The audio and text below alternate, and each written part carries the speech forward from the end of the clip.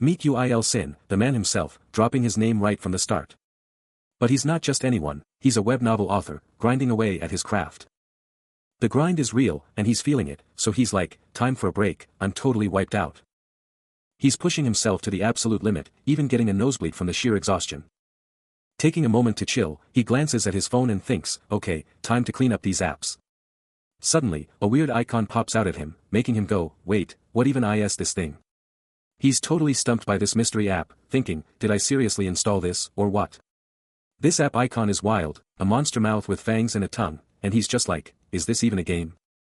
The app's interface explodes into view, a monstrous chest with razor-sharp teeth and ominous wings, screaming, Godmaker, welcome to Godmaker. Zooming in, you can almost feel the chilling presence of that toothy maw. Suddenly, a pixelated ant-like creature pops up, scuttling across a barren, digital wasteland. The screen flashes with chaotic, unreadable text, a total mess of gibberish. Uil Sin just stares at his phone, totally lost, his mind blown by this wild app. His face twists in pure confusion, this app is seriously messing with his head.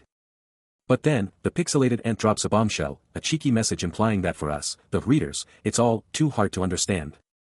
A jarring sound effect hits, cranking up the tension. Suddenly, as if summoned by his very thoughts, a grotesque, red-skinned beast with eyes ablaze rips through the cosmic fabric, unleashing a primal roar. A whole horde of them follows, their razor-sharp claws and fangs glinting as they charge, their terrifying screeches echoing through the void. But Uil Sin isn't backing down. He raises his hand. His index finger crackling with raw lightning. His face set in fierce resolve. His eye ignites with an incredible golden glow, the legendary index finger of the god activated. Boom! A blinding explosion of golden energy rings obliterates the monstrous swarm, tearing them apart in a shower of debris. A severed limb plummets, a brutal testament to his overwhelming power. Just as quickly as it began, the chaos vanishes, leaving Uil Sin standing cool and collected, his phone still clutched in his hand. Out of the cosmic abyss, a monstrous horned titan and its terrifying horde burst forth, their earth-shattering roars signaling pure chaos. One of them strikes, a scaly tail lashing out with ground-shattering power. A deep, guttural growl rumbles from the monstrous ranks, their tough, scaly skin a testament to their terrifying nature. The colossal horned beast and its twisted army dominate the cosmic scene, their very presence a chilling, silent condemnation. But then, the middle finger of the god erupts, a horrifying, multi-faced monstrosity blazing with raw power, ready to obliterate everything. With an earth-shattering roar, a colossal wave of blazing orange and red energy detonates. The inferno consumes the monstrous forms, their screams of agony drowned out by the raging flames as they're blasted back. The monsters are annihilated, their bodies dissolving into glittering dust against the cosmic void. The blazing light continues its devastating rampage, leaving absolutely nothing behind where the monstrous horde once stood. He stands amidst the smoldering aftermath, the colossal, multi-faced entity of his power looming behind him, its presence a deafening roar. Looking up into the cosmic void, a bead of sweat trickles down his temple, he ponders the true nature of this immense ability, a silent question hanging in the air. But then, his eyes ignite with a fierce blue glow, a resolute declaration forming in his mind about wielding the finger of the god. Meanwhile, the cosmic rift continues to churn and expand, tendrils of raw energy reaching out into the world, a gateway to untold power. The multi-faced entity, a manifestation of his power, lets out another guttural roar, its glowing eyes burning with primal force, ready to unleash chaos. It shifts, transforming into a more skeletal, winged form, towering ominously over the landscape, a true harbinger of destruction. Standing on a fiery platform, the young man turns to face the monstrous figure, his gaze unwavering, ready for anything. As blue energy crackles around the entity, he declares, "My name is Uil Sin, and I am a web novel author." A bold statement in the face of cosmic power. With that, his hand clenches into a fist, glowing brightly with the same potent blue energy, ready to write his own destiny. A terrifying monster unleashes a deafening roar, its jaws wide open in a primal scream. But before it can even think to attack, Uil Sin explodes into action, a blinding blue aura erupting around him as he delivers a crushing blow. He keeps up the relentless assault, a blue-streaked blur of pure power ripping through the battlefield. His power explodes, cosmic energy swirling and expanding, a breathtaking starry void momentarily swallowing the battlefield. Just like that, the web novel author is back in his room, slumped before his laptop, a familiar frustration bubbling up as he speaks directly to his readers, knowing they won't get it. His laptop screen flashes a notice confirming his forced break, a hiatus he absolutely didn't want, raging about the wasted time and money, and the nerve of people asking why he thinks he's so great. He furiously scrolls through more messages on his phone, each one a fresh insult, tearing into his release schedule and mocking his claim to be a web novel author just because he made some cash. The relentless barrage of criticism just keeps coming, calling his work **tread, and slamming his long brakes, leaving him to wonder what kind of twisted game he's actually stuck in. The screen of his phone explodes with comments from his readers, some guessing at his sudden break, others hilariously threatening him for that cliffhanger. Right there, a message he'd posted himself, confirming the temporary hiatus for personal reasons. Then, out of nowhere, a new app pops up on his screen, boldly titled God Maker, with a welcoming message. But then, he corrects himself, this isn't a break, it's the start of a brand new serialization. A new voice cuts through the void, declaring, I'm Uil Shin. And it seems everyone's talking about him taking a break to play some weird game, but he's got bigger priorities, thinking, seriously, can't I just save the world first? But then, out of nowhere, one day, the entire world changed forever as gates and dungeons ripped open. And just like that, terrifying monsters started pouring out of the gates, unleashing chaos. A true calamity had descended upon humanity, threatening to wipe us all out. But then, a glimmer of hope. Awakened individuals, the hunters, rose up, turning this devastating calamity into an incredible opportunity. These hunters didn't just fight, they discovered God energy and powerful God artifacts through their epic battles. And just like that, these incredible discoveries became humanity's ultimate hope. And to keep things organized, these powerful hunters were ranked from F to S, based on their insane skills. A legendary figure, radiating pure power, stands ready to dominate, the ultimate hunter. Behold the hunters that save the world. And these absolute legends are waiting for you. But here's the kicker, even these world savers are just like us, and their ranks practically set in stone. A young woman stares intently at this epic poster, the call to action, hunters that save the world are waiting for you, burning bright, her mind clearly racing. Clutching a crucial document, her gaze is locked onto the text, every fiber of her being concentrated. A frustrated sigh escapes her as she grumbles, seriously, this is the 10th time. Her face hardens with unwavering resolve, a fierce determination burning in her eyes. The paper in her hands is none other than a re-examination application for a hunter rank evaluation, proudly displaying Sun Yamira and her portrait, complete with her sole address. The stats are in, skill type is lightning and her rank is a solid B+, proving her relentless grind for power. Sung Miri, still reeling from her re-evaluation, feels a weird vibe and whips her head around. She spots someone just hanging around and immediately calls them out, hey, haven't we been over this already? Her mind's already made up, is this creep scouting again? Seriously, this guy is beyond annoying. She marches right up to him, laying down the law, don't get the wrong idea, buddy, Uil Shin, completely blindsided by her accusations, just stares, utterly confused by what's happening. He's thinking, seriously? I'm not usually like this, a storm brewing behind his eyes. His eyes flick down, to his totally normal, comfy slides. Miri's eyes follow his, and she sees the slides, then snaps back up to his face, thinking, wait, is he actually a pervert? But what she doesn't see is the faint, crackling blue electricity starting to spark around Uil Shin's hands, a silent, powerful warning.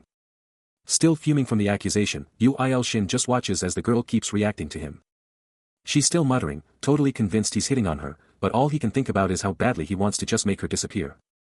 But she has no idea that a faint blue crackle is already sparking from his hand, sending a weird static charge right to her school bag.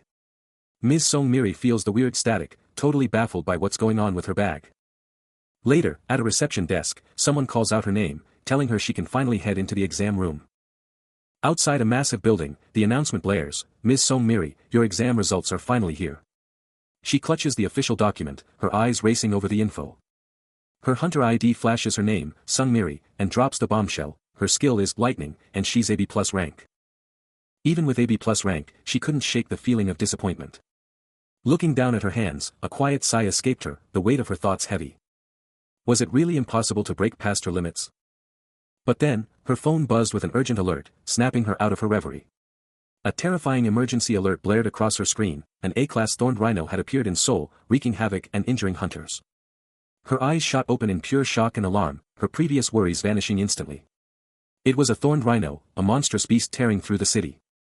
Songdonggu's park was in absolute chaos, the monster outbreak raging out of control.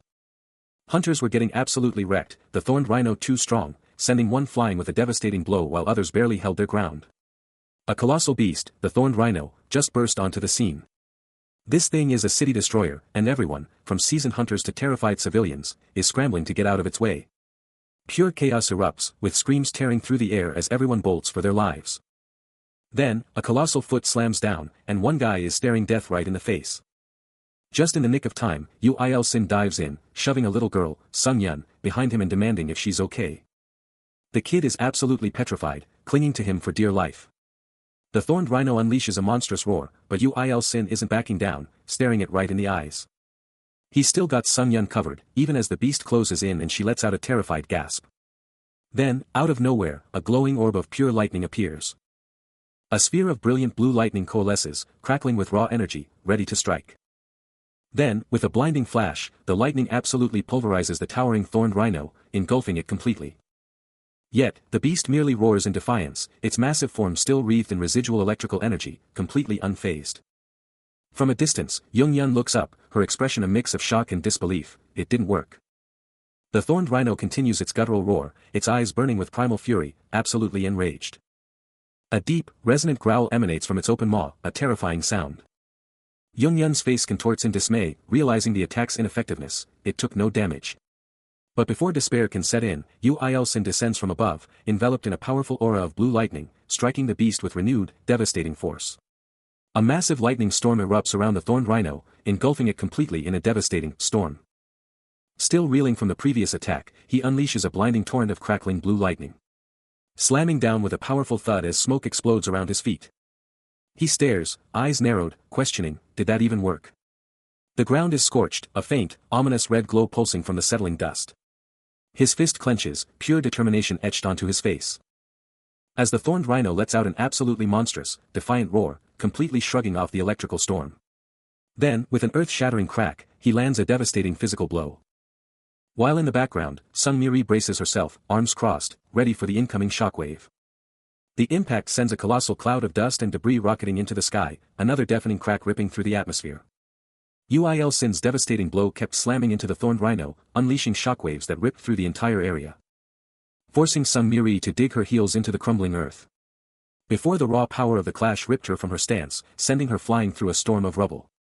She hit the ground with a sickening thud, a sharp cry of pain tearing from her, gasping for air. Scrambling back to her feet, she swore, a grim realization dawning on her, this monster was on a whole other level. But then, her gaze snapped to the other people still caught in the chaos, a jolt of pure panic hitting her.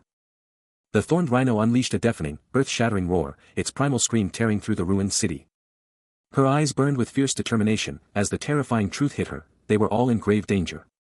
Her face contorted with desperate urgency, a silent scream building within her.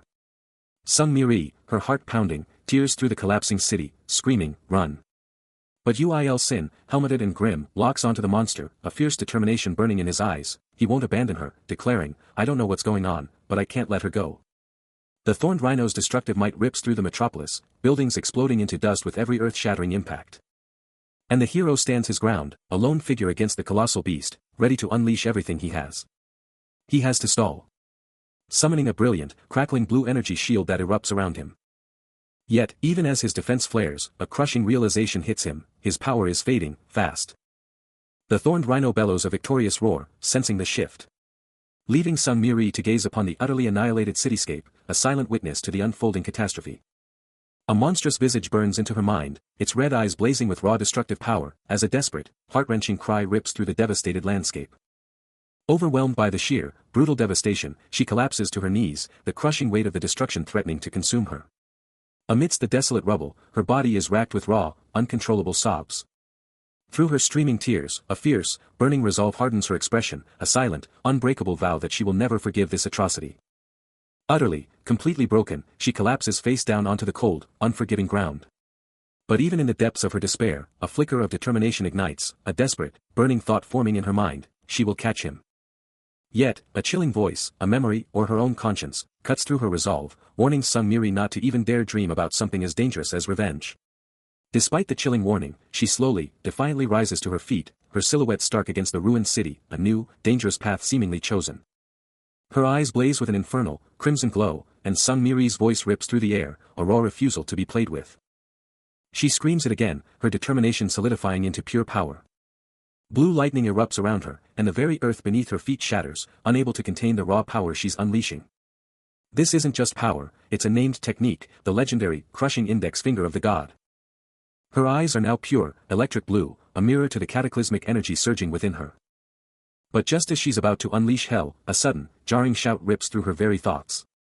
She pushes through the mental assault, a colossal orb of crackling blue energy coalescing between her outstretched hands. The energy around her explodes, jagged and untamed, morphing her into a living, breathing conduit of pure, destructive force. That internal warning. Gone.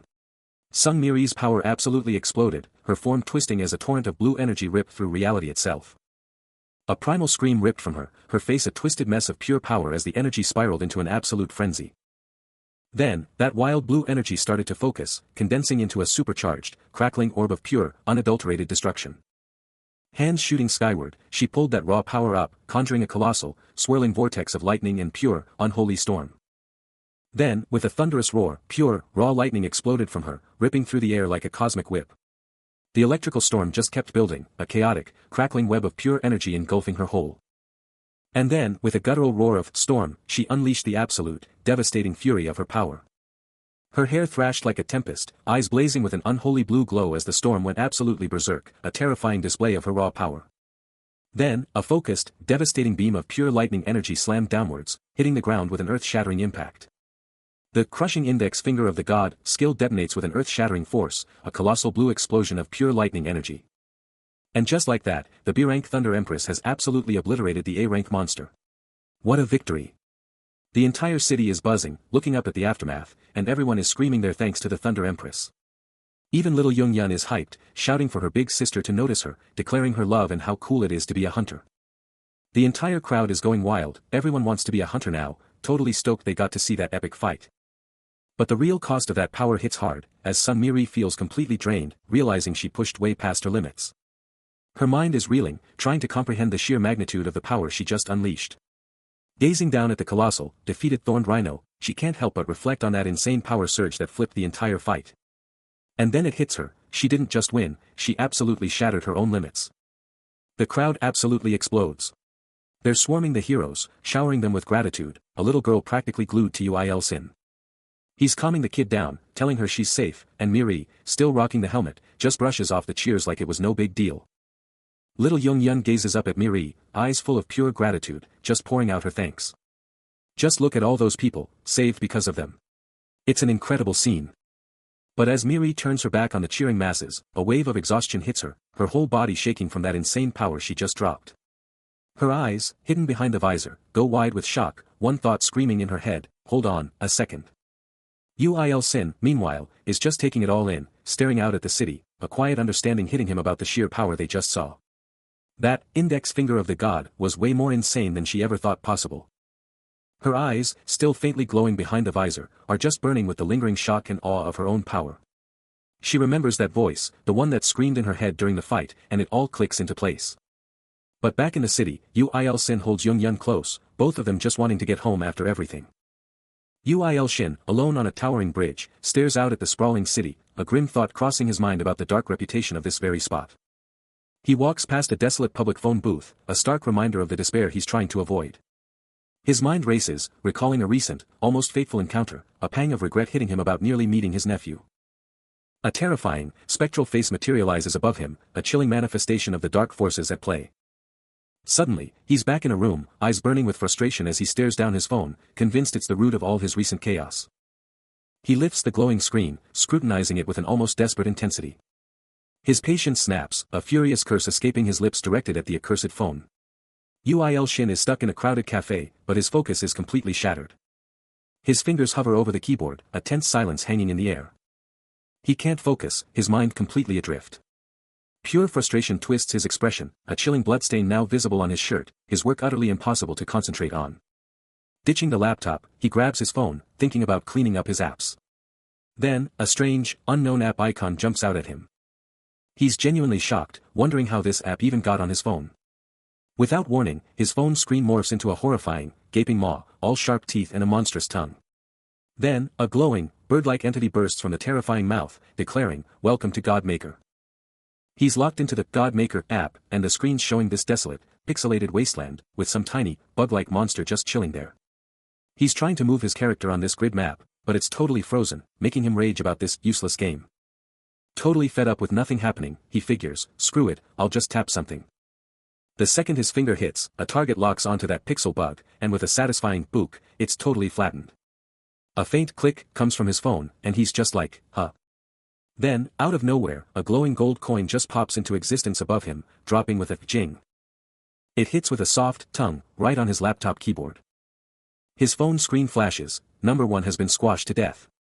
And get this, God coin, dark, 1 has been dropped as a reward. He's clutching this coin, absolutely stunned, as the app screams, "Congratulations. You've just taken your first step as the almighty evil god who strives for conquest and power." Uil Shin's mind is blown, utterly unable to process the app's insane declaration. He knows that back in the day, this would have landed him in a psych ward or with a shaman, but the world is just different now. His mind flashes to the towering Hunter Association building, a symbol of how much everything has changed, a new age of power. He's thrown back to his past, sitting in a classroom, hearing the brutal whispers about his E-rank. Then, a flash of that bittersweet moment, the system message that once made him ecstatic, declaring him an E-rank ability user. But that initial hype. It crashed hard, slammed by the brutal truth of his E-rank. He remembers standing with other hunters, even Sung Miri and Young Yun, in a wild, action-packed scene, a glimpse into his intense past as an awakened. But even with all that, he never even wanted to be a top-tier hunter, not even an A-rank. His fists clench, remembering the iron will he had back then, E-rank or not, he was ditching writing for this new, wild life. The administrative worker drops the bomb. Uil Shin is a G-rank. The lowest of the low. A defeated sigh escapes him, the crushing weight of his G-rank status hitting him hard. The worker just confirms it, no sugarcoating the brutal truth. She points to a document, rattling off something about his predicted materials and abilities, but it's all just a formality for a G-rank. The cold hard truth stares back from the paper, G-rank, weaker than regular folks. She doubles down, calling him useless, and he can only manage to ask, how much? The fee is revealed, a hefty price for a dose of pure disappointment. As to register, he flat out refuses, another defeated sigh escaping him. He can't believe how low he's fallen, and just wants to go home and write his web novel, even if his manager screams at him for it. He's back at it, questioning everything, the echoes of past failures haunting his mind. But then, out of nowhere, suddenly, a massive KWA Kwang erupts, changing everything. His eye flares with a sinister red glow as the clock ticks past 2 a.m., and a desperate whisper escapes his lips. He's stuck at his laptop, endlessly typing and then deleting, caught in the ultimate writer's block. A soft chime pulls his gaze to his phone, where a cryptic map interface has suddenly appeared. Meanwhile, the news is blowing up with S-rank hunter Baek Yu-hyun, who just soloed a disaster-grade dungeon, his epic victory plastered everywhere. A hand clutches a glowing red potion, a super-powerful artifact from this wild new world. He stares at his phone with a fierce new resolve, realizing this wild new path could actually save humanity, a total game-changer from his old, miserable life. S-rank hunter Song Mina, rocking a glowing bracelet before diving into a dungeon, is the ultimate seductive and fatal temptation, a peek into the deadly glamour of the hunter's world. A stunning model on screen pitches a skincare product, hyping it as the ultimate shield for your skin. But Uil Shin, with his eyes flaring red, is absolutely fuming, ranting about these arrogant hunters popping up everywhere. Later, crashing into bed, he lets out a frustrated, "Ha," wondering if this whole crazy mess is just some wild dream. He decides to just sleep it off, hoping to wake up fresh and ready to write. But then, the annoying diring of his phone, blazing at 2:20 a.m., totally wrecks the peace and quiet. Just 2 minutes later, that phone is still diring like crazy, its screen a blinding light in the dark. That non-stop diring just keeps blasting through his sleep, absolutely refusing to quit. Finally, he jolts awake, eyes blazing red again, that relentless diring pushing him over the edge. He glares out the window, totally losing it, screaming about this freaking alarm with no off switch, while that diring just keeps on going. Suddenly, a mysterious hand icon flashes into existence, hitting with a soft thud. And as he taps his phone, boom. A massive energy surge explodes, sending glowing effects and impact lines everywhere. His eyes blaze with an unholy glow, and he lets out a stunned ACK, as the phone's light engulfs his face. Then, out of nowhere, glowing coins rain down, and tiny ant-like creatures swarm them. A voice booms, "ANTS. Let's see who wins." In an instant, the entire area is buried under a colossal mountain of shimmering gold. Fast forward. The sun's blazing over a sleek, modern building. Back in his room, Uil Shin lets out a sleepy groan, with just a few coins scattered on the floor next to his bed. He bolts upright, eyes wide with disbelief, gaping at the empty suitcase where his mountain of gold once sat. "What the? Where did all the coins go?" he exclaims. He finds only a pathetic handful left on his desk, uttering, "There were hundreds of them." Huh. He still clutches a single, glowing relic, its nature far more mysterious than a mere coin. Back on his bed, a sharp sound pulls his gaze to the phone in his grasp, the enigmatic object now resting upon it. As he stares, a cryptic system message erupts across the display, declaring that Nameless God has unlocked the legendary God Store. The screen now presents an impossible choice, a glowing treasure chest, demanding a yes or a no. He pauses, grappling with the sheer absurdity of the situation. Yet, an insatiable curiosity burns within him, driving his hand forward. With a decisive swipe, his finger seals his fate. Instantly, pure, unadulterated shock contorts his features, his eyes bulging in terror. And the phone itself ignites with a blinding, crackling surge of power. The tension is palpable as the big news drops: a hunter who actually opened the hunter shop is here. Someone confirms it, the shop is officially open. A sharp-dressed man bows low to an empty chair, muttering that no one else is here. Meanwhile, the real power players are convening in a seriously swanky conference room, all business and no smiles. And leading the charge, with an intense stare, is none other than President Jong Hae-hwan himself, the man in charge of South Korea. President Jong Hae-hwan kicks off a major meeting, thanking all the big players in politics and business for backing the Hunter Association. And hoping for some chill, peaceful vibes moving forward. He then flexes, claiming no one else could keep the Hunter Association afloat in the country, before dropping a bombshell question: wait, is there a Hunter shop in Korea too? Then, with a smooth, welcoming gesture, he reaches out, beckoning someone closer. Song-mina's eyes go wide, and she can't help but gasp in shock. She quickly composes herself, her initial shock giving way to a sharp, determined gaze.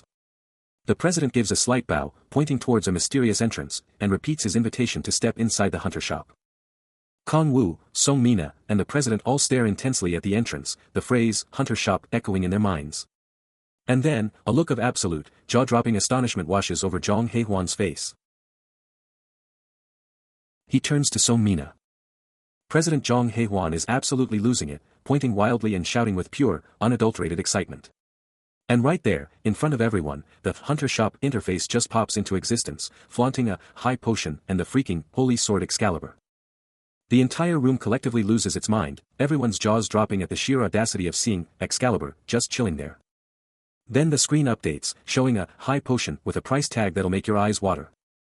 Next up, it's the Holy Sword Excalibur and some insane Blessing of the Thunder God skill, both costing a fortune. Jong Hae-hwan, practically vibrating with energy, can barely contain himself as he finally names the impossible thing they're witnessing. He's quick to point out that even though the Blessing of the Thunder God looks pricey, it's actually a steal for what it does. But then, his face totally changes, a look of shock replacing his excitement as he yells out to everyone. A super serious, almost scheming look takes over his features as he clasps his hands, clearly thinking something big. The president lays down the law, demanding everyone remember the National Federation's absolute position.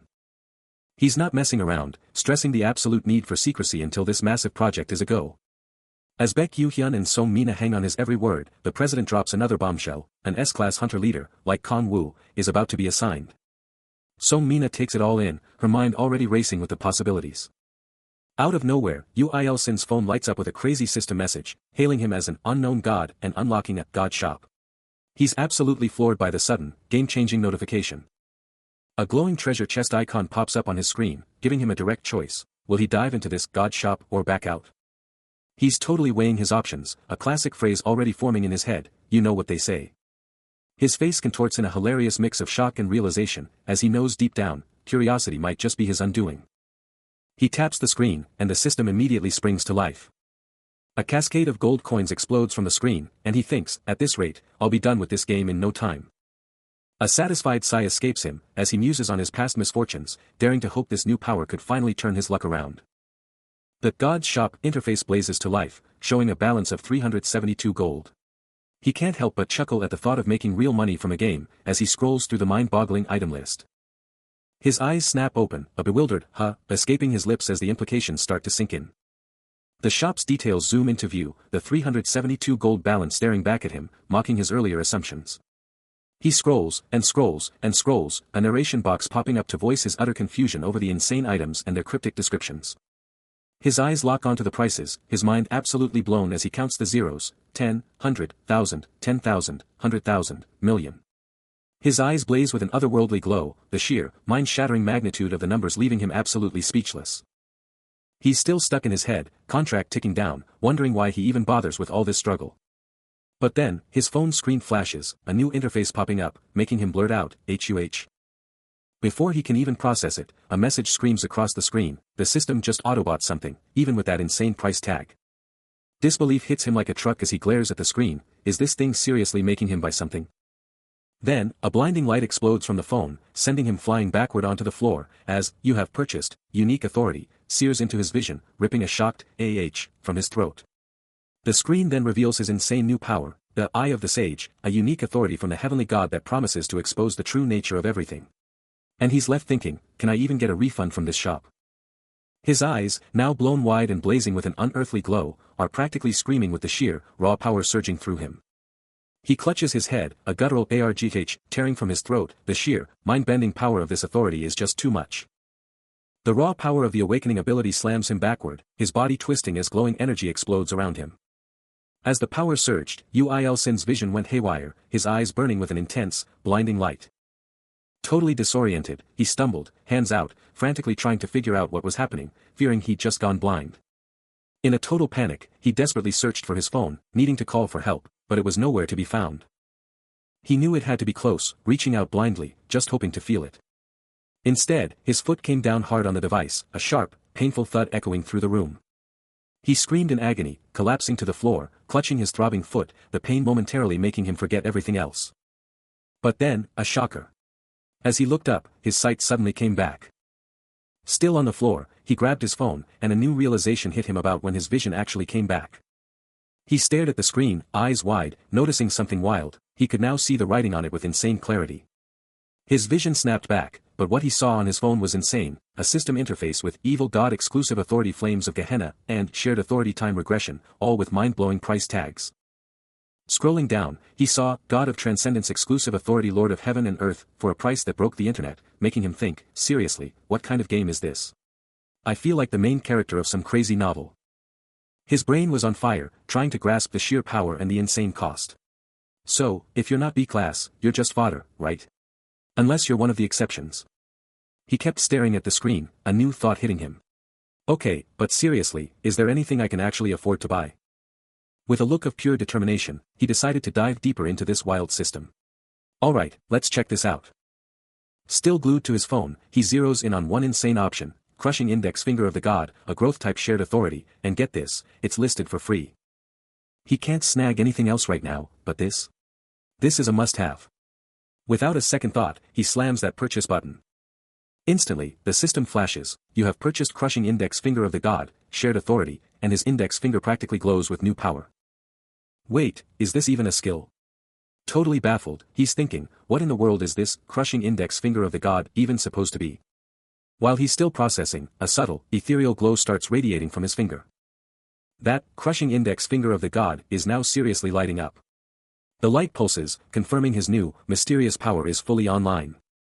His index finger exploded with a brilliant, white light, the crushing index finger of the god, now a tangible, pulsing reality. He stared up at his hand, a wild mix of awe and confusion hitting him as the power vibrated with raw energy. A soft, whirring sound accompanied the glow, making this new, insane reality feel all too real. The crushing index finger of the god kept blasting out energy, a constant, undeniable reminder of the insane power he now wielded. Curiosity absolutely crushed his shock, and he tentatively slammed the glowing digit against his smartphone screen, watching as the weather forecast stayed put, but the screen itself seemed to ripple under the sheer, raw power. He mumbled to himself, scanning the boring forecast. Before it all clicked, this ability, he yelled, his voice practically vibrating with pure, unadulterated hype. Staring intensely at the glowing finger, he knew, deep down, he had to master this insane, new power. Out of nowhere, a system message flashes across the world, index finger of the god. And it's not just a fleeting thought, it's right there, on a screen, screaming, crushing index finger of the god.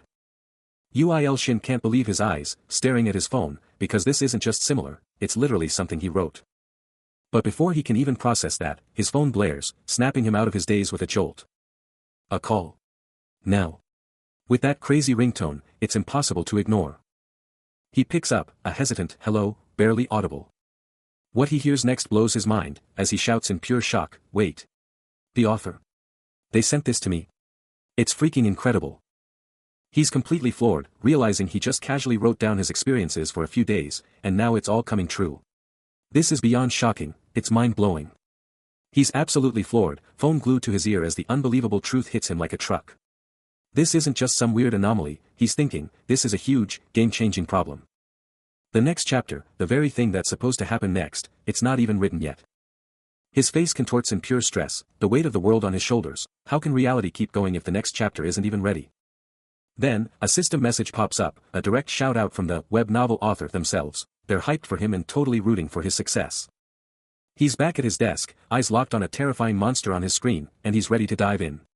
If he takes these digital beasts down, he's taking them down for real. He clenches his phone, a fierce look on his face, making it clear he's got zero mercy for whatever comes next. His hand slams down, obliterating a tiny, ant-like monster, and bam. A system notification confirms the kill, dropping a sweet, God-coined reward. The system flashes, confirming his victory and readiness for the next chapter, and he knows he has to push forward, to press something, anything, to see what happens next. And just like that, a new message explodes onto his screen, revealing he's just scored a massive haul, 100 God coins, and they're the mysterious, dark, type. A shower of shimmering, golden coins, each emblazoned with a 100, materializes, radiating pure power. He snatches up a coin, his eyes widening as he watches it, a sudden realization hitting him, they can combine. Watching the coins fuse in his hand, he makes a silent vow, these treasures are his, and he's not letting them go. A quick mental calculation reveals the shocking truth, even the entry-level stuff in this system costs a full 100 God coins. Then, a massive system window pops up, detailing the insane power of the God coin, Dark, revealing it can buy, upgrade, summon monsters, heroes, and even literal gods. His mind is blown. But even with all that insane power at his fingertips, one question burns in his mind, why are they dark? But before he can even process that thought, a bizarre, cryptic system message explodes onto his screen, leaving him utterly dumbfounded. UIL Shin keeps stomping this ant-like creature, but its health bar is barely moving. What is this thing? And what's with that cryptic system message flashing below? He's still stomping, but this ant just won't quit, actually daring him to continue. And that weird system message is still there, mocking him. Checking his phone, UIL Shin realizes this isn't just any monster, it's totally different from everything else he's fought. Could this be a glitch, a bug in the system? His eyes blaze red with determination, ready to exploit any weakness. That's it. With a burst of resolve, he's going all in, ready to unleash maximum power. The ant screams in shock as the pressure mounts, and a voice echoes, did you really think this was just some normal game? Then, a devastating, glowing stomp connects, red energy exploding around his foot as he absolutely obliterates the ant. His hands blur into motion, blue energy crackling around them, as he unleashes the legendary rhythm game skills he was once famous for. Totally drained, UIL Shin collapses to the floor, his phone abandoned as he's now surrounded by a pile of fresh God coins, Dark. UIL Shin can't believe what he's seeing on his phone, letting out a frustrated sigh. This game is wild, and he figures he just needs to start mashing buttons. But his frustration quickly boils over, because seriously, why is this tiny ant thing such a nightmare to beat? With a fierce grunt, he slams his finger onto the screen, his focus absolute. The game world explodes, as a horde of terrifying ant monsters charges forward. His eyes blaze with an intense, crimson glow, pure determination burning within him. He lets out a guttural roar, blue lightning erupting from his hands and surging into the phone. You guys die, he screams, absolutely unleashed. Victory is his. The system flashes, number 801 has been crushed, and a shower of gold coins appears. More system alerts pop up, his karma of the nameless god skyrocketing by 800, and he's just earned the epic title, the Great Evil God. Utterly spent from the insane battle, he crashes onto his bed, now literally swimming in the piles of gold coins he just scored. After that insane battle, he gets the notification, a brand new title, just like that. Completely wiped out, he crashes into bed, phone still clutched nearby, instantly out cold. But even while he's out, the system's still grinding. A message blazes on his phone, the karma of the nameless god is now live. The notification keeps going, revealing that nameless god is hunting its final sacrifice, all while terrifying teeth and shadowy forms flash across the display. Then, a jarring, sudden shift, and he's swallowed by an absolute, crushing darkness. The void just keeps going, endless, with only tiny, far-off lights breaking the gloom. He jolts awake, suddenly in some massive, alien cavern, his voice bouncing off the walls as he tries to figure out where he is. Totally disoriented, he can barely process anything, just one word escaping him as he grapples with the sheer weirdness of it all. Then, his eyes ignite with an eerie, powerful glow, pure shock and confusion plastered on his face as he stammers, why, what? His eyes snap open, blazing with an unnatural, vibrant blue light. As he struggles to comprehend his new, terrifying surroundings. The world around him is a disorienting blur of dark, unfamiliar shapes. He finds himself in a desolate, rocky desert, the air thick with dust, a chilling realization dawning on him, as a monstrous, hulking figure looms in the distance, identified as the terrifying god of the Black Tribe. The sheer scale of the creature causes him to stumble, a wave of dread washing over him, its voice echoing across the barren land, recounting its betrayal and sacrifice by its own believers, a weakness that twisted it into an evil god. The monstrous deity's face fills his vision, its eyes burning with pure malevolence, as it declares with chilling finality that there is no escape from its grasp. Suddenly, a desolate, rocky wasteland appears, stretching out under a pale, featureless sky, the ground cracked and barren as if scorched by an ancient fire. Amidst this harsh landscape, Uil Sin, now rocking some serious adventurer's gear, cautiously approaches a gaping maw in the earth, a dark cave promising an unknown fate. Deep within, a monstrous, red-eyed face bursts from the shadows, letting out a guttural, rasping sound, a chilling cough that echoes through the cavern. The creature's sudden attack sends Uil Sin sprawling to the ground, its massive shadow falling over him, a moment of pure vulnerability against overwhelming power. But he quickly recovers, pushing himself up and drawing a gleaming sword, ready to meet the monstrous hand reaching for him with fierce determination. Later, deeper within the cave, the adventurer stands before a small, glowing orb, its soft light illuminating the dark, rough-hewn walls around him. A primal, earth-shattering roar rips through the darkness, a massive, fanged maw tearing open the silence. The sheer force of the sound shakes the very ground, as the beast unleashes another ear-splitting shriek. Those glowing red eyes burn with pure, unadulterated hunger, as the beast's roar just keeps on coming, shattering the cave's eerie quiet. Its head snaps back, armored plates grinding together, unleashing one last, earth-shaking bellow. But this isn't just one monster. Deep inside the cavern, an army of these terrifying creatures stands guard, their menacing forms spread out across the colossal, shadowy space. Suddenly, one of them springs into action, its fiery red eyes blazing with purpose, charging forward into the twisting, dark maze of the cave. Despite its massive, armored frame, it moves with shocking speed, effortlessly tearing through the treacherous, rocky path. Every thunderous step reverberates through the cave, as its relentless hunt continues. Then, with a triumphant snarl, the monster halts, its gaze fixed downwards, roaring, "I found where." The red-armored monster finally locks onto its target, but a desperate thought cuts through the air, a frantic internal monologue about channeling mana, fleeing to the city, and the sheer power of the ego sword's detected foe, far too strong to face head-on. Its red eyes blazing, the monster roars its discovery, demanding immediate action before the real threat shows up. A clawed hand shoots up, and the monster begins to bellow, "Sil. Ints," it thunders, instantly silencing the horde, a dire warning echoing through the cavern, total disaster awaits if they don't move now. Then, with chilling precision, it outlines the plan, declaring they'll block the incoming monster one by one, because a direct fight means instant death. Its glowing eyes narrow to slits, as it snarls, "Listen up. Silence, I said." The other monsters tense, a collective shiver of anticipation running through the horde. Suddenly, a blinding light erupts from a distant opening, scorching the cavern with its intensity. The lead monster pivots, its blazing eyes locked onto the blinding light, ready for the ultimate showdown. Bowing low, the red-armored monster shows ultimate deference, hailing the great shaman. But then, a sharp command rips through the air, demanding Sir Bob's presence. Shaman Gabe, the Ancient One, ponders the monster's frantic report, but his senses detect no such overwhelming threat, only the monster's desperate claims. But the red monster's eyes blaze with unshakable belief, declaring Gabe's words as absolute truth. A flicker of anguish crosses the monster's features as he cries out Gabe's name, a raw moment hinting at a legendary past, the very monster of the cave, this creature, once ascended to become the great shaman. But Shaman Gabe's face turns grim, unveiling the terrifying truth: an ancient god, dormant for eons in their hallowed grounds, is stirring to life, and they must shield it at all costs. The red monster flinches back, his disbelief palpable, shouting that the shaman's words are pure madness. His fury boils over, a raw explosion of emotion. But Shaman Gabe pays no mind, raising his staff amidst a blinding, magical aura, unleashing a powerful blessing, and invoking nature's might. The red-armored behemoth, still processing the shaman's revelation, feels an incredible surge of energy, realizing all its wounds have been instantly mended. Suddenly, a profound voice resonates within its very being, a desperate plea: "Brave soldier, guide us." Responding to the profound summons, the monstrous leader clutches a sacred staff, its crimson eyes burning with renewed purpose as its loyal, red-armored kin begin to rally behind it. A primal roar of defiance erupts from its core, a chilling declaration: "I shall subjugate that demon myself."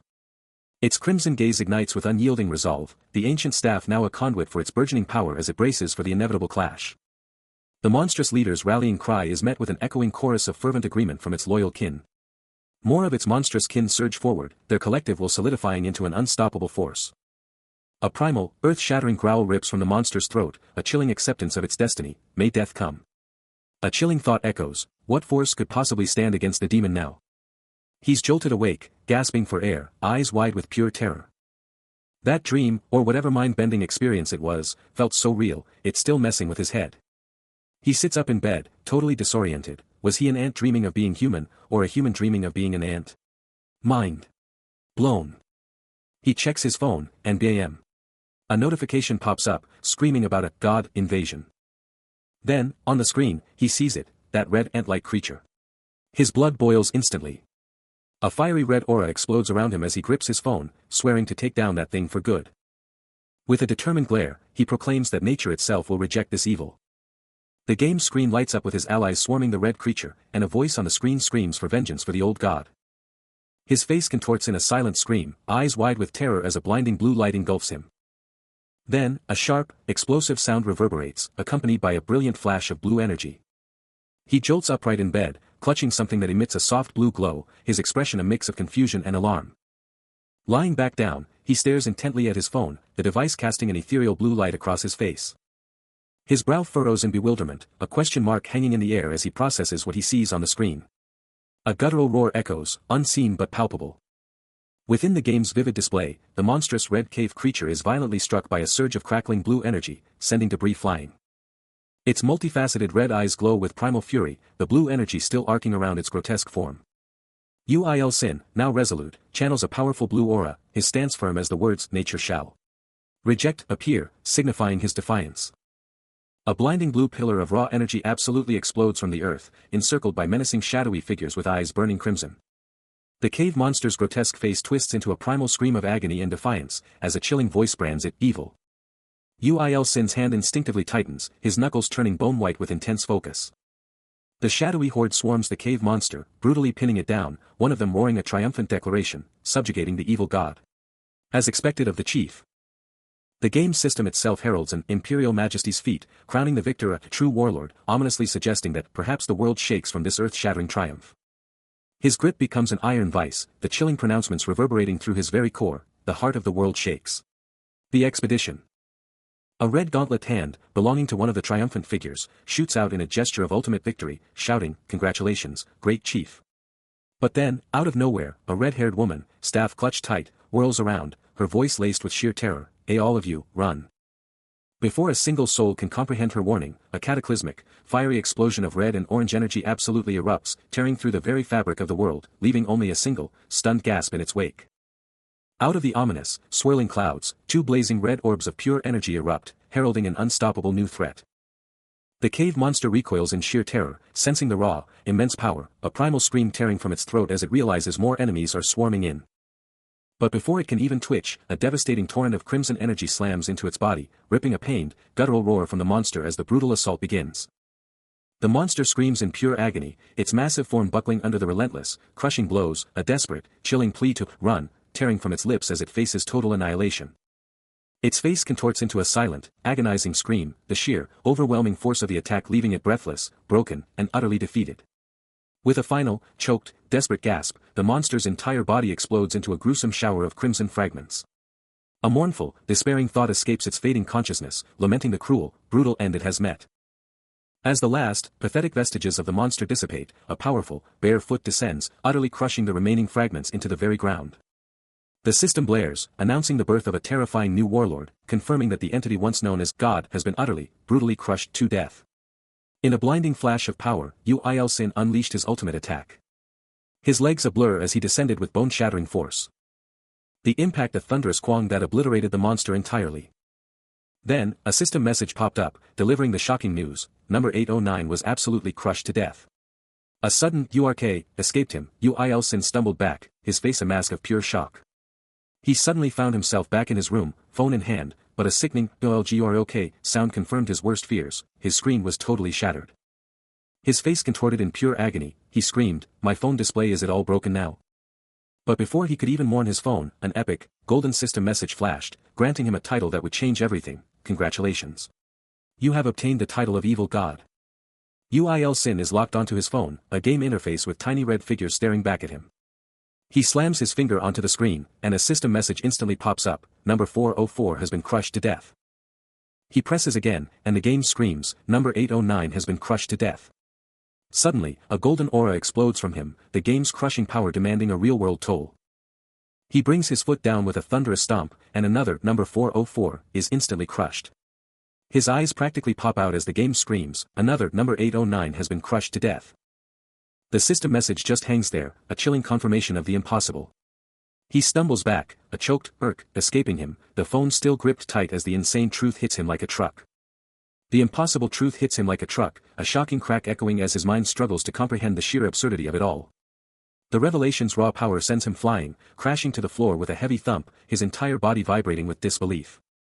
And then, a cascade of gold coins clinks around him, proof that his game actions are literally raining down into his world.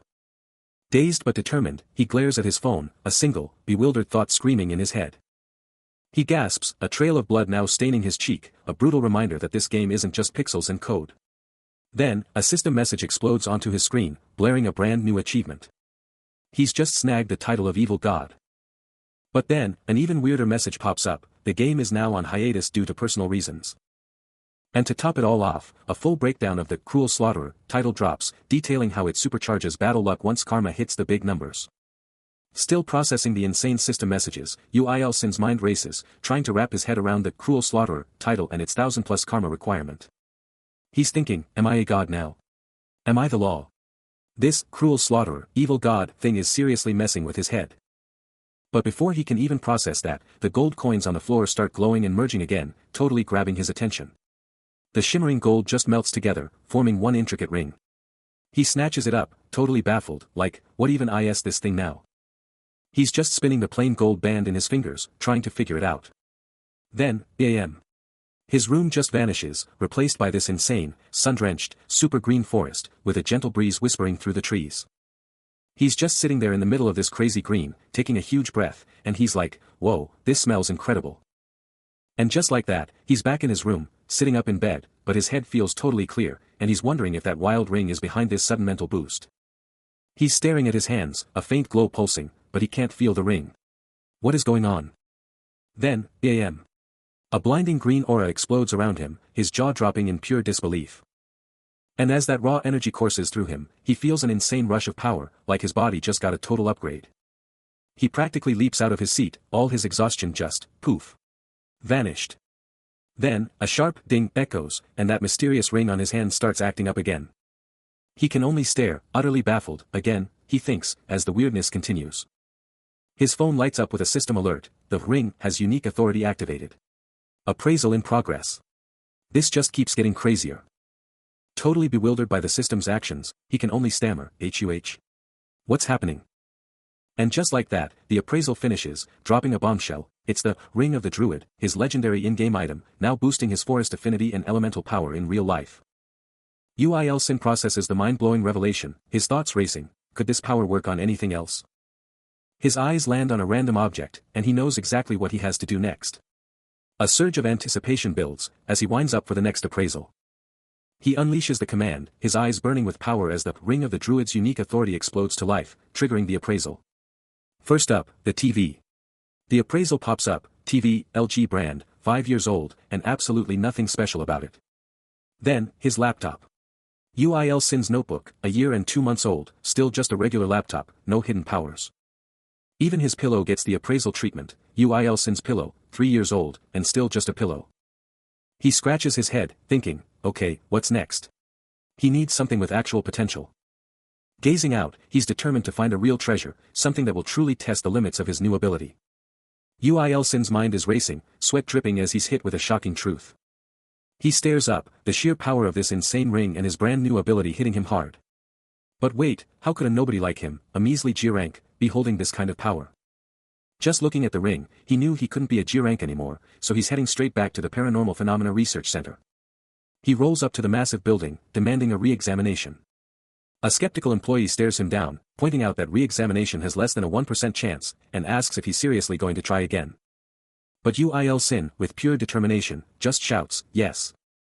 The employee, back at her computer, is baffled by his reasoning, but he's already planning to play it cool and not get busted. Uil Sin hits the Paranormal Phenomena Research Center, only to be met by a receptionist who drops the bomb. The waiting list is huge. And he needs to decide fast. He can't help but wonder if he's somehow special, an exception to this madness. Sitting at another desk, he's already regretting it, thinking he should have just bailed if there was zero shot at a reevaluation. Walking off, a massive wave of doubt hits him hard, feeling like all his hard work was just a total bust. He crashes onto a bench, totally bummed. Suddenly, a spark of pure grit ignites inside him, snapping him out of it. He must have been insane to even think about quitting. He scopes out the packed waiting room, noticing the insane number of people everywhere, all probably here for the same wild ride. The place is absolutely swarming with people, everyone just waiting for their shot, a silent, chaotic testament to how many want a redo. He sits back, getting his game face on, strategizing what topics he can even bring up to nail this re-examination. UIL Sin is absolutely swamped by the sheer number of applicants at the research center, his system flashing with new data. He's totally blown away, asking himself if his crazy power even works on other humans. He quickly scans a guy next to him, and his system pops up with Park Eugene, 28 years old, but then drops a bombshell: she is currently pregnant. What? Then he spots a woman with a baby, and his system identifies her as Kim Seoa, 28, with the exact same pregnant note. He's so flustered, he can't even ask her what's going on. He scans another guy, Lee Jin-woo, 28, and BAM. The system hits him with it again: he is currently pregnant. Even the guy himself is freaking out, yelling, "Pregnant? I'm a man." UIL Sin just stares at his phone, his mind reeling from all the weirdness. Then his system zeroes in on a young woman with long dark hair, Kang Min-ji, 28, and guess what? The same wild note pops up: she is pregnant. He glances up from his phone and sees her in the crowd, a new thought hitting him like a truck as he mutters, "Huh? What's this?" He's never seen her name pop up before, and the sudden appearance of her profile, plus that bizarre status, makes him wonder, but why? What's going on? UIL Sin is locked onto the girl, his system going wild with the bizarre status it just picked up. And he's thinking, she's tingling. What the heck does that even mean? But Kang Min-ji, feeling his weird vibes, is already thinking, "You crazy bastard." She starts to move, and he just instinctively reaches out, shouting, "Stop." His face is a total mess of shock and pure, unadulterated curiosity. His hand practically buzzing with energy as he thinks, they say curiosity kills an author, but this is next level. But Kang Min-ji just keeps on walking, totally ignoring his freakout, leaving him to stew in the weirdness. But seriously, are you tingling right now? A new player enters the game. Meet Song Mirai, a female human with 19 years of experience and a serious addiction to thrills. Her long, dark hair flowing as she walks away. Her footsteps barely audible. Meanwhile, UIL Shin is totally absorbed in his phone, thinking he should probably just tap something already. Completely oblivious to the sudden change in the air. Then, out of nowhere, Mirai spins around, hand out, yelling for him to stop.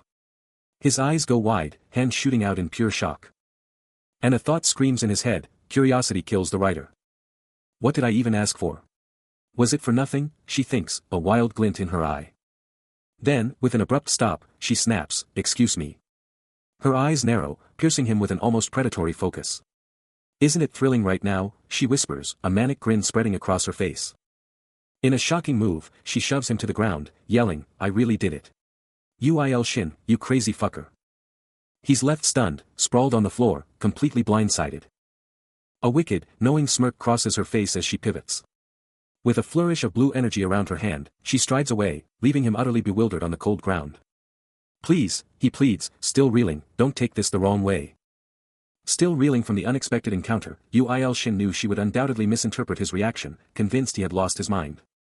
But as he slowly pushed himself up, he realized it was not he who was insane, but her. Suddenly, a familiar sound cut through his confusion, his phone ringing loudly. A wave of relief washed over him at the timely distraction. His eyes widened as he saw the caller ID, his demon sister. A startled gasp escaped him at the unexpected call. Without another word, he turned and fled, calling out that he desperately needed to take the call. Song Mina could only stare after him, her expression a mix of shock and utter bewilderment. Just dodging a bullet, he picks up the phone from his demon sister, who's already asking about meeting his favorite niece, Seo. He's all smiles, a cheerful click echoing, and he's totally in, no questions asked. Strolling through the city, the banter keeps going. His sister's totally teasing him, calling him unemployed, but he's quick to fire back, defending his spending habits and wondering if that really makes him jobless.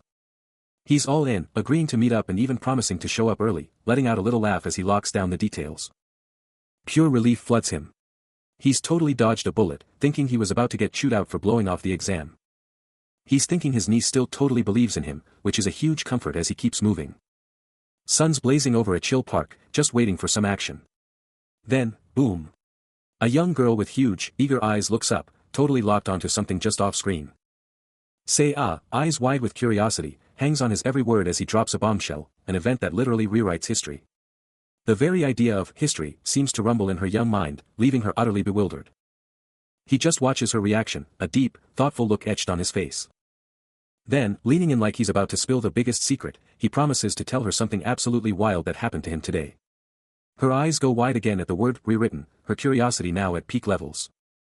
He just can't resist her adorable face, playfully pinching her cheeks and admitting he just can't help himself. He just can't help but exclaim how incredibly cute she is, as her cheeks get a gentle squeeze. A tiny, annoyed, ugh, escapes her, her patience clearly running out with his relentless teasing. He finally checks the time, realizing their fun is almost up, as she still struggles to escape his playful grip. Say-ah, ever the strategist, complains that her adorable cheek tactic is useless against her uncle, who always gets his pinch in. Suddenly, Uil-shin gasps as a system alert flashes, appraisal skill won't work on status bug targets. What's going on? But wait, the appraisal pushes through, evaluating its target, and then, a triumphant appraisal has succeeded, blazes across the screen. Boom. Say-ah's full profile pops up. Chai Sung-yun, Uil-shin's niece, but wait, it's Say-ah.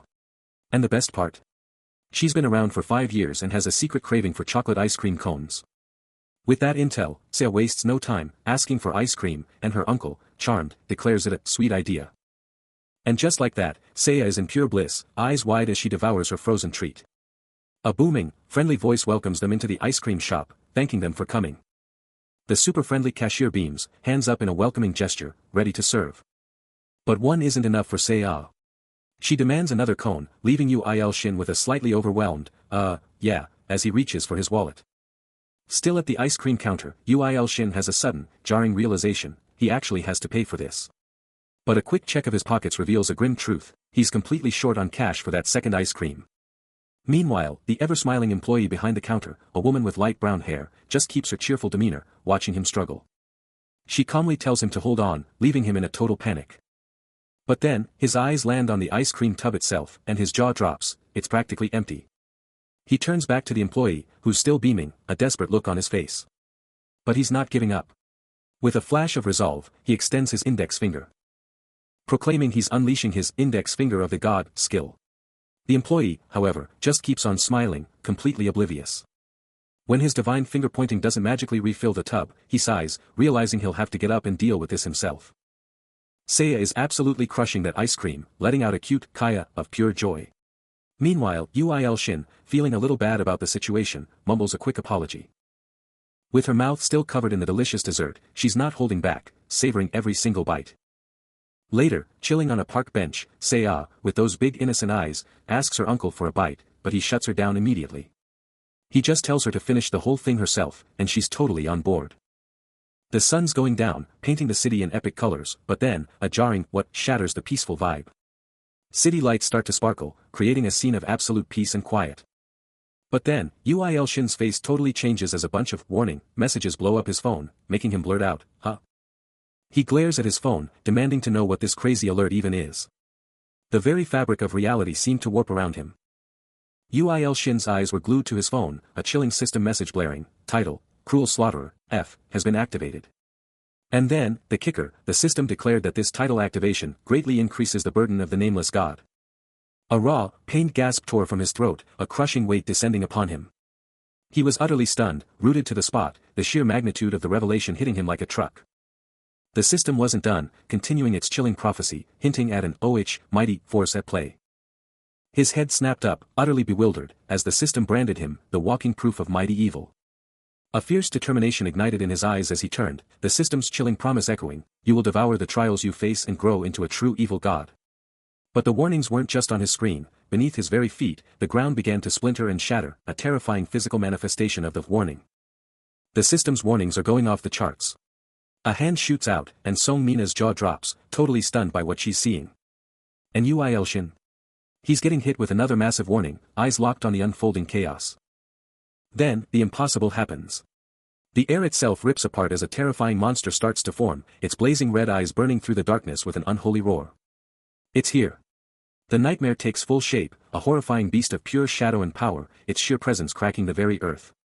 Back in the park, Uil Shin and Song Mina are frozen on a bench, staring up as the warning message hangs in the sky, a terrifying omen of what's coming next. He can only manage one word, a perfect summary of the absolute mess they're in. Song Mina is already sprinting, yelling back at him with pure panic in her voice, telling him they have to get out now. The monster's mouth rips open, showing off a terrifying array of fangs. A bone-shattering roar tears through the air, confirming its terrifying arrival. Uil Shin's face lights up with a blinding flash, his expression frozen in absolute shock. His eye, wide with terror, reflects a chilling, crimson glare. And then, the nightmare is real, a colossal, multi-eyed beast with jagged horns and a fearsome maw, radiating pure, destructive power. As the beast fully manifests, a system window flashes, revealing it's a thorned rhino monster, active for 400 years, and linked to a nameless god that grants divinity. Outside, Uil Shin bolts from the building, a desperate glance over his shoulder. The system window burns into his vision, its text echoing in his mind, that chilling phrase, nameless god, hitting him with a terrifying familiarity. Leaning over a railing, the horrifying truth dawns on him, he mutters that this creature is his nameless god maker, and this isn't coincidence, it's a direct consequence of his writing. Suddenly, a panicked Song Mina catches him, grabbing his arm and screaming for him to run. He keeps running, the towering, red-eyed monster now a terrifying silhouette in the distance, a living monument to the very message he was writing. The system screams victory. The ordeal is crushed, and the cruel slaughterer title just leveled up. And the rewards? Insane. He can now snag a lesser god's power from the god shop for free, but there's a catch, it's only for evil gods. Uil Shin can only gape at his phone, the insane notification flashing, a new, dark power practically begging to be claimed. He lets out a frustrated grunt, the realization hitting him like a truck, this whole mess, this entire crazy world, it's all because of his stupid phone. He lifts the phone, almost accusingly. A surge of pure annoyance making him yell, this freaking annoying phone. It's the source of all his problems. Phone still in hand, he finally looks up, a storm of confusion and anger brewing in his eyes. But then, his phone screen goes wild, flashing a new, bizarre message, Saintus at $#, $God. What the heck does that even mean? Just as he's trying to figure out the insane message, he sees someone familiar in the distance, and a thought sparks in his mind, Sane. Tess. Could it be her? A new chapter explodes onto the scene, showcasing a horrifying, pulsating mass of dark tendrils and alien matter, radiating pure, unadulterated dread. Suddenly, a cloaked figure with blazing red eyes looms over a kneeling man, who screams out in desperation, nameless god. The kneeling man is violently struck, a guttural scream tearing from his throat. He crumples, pleading desperately, please. I beg you. The nameless god's hand hovers, a chilling promise of more pain. While the victim's pleas grow more frantic, please show me mercy. His pleas morph into agonizing screams, KRGH. Please. Please kill me. A young woman, with animal ears and light hair, stares with pure apprehension. Then, a massive, clawed foot slams down, as a voice booms, revealing that Saintus of the Black Tribe. A towering, demonic creature with blazing red eyes looms, its voice thundering, did you seriously think you could escape my infernal army? The monstrous foot presses down. And the creature unleashes a guttural roar, sending the young woman recoiling in pure terror, tears streaming down her face. Suddenly, a system message explodes across a phone screen, demanding, nameless god, will you help the Saintus who is desperately asking for your help? Meanwhile, the monstrous entity still dominates the scene, its imposing form a terrifying presence. Uil Shin stares at his phone, his eyes wide with absolute shock and disbelief. A tiny, fluffy white creature, with big blue eyes and antennae, hovers near a colossal, shadowy figure, wondering if it used to look like this absolute unit. The towering infernal monster, with its wicked weapon, is just standing there, looking super menacing. Its glowing red eyes narrow, and it lets out a deep, growling HUH.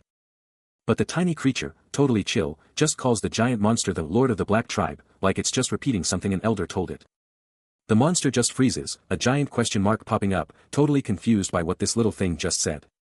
Then, out of nowhere, a blinding golden energy blast just explodes, smashing into the infernal monster with insane power, sending lightning everywhere. Back with Uil Shin, a tiny ant-like figure on his phone screen is basically like, dude, isn't the answer to this whole thing super obvious? Uil Shin, now literally swimming in shimmering gold coins, just stares at his phone, looking totally bewildered as a little chime goes off. And the screen flashes a new message, dropping the bombshell that the Saintus wants to know that nameless god's real name.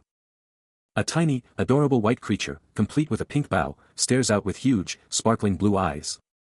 Back with Uil Shin, he's totally bewildered, muttering to himself, am I name? Is the Saintus really asking for his real identity?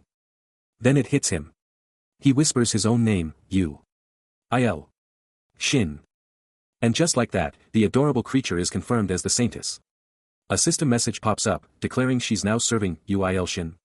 Even she looks surprised, asking, serve. But wait, there's more. Another system message blasts onto his phone, dropping a huge bomb. He's just earned the Good God title, Benevolent Savior. Benevolent Savior, he exclaims, utterly shocked. His phone screen confirms it, he now holds both the Evil God and Good God titles. Talk about a power-up. The system goes wild, converting all that faith into a mind-blowing 100,000 gold, instantly deposited as a reward for his new title. He's absolutely floored, yelling, whoa. 100,000. A massive grin breaks out on his face. He tries to play it cool, anyway, that's a lot of money, but you can tell he's ecstatic. But who are we kidding? The pretense shatters as gold coins literally start raining down around him, and he screams in pure, unadulterated joy, who cares? Fresh off his new titles and gold, Il Sin checks out a new system item, a smirk playing on his lips. But before he can even think, a new message pops up, screaming, it's here, and totally blindsiding him. And just like that, a shimmering golden orb appears out of nowhere, instantly fusing with him. Then the item description drops, and it's wild. Lowest rank god is literally the body fluids of the truth seeker of eternity, and you gotta chug it to unlock your true power. His mind reeling from the sheer absurdity, he can only stammer out a shocked thought. His face contorts in pure revulsion, barely managing to gasp, what is this? He stares dumbfounded at the empty spot, a bewildered it disappeared, escaping him. But that confusion quickly boils over into pure rage, his fists clenching as he lets out an enraged, "Ah."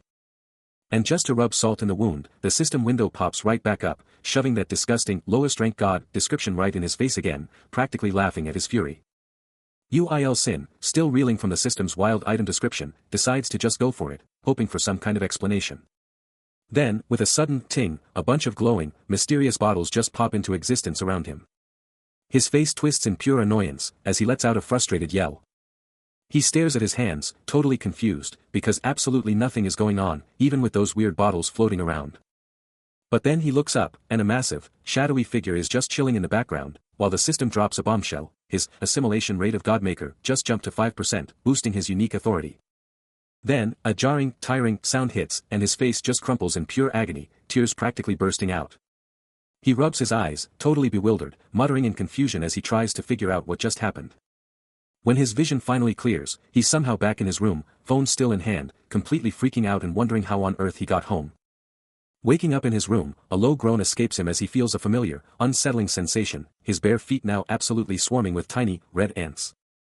He stares at his phone, a grim realization dawning on him, the infestation starting all over again as the creatures absolutely swarm across his screen. A wave of discomfort washes over him, the sheer number of ants exploding by the second. Soon, the entire floor of his room is a writhing carpet of red, an absolutely overwhelming tide of insects. He recoils sharply, a panicked cry of alarm escaping his lips. As the ants continue to swarm, a system message flashes before his eyes, declaring that due to his increased assimilation rate, the Godmaker's battlefield has been upgraded. He can only scream, what's with the swarm of ants? He scrambles off the bed, running across the ant-covered floor, desperate to escape the crawling menace. Reaching the door, he yanks at the handle, cursing as it refuses to budge, trapping him within this escalating nightmare. Damn it! Why won't it open? The room blurs around him, the chaos of the ant swarm intensifying. A colossal ant monster, all crimson armor and razor claws, bursts into view, a terrifying harbinger of the swarm. Il Sin lets out a guttural scream, his feet shredded by the relentless ant assault, leaving a horrifying crimson smear in his wake. His eyes dart to the window, a single, desperate thought burning in his mind, escape. He pushes on, a bloody trail marking his desperate flight across the room. A fierce resolve hardens his gaze, the only option left, even if it means a death-defying plunge from the building. A chilling thought pierces his resolve, a desperate whisper, this can't be the end, can it? With a final, explosive push, he launches himself from the window, plummeting into the abyss below. He's falling, a dizzying plunge through the open air. The ground is rushing up fast, his body a streak of terror as he plummets. A horrifying thought slams into him mid-air, his eyes screaming a silent, what was that? But his fall isn't into freedom, it's into a nightmare realm of glowing dust and dark whispers, as a monstrous growl rips through the silence. Out of the swirling shadows, a demonic face materializes, its eyes blazing with pure, unholy red fire.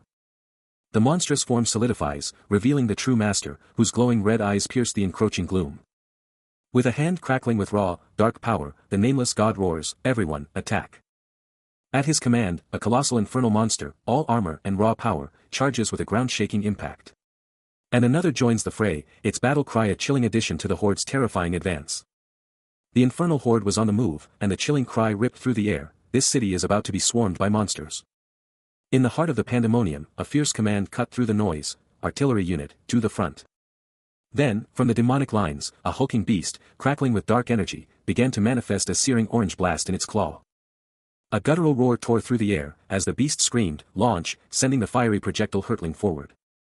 And then, a relentless barrage of glowing projectiles began to absolutely devastate the battlefield, a fiery storm of death. A direct hit slammed into a soldier, who screamed in pure agony as the force ripped through him, argh. But just as all hope seemed lost, a single, powerful foot slammed down, announcing a new player in this brutal game. Before him, the infernal army was a terrifying, endless tide, a sea of glowing red eyes and razor-sharp claws, ready to engulf everything. And then, the chilling voice of the nameless god thundered across the battlefield, a terrifying promise: humans will be wiped out for the great infernal war. The infernal army is absolutely swarming, a crimson tide of pure destruction unleashed upon the world. A terrifying demon roars, "Charge! Devour! Bring his head to the emperor!" This is not a drill. But amidst the carnage, he's already struggling, choking out, "Urgh! I can't breathe." The sheer, crushing pressure slams him down, his body hitting the blood-drenched earth with a sickening thud. Sweat pours down his face as he clenches his jaw, a raw, guttural sound tearing from his throat. He fights for every breath, desperately gasping, I can't breathe. Erg. He's still down, still fighting for air, his body convulsing from the invisible assault. But even as he chokes, his mind is already elsewhere, dismissing the charging demons as nothing more than annoying bugs, just a nuisance to be sprayed away. A colossal infernal commander unleashes a earth-shattering roar, its battle cry igniting the demonic horde as they surge forward. With eyes blazing crimson, the Horned General stands as an unyielding force of destruction. Reporting to an unseen power, it boasts of its army's might to its imperial majesty. But then, a terrifying surge of raw power. A fiery aura explodes from its armored body, its eyes burning with an infernal glow. The very earth shatters as the commander unleashes an apocalyptic burst of orange-yellow flame, incinerating everything in a blinding inferno. Its fierce expression never falters, the infernal commander becomes a living, breathing engine of pure destruction. Amidst the raging inferno, it utters a single, chilling word, "This." The blinding, all-consuming light of its power just keeps expanding, filling everything with its raw, untamed energy. Completely overwhelmed by the sheer magnitude of the display, Uilsen's mind screams, "Is this the power of God?" The infernal flames exploded, a raging inferno consuming everything in its path. Trapped in the searing inferno, Uilsen could only scream in frustration, the sheer power of the flames crushing him. His body locked up, completely paralyzed, leaving him a helpless target for the relentless, burning assault. A desperate cough tore from his throat, as the terrifying realization of his imminent death slammed into him.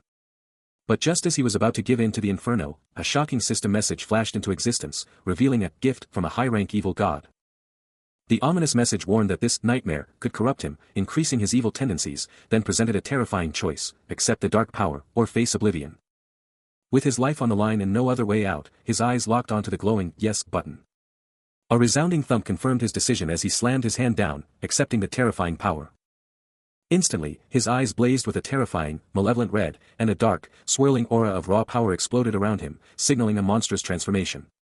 The dark gift exploded, a malevolent red energy erupting from Uilsen's form. His eyes burning with an intense, crimson glow that pulsed with raw, terrifying power. Suddenly, the sky rips open. Massive lightning bolts crash down, electrifying the city and tearing through the mountains. Blue, crackling energy pulses through the urban landscape, a terrifying display of raw power that shakes the very foundations. On the ground, dust and debris explode from an unseen force, as a voice echoes with a shocked, disbelieving "HAH."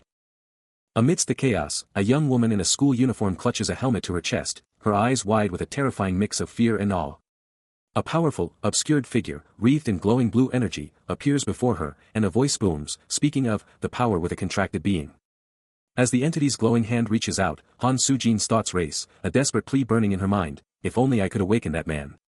Tears stream down her face, her resolve hardening into steel as she whispers, then revenge won't only be a dream.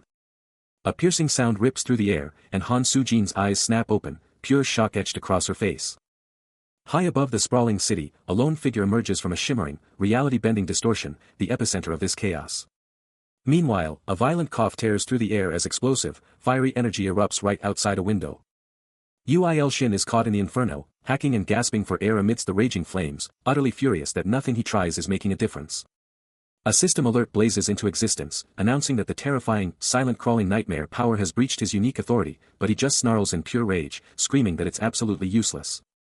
His hand clenches into a bone-white fist, straining to crush something invisible, another violent cough tearing through him. The sheer effort makes his clenched fingers pulse with an intense, internal glow, as if he's literally trying to crush the index finger of a god. Uil Shin hits the deck, a guttural groan ripping from his throat as an unknown power surges through him. Suddenly, a blazing inferno explodes around him, swallowing him whole in its furious light. His face twists in pure agony, the terrifying thought screaming through his mind, is this it? Am I really going to die like this? But a spark of pure defiance ignites within him, his hand clenching into a desperate fist, trying to wrestle control from the raging power. With a raw burst of willpower, he forces himself to his feet, the inferno still raging around him. Then, a shocking system message blazes into existence, revealing his authority has been breached and a new target is being scanned. Out of the raging flames, a schoolgirl bursts forth, her hand outstretched, shouting his way. His jaw drops in utter disbelief, completely blindsided by the sudden appearance. A new system alert pops up, identifying the newcomer as a 19-year-old female human, with a curious, tingling, status. A system message blazes across, confirming the tingling girl's presence, now rocking a school uniform and a sleek helmet. Even the system is baffled, flashing, tingling. Girl. Then, bam. The scene flips. He's now holding the same girl, but she's a tiny kid, and a woman next to them just casually says, of course. The kid, now wide awake and teary-eyed, shouts, "My mom is the best," while the woman soothes her, "Oh, you woke up, honey."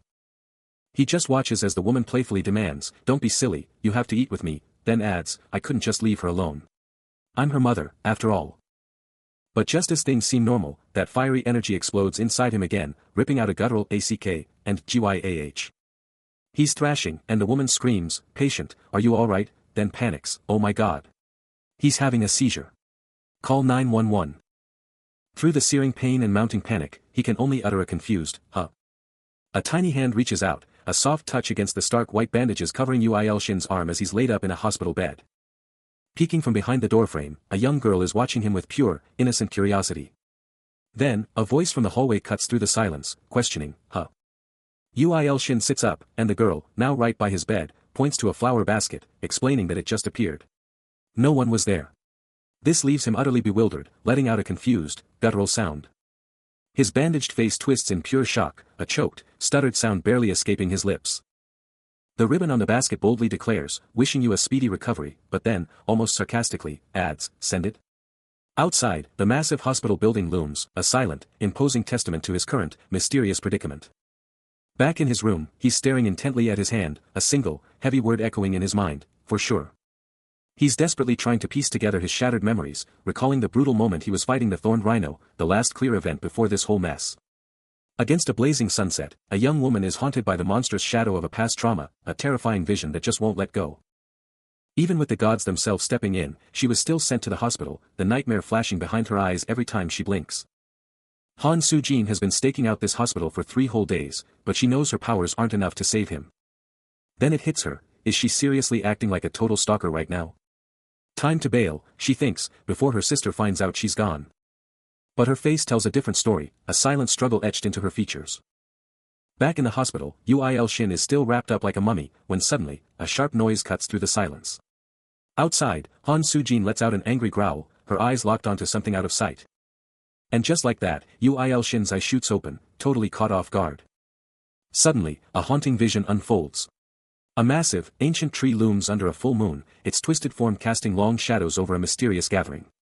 A voice cries out, a desperate plea to stop whatever is about to happen. Zooming in, a young woman in pure white robes confronts a shadowy council, her voice filled with raw emotion as she implores them to change their minds. Clutching a pulsating, crimson orb, her eyes cast down, she makes a powerful declaration of loyalty, vowing her allegiance to Cantus as her one true way. But the elder of the shadowy council, with his long white beard, cuts her off, admitting the person is their tribe, but hinting at a harsh reality they must face.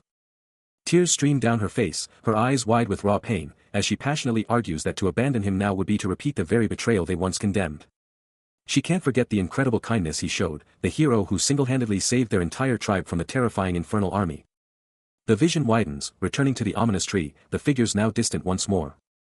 But her resolve burns brighter than ever, her voice ringing with unshakable conviction. If they have the power, they must help him. This time, she declares, she will personally save Yu Shin. A primal scream rips through the air, a memory, or a nightmare, as he mentally snarls, King Ants. Snapping awake, wrapped head to toe in bandages, Yu Shin's eyes lock onto his phone, a single, desperate thought cutting through the haze, I gotta press something, right? Elsewhere, Han Soo-jin's eyes widen in shock, a gasp escaping her lips, Back in the sterile confines of a recovery room, the heavily bandaged Yu Shin is encased in a transparent pod, a cryptic message flashing nearby, what's up with? His bandaged hand twitches, drawn to the phone as it blares a notification, demanding his focus. The phone screen lights up with an unbelievable message, Saintess and her 101 followers are praying to Yu Shin. Then, a new system prompt pops up, demanding a choice, the believers are trying to make a tribute to you. Do you accept it? Yes/no. A tribute. His jaw drops, a shocked meow escaping him as the realization hits like a truck, wait, isn't a tribute for a god. So I'm like, a god now? Another bandaged guy watches as Yu Shin, still buzzing with shock, blurts out, what kind of loot will I get, then slams the yes button. A tiny, fluffy spirit-like being clutches a mysterious red fruit. Then, boom. A system notification confirms the tribute transfer was successful, and a glowing red orb pops into existence right next to Yu Shin, who's glued to his phone. His bandaged hand shoots out, and he gasps, OH. It came. And there it is. In his hand, the glowing red fruit, with a system window popping up to declare it the fruit of the world tree, straight from Yggdrasil. He sniffs it, utterly baffled that it has no smell and no weight. His phone buzzes again, confirming the tribute has officially landed. The system window gives a crucial hint, maybe good for stamina. This thing is a power-up. He lets out a thoughtful, yup, sitting up to stare at the sprawling city outside his window. Clutching the mysterious fruit, he wonders, this is. What does this even mean for him? He lets out a guttural scream, his entire body convulsing as an insane surge of power rips through him, blue lightning exploding around his form. A shocked gasp echoes through the air, but he can only keep groaning, purple energy now violently pulsing from his bandaged body. The agony just won't stop, a raw, guttural cry tearing from his throat. Yu Shin lets out a small sound, his gaze fixed upwards. A sharp exclamation escapes him, his bandaged arm visible. Han Soo-jin watches him, her eyes wide with surprise. His face contorts in disgust, a cry of, so salty, tearing from his throat. He gags, struggling with the overwhelming flavor, what is this taste? It's so bitter. Still reeling from the experience, he looks down at the glowing fruit in his hand, a fruit rumored to be one of the 7 remaining from the world tree, Yggdrasil, and noted for its stamina-boosting properties. The bandages that had been wrapped around his hand were now just, falling off. He just stared at his perfectly healed hand, totally shocked, asking himself, wait, are my wounds actually all healed? He pushed off the wheelchair, taking a step, his voice full of pure shock as he realized, my wounds are, gone. Standing on the balcony, looking out at the city, he couldn't believe it, it took less than a few hours for his body to completely heal, and he felt like he'd leveled up. He was still trying to figure out what was happening when he glanced at his phone, seeing a new message pop up, making him exclaim, what the heck is this? He stretched, feeling totally revitalized, a surge of energy flowing through him as he quietly wondered, huh? Then, a system notification flashed, additional function, Grace of God, has been applied to God Maker. He was totally confused, asking, Grace of God. He thought about it, the system was saying he could give out his grace as a reward for offerings from believers. A wild thought hit him, making him ask, so, what would ants even want? Yu Shin's eyes widen as he stares at his phone, a shocking realization hitting him. Meanwhile, in a desolate, snow-covered realm, a robed leader stands before an ethereal, glowing tree, despairing that their tribe's tribute has gone unanswered, fearing something is terribly amiss.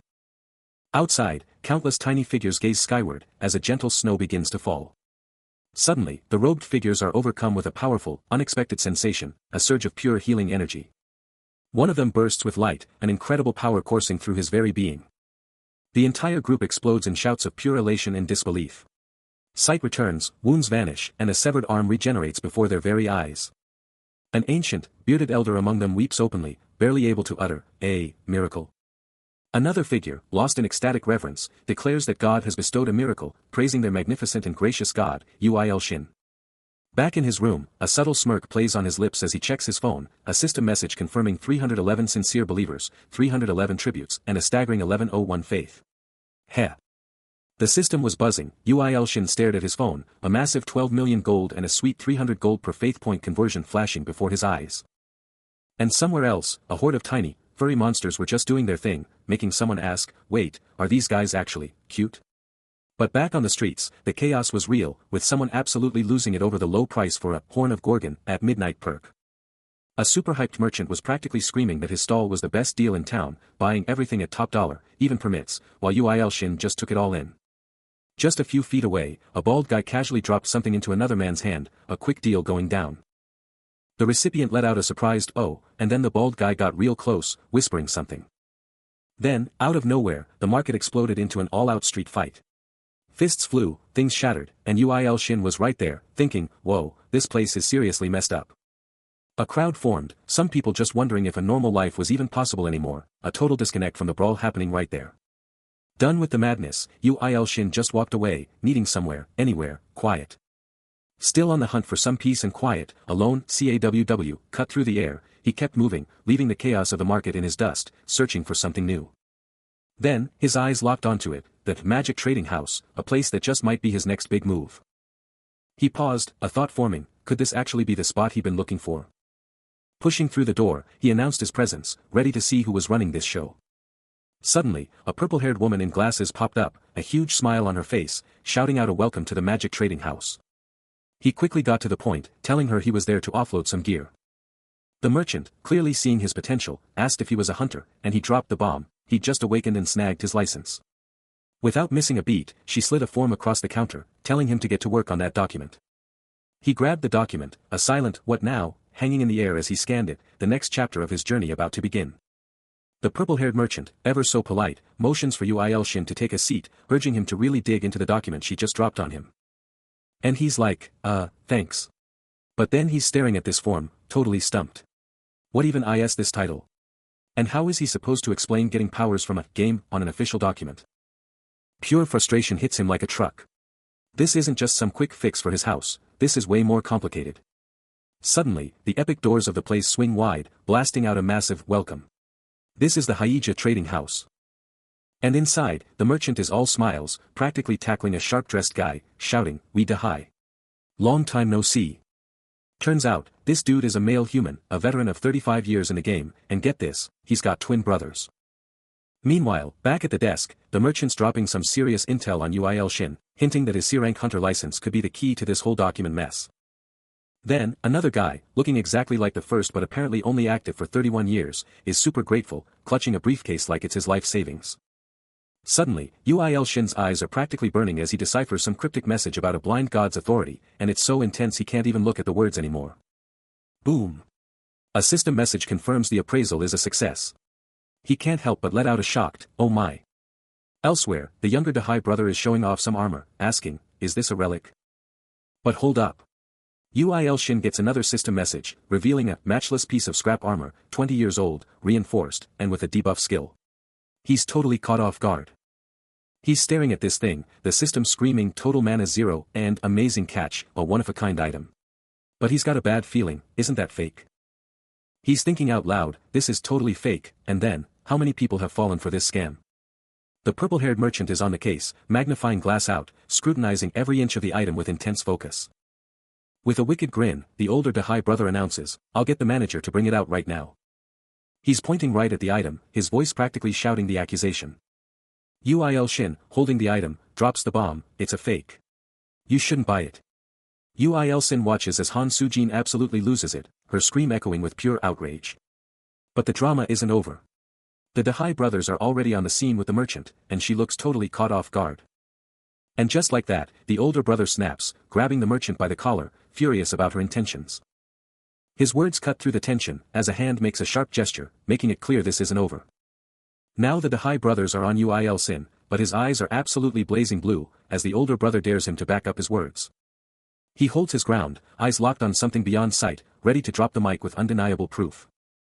A tear escapes, but his finger points skyward, a raw mix of pain and absolute determination. Then, a dazzling, ornate finger, absolutely radiating divine power, explodes into existence, the index finger of the god.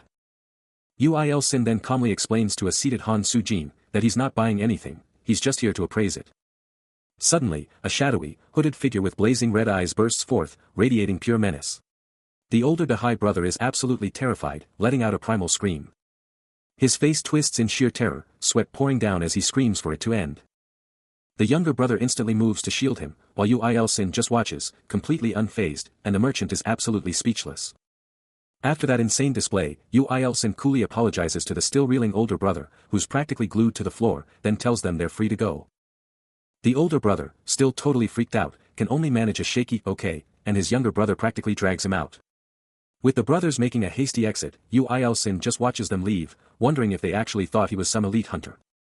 Then, Han Soo-jin steps up, looking totally grateful, thanking him for the assist before dropping a bombshell. Are you a hermit?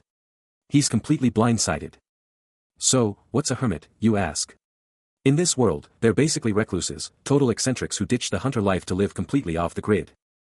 Yu-Il-sin is totally stumped, trying to figure out how to explain things to Han Soo-jin, who just called him out on his earlier claim about having an item to get rid of. He quickly confirms it, and Han Soo-jin, with her back to us, is already checking out the item. Magnifying glass practically glued to her eye, she's scrutinizing that thing like her life depends on it, a little, escaping her as she focuses. Seeing her super serious face, Yu-Il-sin can't help but ask if something's wrong. Han Soo-jin's appraisal drops a bombshell. This isn't just any item, it's an SSS rank artifact, a ring pumping out at least 12 units of mana. This thing is seriously overpowered.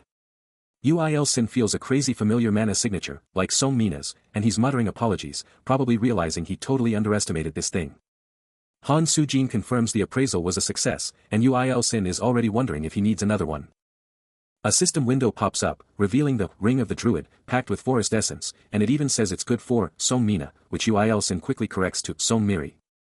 Suddenly, Han Soo-jin is rocking a sleek helmet, looking down with an unreadable expression, totally geared up for the next big thing. Suddenly, Yu-Il-sin is hit with an electrifying shockwave of realization. Blue lightning erupts around him as his eyes widen in disbelief. What could possibly make him exclaim, the Thunder Empress? The stakes just got real. The streets were absolutely buzzing with the item trade. When a mysterious figure in a cap and mask wondered aloud, wait, getting to full health from a potion isn't like that at all. Is this even a healing potion? She kept thinking, I've seriously never seen a healing potion work like this. Does he have some kind of secret ability? Then, a shocking thought hit her, what if he's skilled enough to know my identity and my real abilities this fast? With a fierce resolve, she declared, I'm going to make a stage. But then, her mind took a hilarious turn, my god. Is he seriously going to sell a duck? Then, a man with dark hair suddenly looked up and exclaimed, huh? Thunder. No. Song Mirin Nim. Song Mirin then turned to the masked figure and said, you showed up at the perfect moment. I've got something for you. High above the sprawling city, a building crackles with an intense, blue electrical discharge.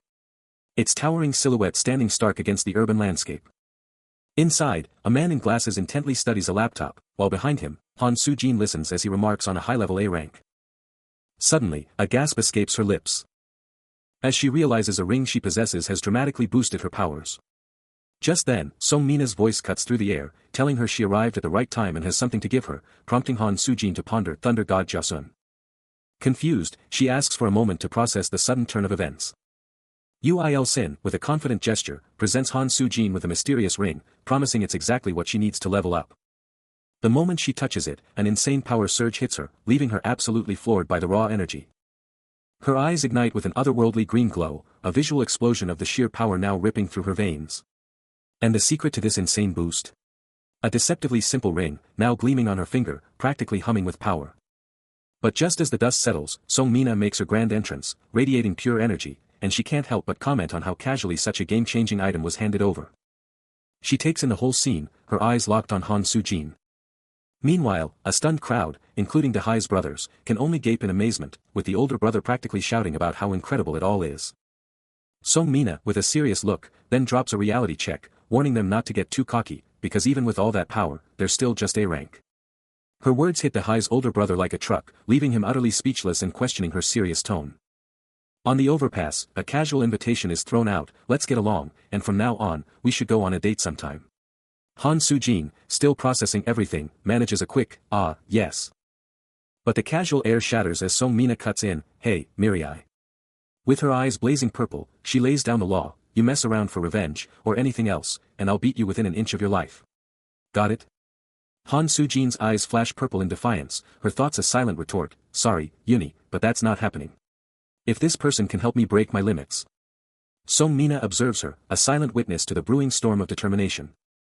Her conviction hardening into a vow, revenge won't just be a dream anymore. Elsewhere, Il-Sin's eyes ignite with a brilliant blue, a low hum escaping him, HM. A system alert blazes to life, declaring a new power unleashed, authority of the Eye of the Blind God activated. Great General, by royal decree, I command you. Punish the traitors that the savage. The command escalates, revealing a massive mobilization, lead the 6 million soldiers and march upon you.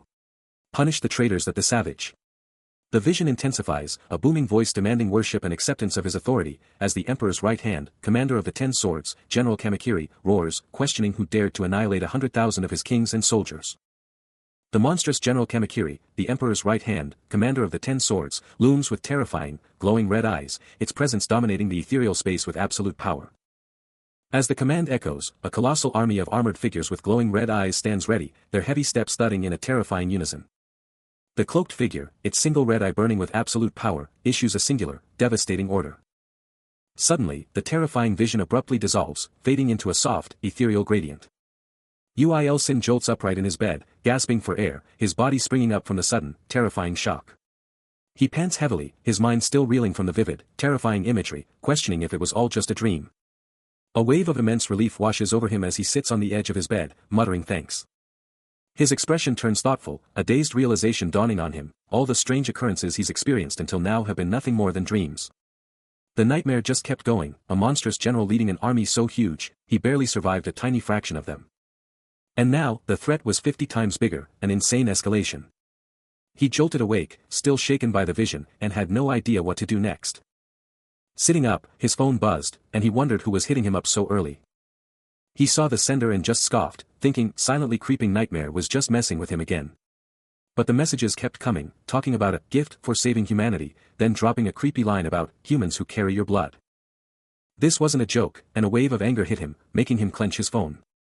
He blocked the sender instantly, who then freaked out and tried to stop him. But it was already done, a system notification popped up, declaring the authority of the Eye of the Blind God was now active. A sudden, electrifying shock courses through him, his eyes blazing with an ethereal blue light. As his very perception is ripped open to reveal the monstrous, gaping maw of a savage beast. A horrifying, visceral plunge into a world utterly consumed by nightmarish creatures. A powerful, azure wave of energy pulses outward. And he lets out a sharp gasp, the horrifying scenes from his recent dream flashing before his eyes with chilling clarity. A stark, digital countdown blazes into existence, screaming that only 4 days remain until the inevitable. His phone vibrates with an urgent chime, its screen now glowing with an eerie, pulsating blue light. Displaying a chilling message from the silently creeping nightmare that practically sneers at his unease, detailing how even the most savage goblins and orcs are trembling in fear of the impending catastrophe. But a steely resolve hardens his gaze, he will prepare, and he will face whatever comes next. A massive, circular hole just rips through the side of a building, leaving a gaping wound. But back with Il-Sin, his eyes are absolutely blazing red as he shouts, why isn't this debuff working on anyone else? It was totally fine when he used it before. Then, a system message pops up, totally shocking him as it declares, he succeeded in his own appraisal. It actually worked. But his shock turns to pure horror when another message blasts him, calling him a very frail loser. He can't believe it. That building outside is still totally wrecked, a stark reminder of the power he just unleashed. Back in his room, he's just standing there, barefoot, trying to process this insane situation.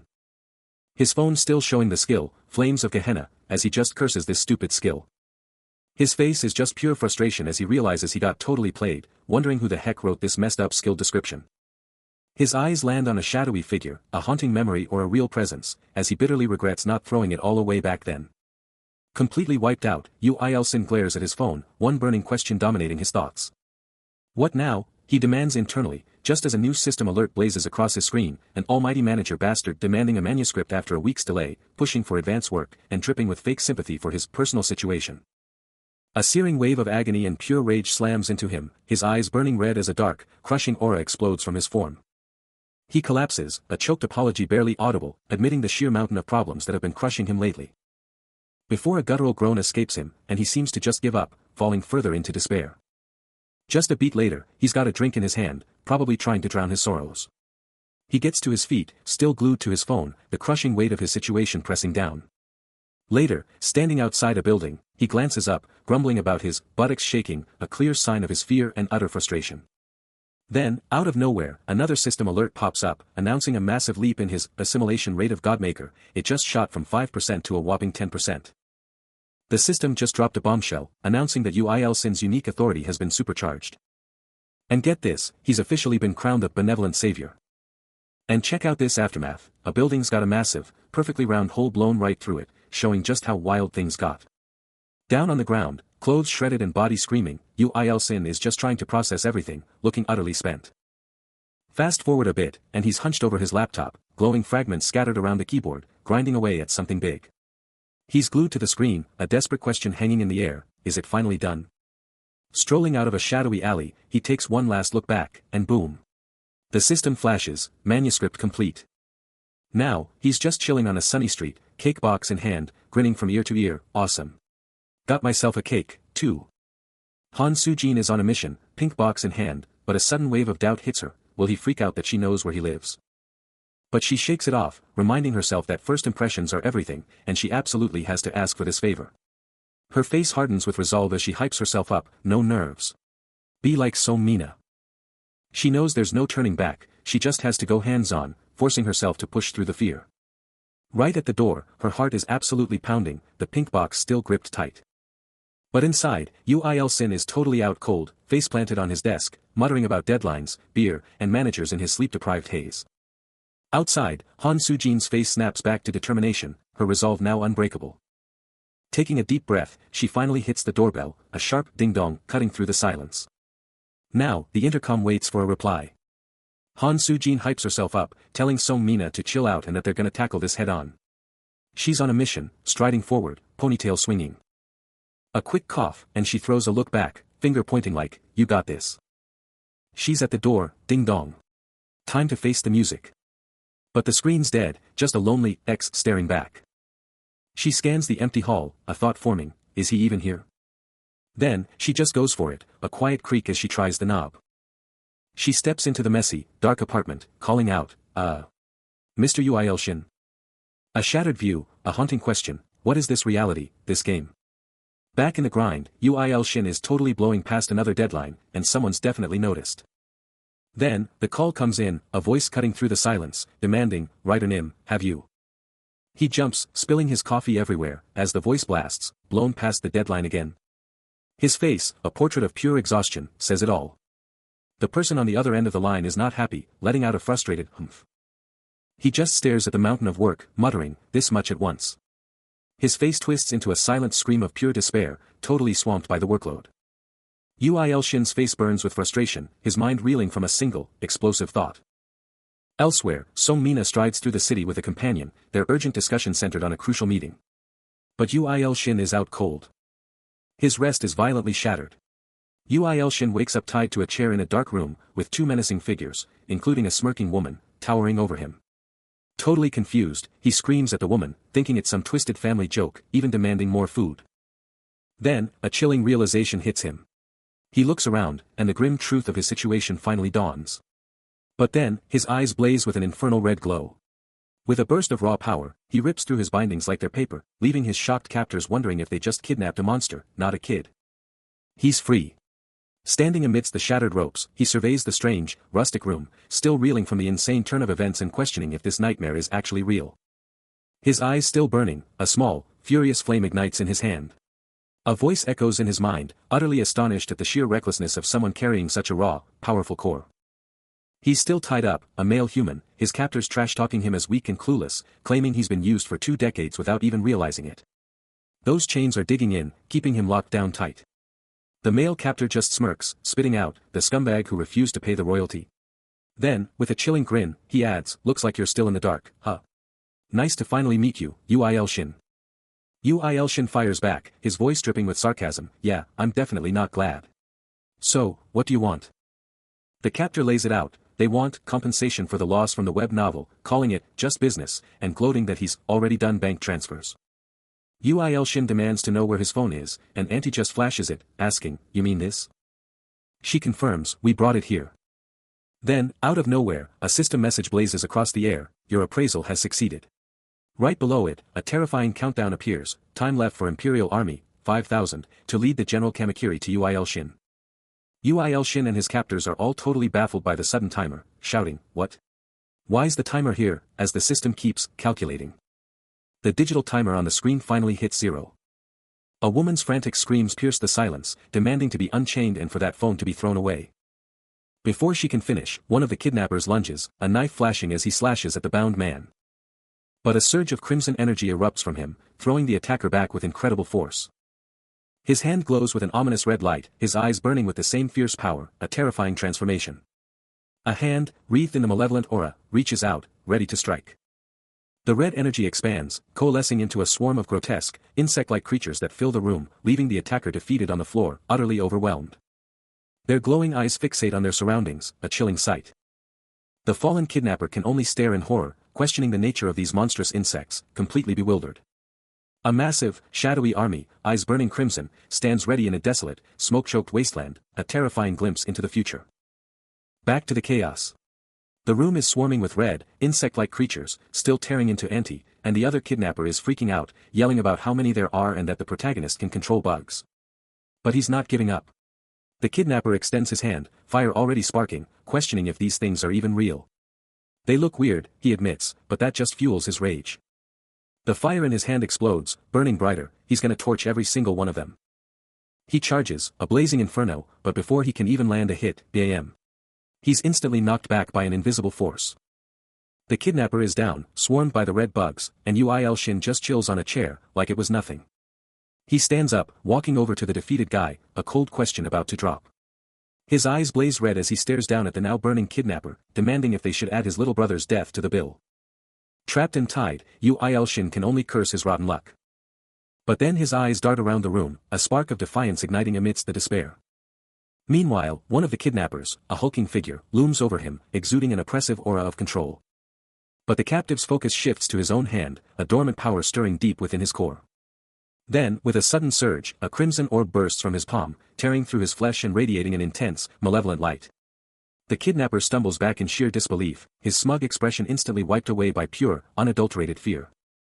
From the pulsating orb, a grotesque, crimson insectoid beast erupts, its razor-sharp talons already reaching for the now screaming kidnapper. The beast, now fully manifested, radiates pure menace, its armored form crackling with dark, destructive power.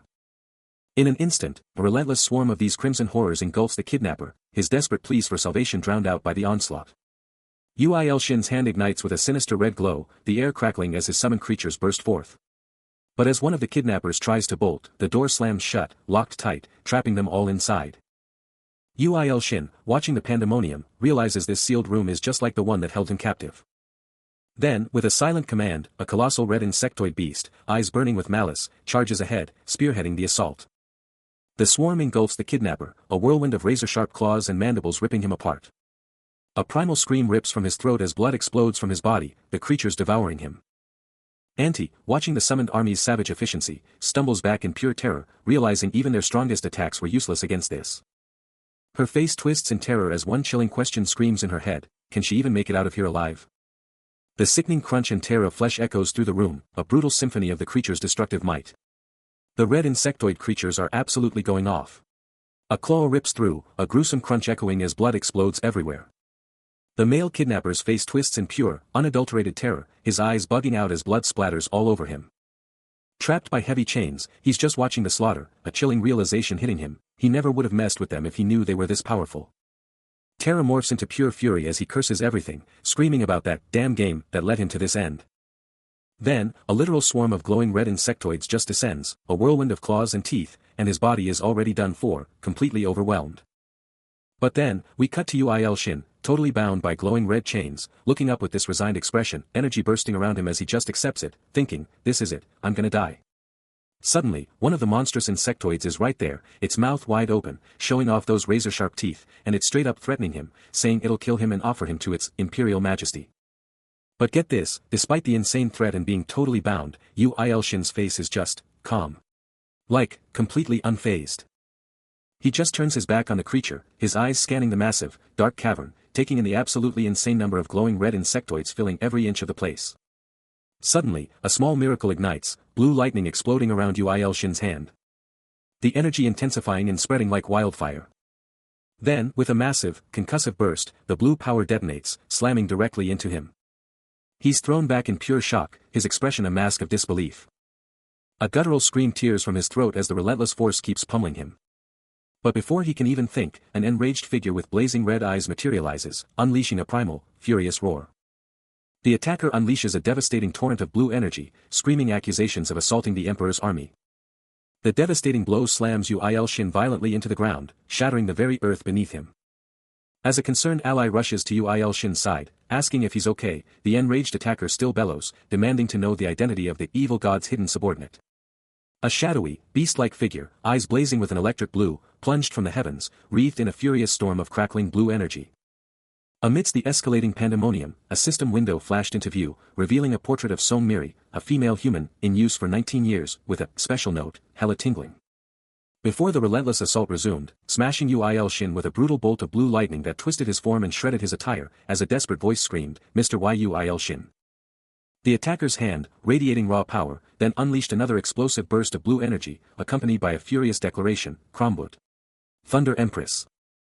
Suddenly, a shadowy monster erupts into existence, its form absolutely crackling with an ominous blue energy that just explodes upwards. Its glowing blue eyes blazing, it lunges, hitting Yu Shin with a brutal force that sends him reeling back, a furious cry tearing from his throat. But before the monster can even think about a follow-up, Yu Shin unleashes a devastating counterattack of pure blue energy, slamming into the creature and forcing a pained shriek from its shadowy form as it curses the Demon King's army. The counter is lightning fast and utterly decisive, cleanly slicing off the monster's arm. Yu Shin stands over it, utterly bewildered by its lack of hands. He just keeps going, still utterly baffled by the creature's bizarre anatomy. With one last, overwhelming surge of power, he absolutely dominates the shadowy subordinate, binding it tight with shimmering blue energy. Staring down at the now helpless monster, Yu Shin finally grasps the terrifying truth of the evil god it serves. Then, a chilling, sinister smile creeps across his face, his eyes now blazing with an intense, otherworldly purple glow. The monstrous figure plunges downward, its voice echoing with a chilling promise, "You're going to die right here." With menacing red eyes locked on, it snarls, vowing to take down at least one of his crew. He lets out a powerful cry, a blinding blue energy exploding around him, ready to counter the assault. But elsewhere, a young woman is in deep trouble, battling shadowy foes, her blue shield barely holding as she cries out, "There are too many of these bugs." Suddenly, a voice slices through the mayhem, shouting, "Great General! You have to move." But the evil god isn't done yet, powering up its ultimate move, the all-consuming, heavenly blade. He's on his knees, practically begging, "Your servant is begging you." His monstrous form twists, and he keeps going, "Please hear your servant's plea. Try to me. You, who is." But then, a total boss in white and gold armor just floats in, radiating purple power, her red sword practically screaming, "Sleep on my sacred sword." Suddenly, the begging stops. The evil god's body goes full nightmare mode, covered in glowing red eyes, and he just roars, "Is the tribute ready?" He's not messing around, promising to literally devour every human soul before he ascends to godhood, ending with a chilling, "Very well." Then he spots the armored warrior and gives her a chilling warning, "Great General. You should already step back." The Great General's only response is a confused. But before she can even blink, a massive, glowing purple and red energy beam just explodes, ripping through everything, a truly devastating attack unleashed. The enraged entity's devastating energy attack explodes with blinding force, a maelstrom of purple and blue light absolutely obliterating everything in its path. As the blast absolutely rips through the air, the Great General barely has time to brace herself, a silent, escaping her as the sheer power of the impact slams into her. The attack's raw power sends her absolutely flying, her body contorting in agony as she's violently hurled backward, a guttural scream ripped from her throat. She slams heavily into the ground, the impact kicking up a massive cloud of dust and debris, leaving her completely vulnerable. Moments later, she's completely bound by glowing chains, her eyes wide with a mix of shock and defiance as the evil god's voice booms, questioning her loyalty to its subordinates. A system message flashes, identifying her as Kamakiri, the Great General of the Empire, a veteran of nearly a century, now targeting Song Miri with the heavenly blade, and get this, she's a subordinate of the evil god. The monstrous form of the evil god absolutely looms, its shadowy body writhing with multiple glowing red eyes and razor-sharp teeth, radiating immense, malevolent power. Still bound, the Great General looks up, her expression a mix of confusion and dawning realization as she questions the identity of her captor. Who is it now? Kamakiri, the Great General, is absolutely fired up, her red armor blazing with power as she gets ready to throw down, shouting out her ultimate loyalty. With eyes absolutely glowing red, she blasts forward, a fierce warning ripping through the air as she promises to make them pay with their lives. But then, a blinding blue flash. A lightning-clad figure rockets into action with insane speed, already winding up a devastating counter. Before Kamakiri can even blink, the lightning just explodes, a concentrated blast of raw power. A massive, earth-shattering impact. And the great general is just completely swamped, her armor shattering under the insane blue lightning barrage as her own red power just vanishes. Witnessing the insane reversal, Uil-Sin's face twists into a furious snarl, red energy absolutely exploding around him in a burst of pure rage. Kamakiri gets absolutely launched backward, swallowed whole by the Thunder Empress's devastating blue lightning attack. Her helmet just explodes from the impact, showing a face absolutely frozen in pure shock and disbelief. The great general's crimson blade rips through the air, a lethal kasha echoing. But before it can land, Uil-Sin's face twists into a silent, horrified scream, engulfed in a shocking, crimson glow. A heavy chain lashes out, and the great general screams a desperate, NNO. The Thunder Empress, a blur of crackling red energy, unleashes a devastating, game-changing strike. The great general is sent flying, her body arcing through the air with a pained cry, before slamming down with a thunderous quang quang. The battle is over. Uil-Sin's face contorts in pure agony, the residual red energy of the attack still pulsing around him. He clenches his jaw, a raw, urgh tearing from his throat. Then, without warning, the ground beneath him collapses, and he's dragged into a swirling, dark abyss. Below, the great general lies broken and motionless in a pool of her own blood, her defeat absolute. His vision goes wild, blood splattering as he crashes into a desolate, unknown realm. Then, a colossal, monstrous figure appears, its voice booming with a terrifying declaration, revealing itself as the evil god of the Orc tribe and warning that the cost of defeating an emperor is beyond his wildest dreams. Its red eyes blaze as it continues, vowing that he'll pay the ultimate price with his pathetic life. Uil-Sin stays silent, his face hidden in shadow, absorbing the terrifying words. Then, a monstrous, fanged maw rips open, a bizarre, white light throbbing deep inside its gullet. The object explodes with a fierce red glow, unleashing a massive, thrumming aura. Suddenly, Uil-Sin is in a sleek blue martial arts uniform, ready for battle, confronting the monstrous, screaming mouth. A system alert flashes, revealing he's gained partial authority from an unknown source, and a monster's gate via the creeping nightmare gift. His face twists in pure rage, utterly cursing this insane situation. He's trapped, and the only thing keeping him sane is the desperate hope that this is all just a bad dream, a nightmare that hasn't fully taken hold. But the terrifying evil god of the Orc tribe isn't letting up, its voice booming with absolute conviction, insisting this nightmare is his destiny, and it's happening now. The monster isn't done, oh no, it's threatening to send him straight to his doom, right alongside his fallen comrades. But then, a game-changing system message flashes, recognizing Uil-Sin as a total anomaly, someone who can literally rewrite destiny. His mind is locked on one thing, revenge. She's gone, and he's going to make them pay for saving him 3 times over. And with a defiant roar, he screams his acceptance. The evil god of the Orc tribe lets out a shocked growl, its massive frame actually flinching from his raw determination. His eyes ignite with a furious, golden glow, burning with pure, unadulterated resolve. Then, boom. A new system alert screams that time itself has been rewound by a higher power, and his entire destiny just got a massive, game-changing update. A massive burst of electric blue energy explodes, pulsing with raw, otherworldly power. Unleashing a blinding torrent of blue lightning, he absolutely blasts the monstrous evil god. His eyes glow with an insane blue energy, a wild, manic grin spreading across his face as he finds this new power utterly fascinating. Meanwhile, the great general, engulfed in a fierce crimson aura, unleashes a devastating skill, burning through 100,000 coins. Her eyes are burning red with pure desperation, the terrifying thought screaming in her mind, I may die. And just like that, ancient, unbreakable chains explode into a million pieces, consumed by a brilliant blue light. The shattered remnants of the shackles rain down, their power utterly annihilated. A system alert flashes, Song Miri's fate is beginning to change. The great general clenches her jaw, her red eyes blazing with fierce determination. A massive crimson aura explodes from her, ready to tear through anything in her path. Uil-Sin extends his hand, a surge of electric blue energy flaring around it, ready to seize control. He pushes back, every muscle screaming against an invisible force, the blue power surging. But then, a terrifying crimson power explodes, a shadowy entity manifesting within the chaos, ready to devour all. Song Miri, caught off guard by the sudden, devastating surge, is thrown back in pure terror, her face a mask of shock. But Uil-Sin is already there, a human shield, his eyes now burning with an infernal orange light as she gasps, "Are you alright, Empress?" He shoves her clear, her feet scrambling for purchase, out of the crimson death zone. Watching him, Song Miri's fear melts into awe, a chilling realization dawning as she whispers, as expected, "This guy." He shoots her a look, and she quickly stammers, "Ah. Why yes. Behind them, the monstrous evil god of the orc tribe fully unleashes its terrifying form, pulsating with a malevolent crimson aura. Uil Sin goes all out, a furious, glowing red punch erupting from his hand as he screams condemnation at the barbaric evil god.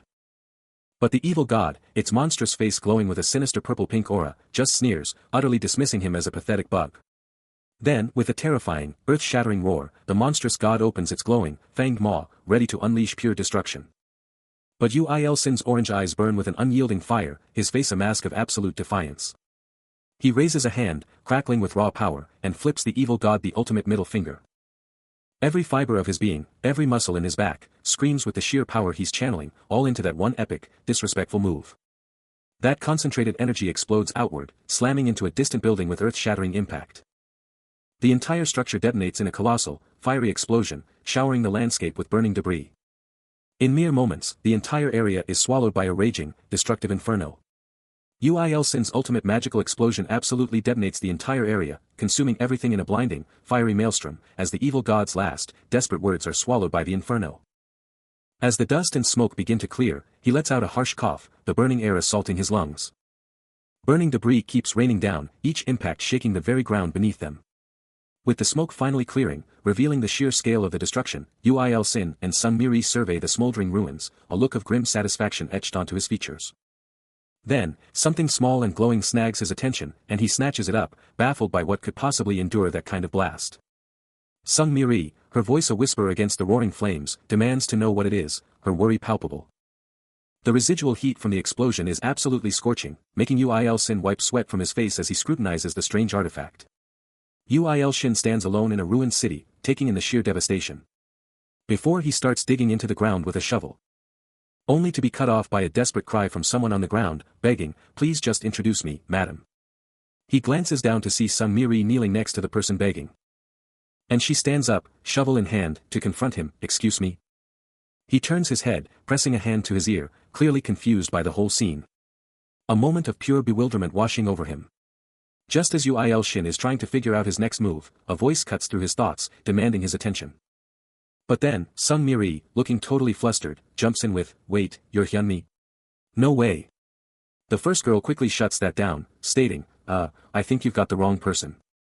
After a beat of pure awkwardness, the unnamed girl turns to Uil Sin, bowing super low and begging, "Please, accept me as your teacher." She stays on her knees, practically screaming, "Seriously, anything. I'll do whatever you want." Sung Miri, seeing the chaos, steps up to Uil Sin with her own serious plea, "I know it's a lot, but please, hear me out." Uil Sin is totally swamped by all the drama, his face showing pure panic as he thinks, "I gotta wrap this up fast. This is a huge mess." The unnamed girl gets cut off, and Sung Miri takes charge, her voice ringing out in the desolate landscape, calling him, Uil Sin. With a fierce gaze, she quickly corrects her titles from teacher or empress to just teacher, then casually drops, "Oh, and just call me Miri."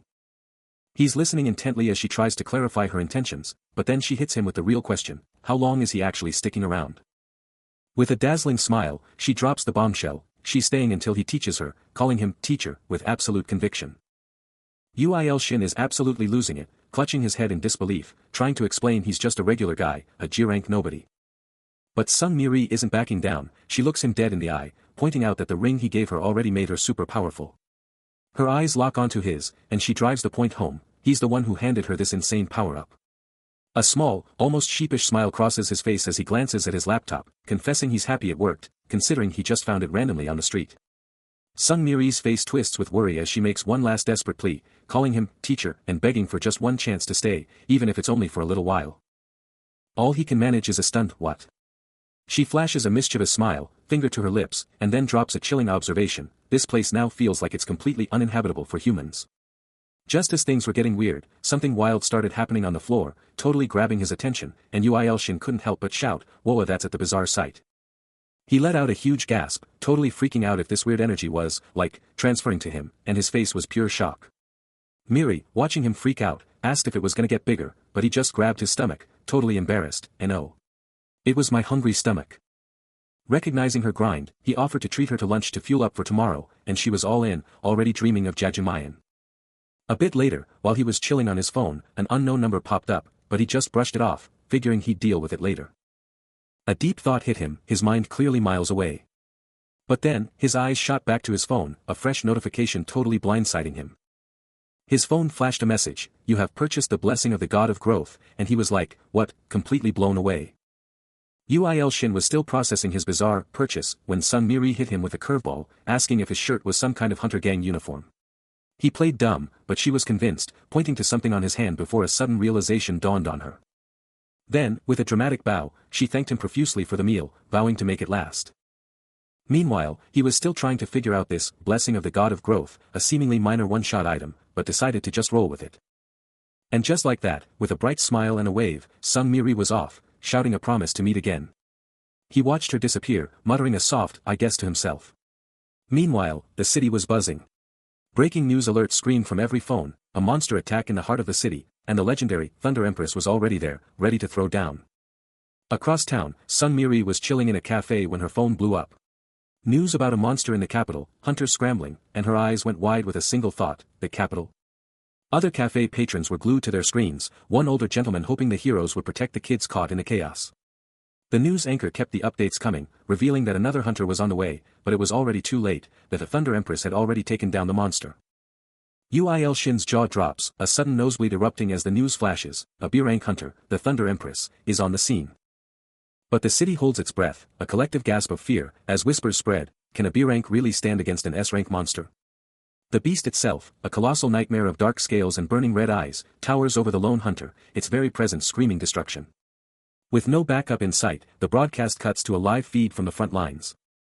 And Uil Shin, glued to the screen, can only stare in disbelief, muttering about the sheer danger of facing an S-rank. The monster's crimson eyes blaze with unholy power. A chilling, primal snarl tearing through the air. Its monstrous claws twitching with anticipation. Before it lets loose a deafening, earth-shattering roar. Boom! A massive, crimson-fueled explosion just detonates, ripping through everything in its path. And out of that chaos, shadowy figures just explode onto the scene, a menacing, indistinct horde, swarming everything in their path. But the Thunder Empress, Sun Miri, gets absolutely rocked, screaming as she hits the deck, her defenses just shattered by the sheer power. The shadowy horde just keeps coming, a primal roar tearing through the air, their numbers absolutely insane. But even battered, the Thunder Empress refuses to break. She shoves her hand out, yelling for everyone to run, promising to hold the line no matter what. She scoffs, brushing off the thanks, but inside, she's asking the real question, can she actually pull this off by herself? Then, her eyes just blaze with a fierce purple light, a silent, deadly promise on her lips as she vows revenge, her determination burning against the overwhelming odds. And with a massive burst of purple energy, she absolutely unleashes, striking back at the shadowy monsters, sending them flying from her devastating counterattack. Sun Miri locks in, her glowing eyes laser-focused on the enemy, shutting down every single distraction to dominate this fight. She screams, unleashing a torrent of blue lightning that crackles around her, arcing towards the shadowy forms. The electrical energy intensifies, engulfing her as she channels even more power into the assault. Her entire being becomes a conduit, a living storm of overwhelming blue lightning that radiates outwards, pure power. With a strained breath, she pushes the attack forward, the shadowy figures recoiling under the relentless electrical assault, barely holding on. Then, with a deafening roar, a massive explosion of blue lightning erupts, tearing through the area and obliterating everything in its path. Kaboom! Standing amidst the devastation, the hunter known as the Thunder Empress is a force to be reckoned with, a name bestowed upon her by those who witnessed her unwavering determination in battle, a true legend in the making.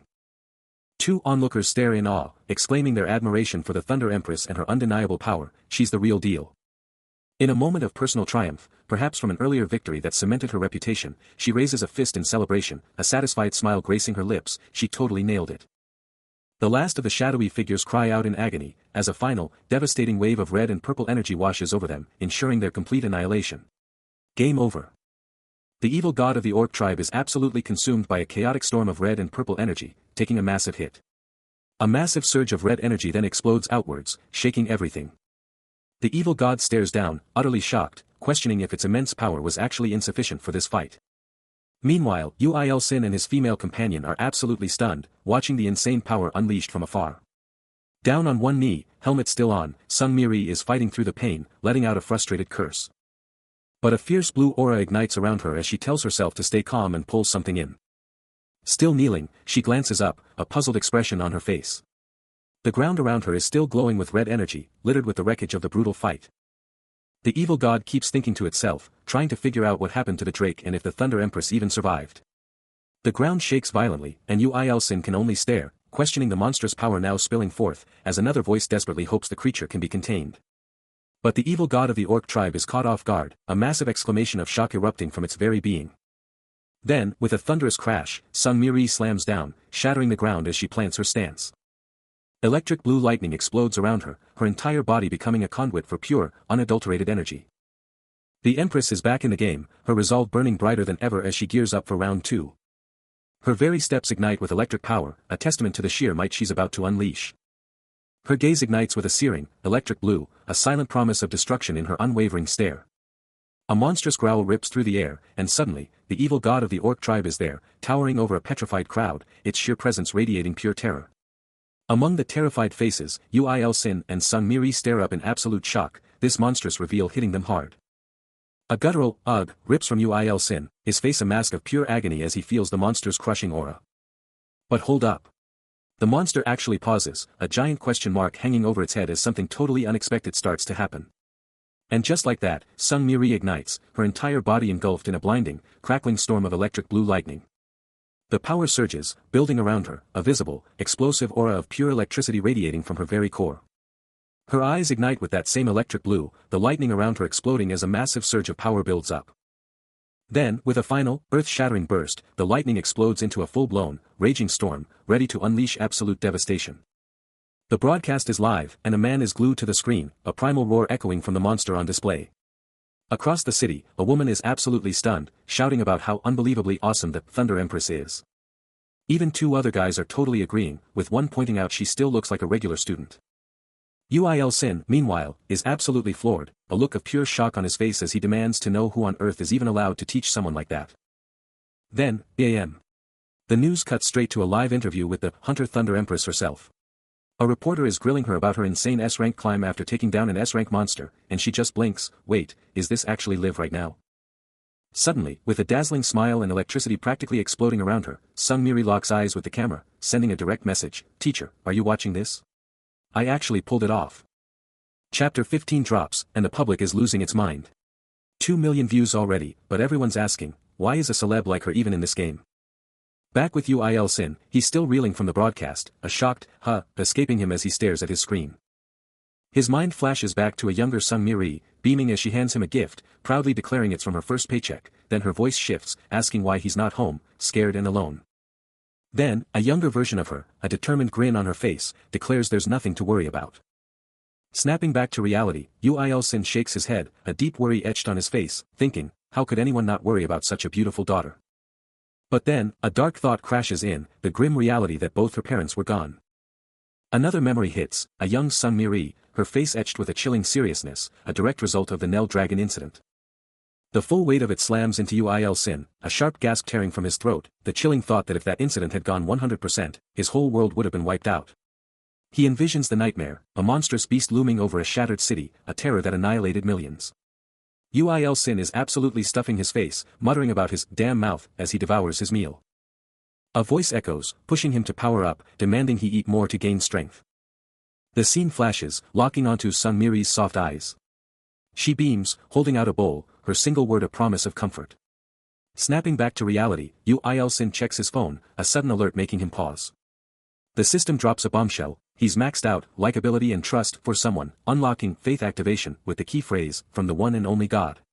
He's baffled by the system's cryptic nature, then a shocking thought slams into him.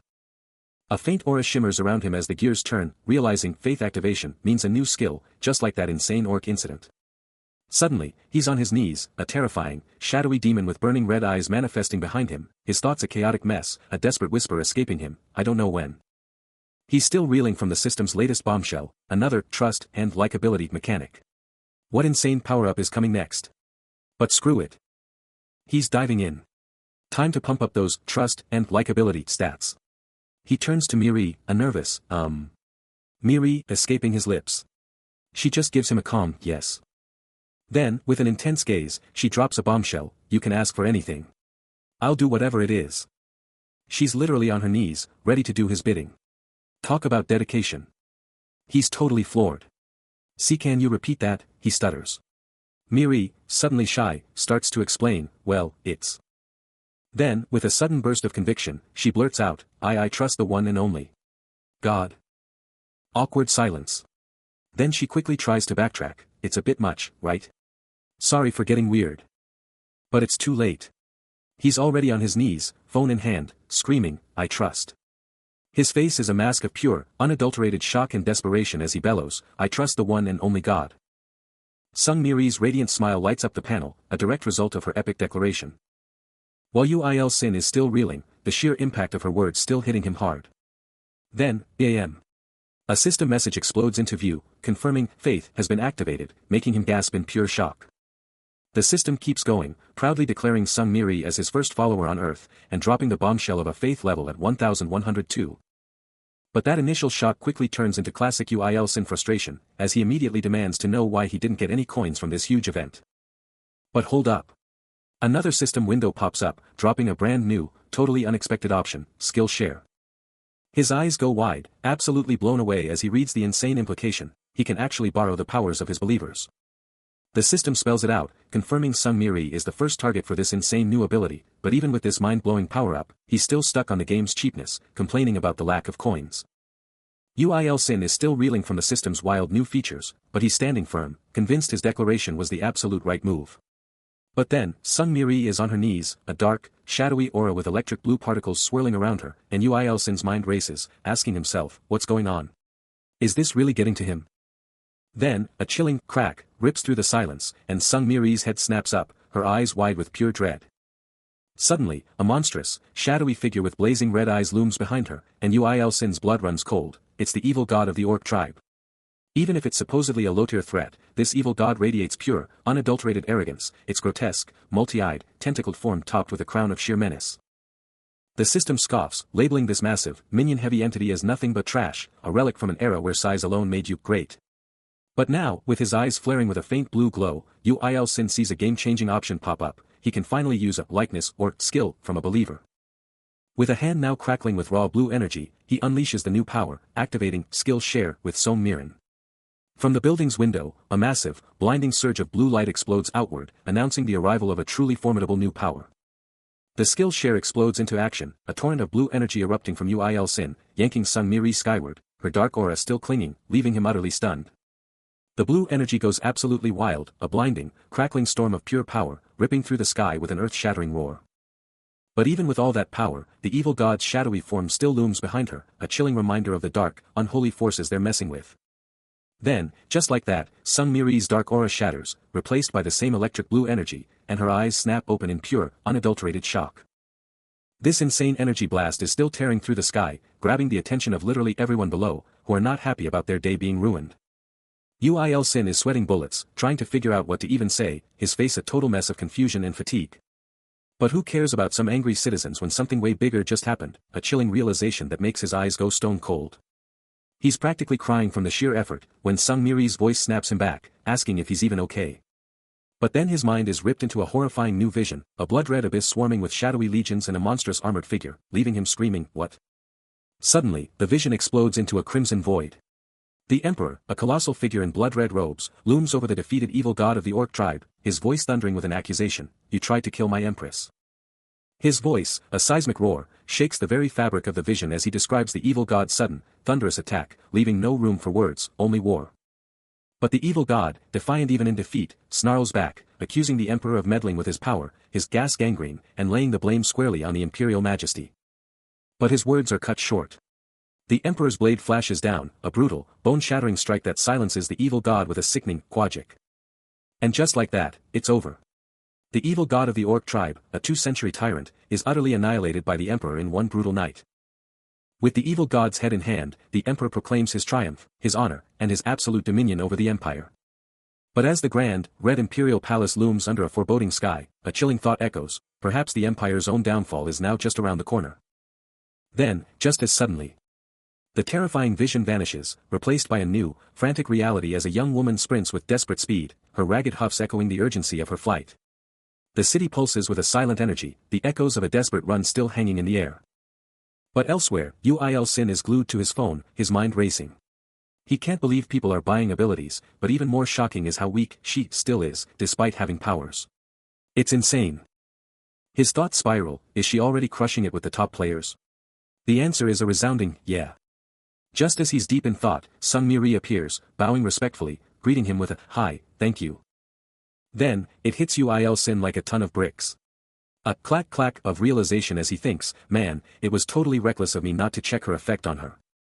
Even though he knows her basic powers, he absolutely has to check her individual status now. Sung Mi, having given her all, turns to her teacher for the next move, asking, teacher, what now? Ui Sin, still absorbed in his device, just gives a quick, okay. Then, a light bulb moment for him. A sharp wait, as he realizes he can use the eye of the blind god to appraise her ability and figure out her perfect training regimen. With a new strategy in mind, Sung Mi heads off, glancing back with a, then I'll see you soon, as he stays glued to his phone. The eye of the blind god erupts, instantly plunging him deep into the target's inner mind. A shockwave of pure energy hits him, and the world explodes into a chaotic, glowing maelstrom. Trapped in an abyss of pure dread, he can only wonder what twisted reality he stumbled into. The raw power of the mental landscape hits him like a physical blow, forcing a choked cry from his throat as his senses overload. And there, at the heart of the nightmare, Sung Mi is screaming, engulfed by monstrous shadows and explosive, chaotic power. A horrifying, multi-eyed monstrosity lunges forward, its crimson gaze burning with pure malice. A primal roar rips through the air as the evil god of the orc tribe unleashes pure fury against his magical chains. The powerful enchantments visibly cracking and shattering under his immense, surging strength, threatening to unleash pure chaos. A system message flashes, confirming the SSS rank chain of restraint that once bound him, attributed to Song Mi, is now breaking, unleashing untold power. The sheer power of the breaking chain sends a shockwave through the area, signaling a catastrophic event. The magical energy of the restraints flares and dissipates, revealing the shocking truth, Song Mi was an SS rank from the very beginning, a hidden power unleashed. Emperor Vision watches the unfolding chaos, a grim realization dawning upon him, a chilling regret in his eyes. He laments that the girl was released for personal reasons, wishing he had kept her back then, as the implications of her power become terrifyingly clear, and the evil god's freedom looms. With a final, triumphant roar, the evil god declares that breaking these chains will fully restore his power, his form radiating raw, untamed energy, ready to unleash hell.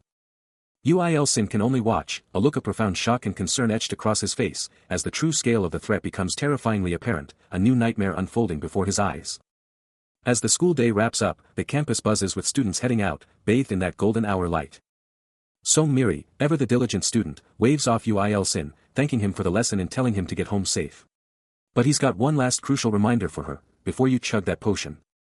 But before he can even finish his sentence, bam. A blinding white energy blast slams into him, sending him reeling as a bystander screams, UWAA. Ack. Drink it. Ugh. Ui Sin is rocked by the hit, but his thoughts are already miles away, grappling with the sheer unknown of Song Mi's full potential.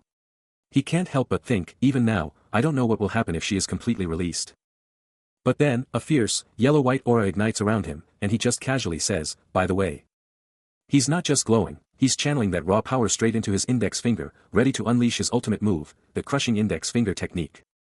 Boom. Ui Sin unleashes his technique, sending the attacker soaring. He watches, almost casually, and thinks, only release this much and he's hit. Who could have known that she couldn't have done it herself? Leaving the stunned student in the dust, Ui Sin and Song Mi casually stroll off, with him adding, well, I'll drink it out gradually. And just like that, they're gone, leaving a bewildered crowd and a defeated bully in their wake. He's just trying to leave school, backpack on, minding his own business. When suddenly, something hits him with an invisible force, making him scream out, completely overwhelmed. He grabs his head, eyes wide with pure terror, totally freaking out from the shock. Back home, the realization hits him hard, this isn't just some random event. His house is on the line, and he's completely lost on what to do next. He glances out the window, and there it is, a massive, green, tank-like vehicle just sitting there, making his worst nightmares a reality. His phone dings, pulling him away from the chaos outside, and he's left wondering, what now? His phone screen lights up with a game interface, showing the date, time, and a chilling message, Overlord created a nightmare at the northern gate, with a warning to steer clear. He's holding a cup, eyes glued to his phone, as a new notification pops up about an all-slaying heavenly blade, but he just feels utterly drained and useless. The description goes on, hyping it up as more than just a knife, a weapon of ultimate power, but he just rolls his eyes, yeah, right. He's still reeling, wondering if these digital entities are literally reading his mind, then snaps back, refusing to hit any bite button. One nightmare wasn't enough, and now another one's popping up, pushing him to his absolute limit. The system's going wild. Silently creeping nightmare wants him to link up on Kakao Talk, while the all-slashing heavenly blade is demanding he return the god blade. He's not having it, doubling down on his refusal to buy into this madness. But then, the all-slashing heavenly blade drops a bombshell, a 50 million deal for a unique item from the northern gate. He's totally bewildered, asking when he ever trained with his phone. And just when he thought it couldn't get crazier, silently creeping nightmare throws out a 10 million K coin offer, leaving him absolutely speechless. He's doing the math, realizing 50 million could get him a car or even a house, as the all-slashing heavenly blade is apparently so nervous it's trying to bribe its master with a gift. Authority, he exclaims, completely baffled, as the all-slashing heavenly blade promises to grant him just that. The blade then unveils its ultimate offer, the unique God Blade Authority, a power so sophisticated, it claims no expert could ever stand against him. Uil Sin is absolutely bewildered, staring at his phone as a system message for the silently creeping nightmare pops up, making him question everything he thought he knew about games. But the system isn't done yet, it's practically begging him to accept the Night Blooming Rose Authority, promising that with it, he'll be smelting and fighting like a pro without breaking a sweat. His eyes blaze with an intense blue glow as he processes this insane offer, a shadowy power practically radiating off him. Suddenly, he's in a post-apocalyptic wasteland, and he's not backing down, practically yelling, "Is that all you got? Anyone else want to step up?" The phone screen goes completely dark for a beat. Then bam. Two massive system notifications confirm he's just snagged the all-slashing heavenly blade from the northern gate for 50 million K coins, and the silently creeping nightmare with the Night Blooming Rose Authority for a cool 10 million K coins. Then, another message pops up, practically screaming that since he's got the Night Blooming Rose Authority, he can totally use the skill now. He lets out a shocked gasp as the system blares, Authority. Night Blooming Rose. Back on his bed, he tries to unleash his new power, but it's a total bust, leaving him utterly confused and asking, what? Why isn't IT working? Uil Sin is absolutely fuming, staring down the system message that just dropped a bombshell, his new Night Blooming Rose skill. Only works when he's asleep. He's completely baffled, like, how is he even supposed to know if it's working if he's unconscious? And what even is a skill in this crazy system? But before he can dwell on it, a deep, guttural growl rips through the air, shaking the entire city block. He hits the ground, utterly stunned, and unleashes a furious roar at the system, calling it out as a bunch of parasitic scam artists. Then, a horrifying, red-eyed monster snarls back from his phone's reflection, and a chilling realization hits him, absolutely nothing he's tried is working. But then, out of nowhere, a new system alert blazes across his vision, declaring Zenith of the Sword has activated. He's completely dumbfounded. A deep, powerful thrumming vibrates through his chest, which starts to glow with an intense, ominous red, and he knows something is seriously wrong. His eyes ignite with a terrifying crimson glow, and a dark, menacing aura explodes around him, contorting his face into a truly sinister grin. A chilling, almost insane laugh escapes him, as a raw, violent hunger to just slash and destroy consumes his very being. The power explodes through him, red lightning crackling around his hand as the transformation takes hold. His face contorts into a terrifying snarl, eyes burning crimson, a dark aura swirling around him as he struggles to comprehend the violent urges now consuming his mind, a primal, terrifying desire to slash everything screaming through his thoughts. Fangs extend from his mouth, his eyes glowing with an unholy light, the monstrous impulse to destroy now a deafening roar within him, a single, terrifying command, I will slash everything. Driven by this uncontrollable fury, he races through the city streets, a dark blur of destructive intent, even as a faint, desperate voice within him screams, "No. Stop. The owner is such a nice person." Meanwhile, in a quiet residential area, a house stands under the afternoon sun, where a conversation about hard work concludes, with one voice remarking, "You worked hard," and another agreeing, "Yeah. You worked hard today as well." Inside an office, Sung Miri prepares to leave, telling her male colleague she'll head out first, to which he acknowledges her departure with a simple, "Okay." Later, in a cozy home, the man suggests to her that they should also head out and finish up their tasks. Back in the office, he finds himself still contemplating his remaining chores, specifically the vegetables he needs to chop. Suddenly, in the kitchen, a look of shock crosses his face as he realizes someone unexpected has arrived. Uil Sin, glued to his screen, has a sudden, shocking realization. This guy's a total bookworm, a shut-in who can't even help with the world gate, but now he's thinking about diving into a new web novel, always chasing the next big story. Suddenly, a terrifying thought grips him, his eyes glowing with a wild intensity as he clutches a kitchen knife, a primal urge taking over. His body twists into a terrifying shadow, red eyes blazing with one insane, destructive thought, he wants to slash and obliterate everything. That insane power surge leaves him completely drained, hunched over and panting, feeling like he's about to drop dead. Back at his computer, he's reading about the zenith of the evil god of Orc tribe, a seriously dangerous entity, even in the shadows. He knows controlling it is a brutal fight, a true test of power. Collapsed on the floor, totally wiped out, he's asking himself why everything went wrong, swearing he'll never do that again. His entire body is screaming in pain, feeling like it's literally falling apart from the sheer intensity of it all. That's how much power he unleashed. But in another dimension, a massive armored warrior asks if the evil god is finally out cold, and a smaller, cloaked figure confirms, the killing lord is totally asleep. Deep within a shadowy, arcane realm, a monstrous, horned figure with blazing red eyes proclaims to its followers that the Blood Clan has awakened the Killing Master's power. A grotesque subordinate echoes the sentiment, boldly declaring that from this very day, he'll be the new head of the 10 Swords. But the leader scoffs, brushing aside any mention of a gloomy and arrogant-looking spider, his voice laced with pure contempt. His powerful declaration ignites a chorus of yes from the monstrous horde, their glowing red eyes burning with loyalty. But suddenly, the scene shifts. Back in his own world, Yu-Il-Sin stirs in his bed, shaking off sleep. And just as he wakes, a vibrant red rose, pulsing with an ethereal glow, explodes into bloom in the air. The monstrous figures in the shadowy realm are stunned, recoiling in shock, their collective, ripping through the air as the rose's light flashes across their faces. The mysterious night-blooming rose now rests perfectly on Yu-Il-Sin's bed, its petals fully unfurled right beside him. A system message flashes, confirming his incredible achievement. He's unlocked Silently Creeping Nightmare's unique authority, Night-Blooming Rose. Out of nowhere, a monstrous, thorny plant entity explodes forward, its tendrils slamming into Yu-Il-Sin with devastating impact. The grotesque entity writhes and expands, its thorny form spreading with an eerie, sickening rustle. Again, the plant's tendrils slam into him, sending him flying back from the sheer force. Overwhelmed, he crashes to the ground as the monstrous plant entity towers menacingly above him, a vision of pure terror. From the very earth itself, thorny vines explode upward, glowing with an unholy, pulsating light. Meanwhile, the evil god of the orc tribe, his glowing red eyes blazing, watches from afar, his jaw practically hitting the floor in utter shock. Is that possible? He roars. A swirling purple aura crackles around him as he continues to observe the unfolding chaos. For amidst the crackling purple energy, a radiant, blood-red rose, the nightmare flower, bursts into bloom, its voice booming, oh ho ho. Pathetic creatures. Nightmare flower. A system message flashes, confirming the terrifying manifestation, make it real. Your nightmares have just bloomed. Nightmare flower. Out of nowhere, a thorny, glowing rose bursts forth from the void.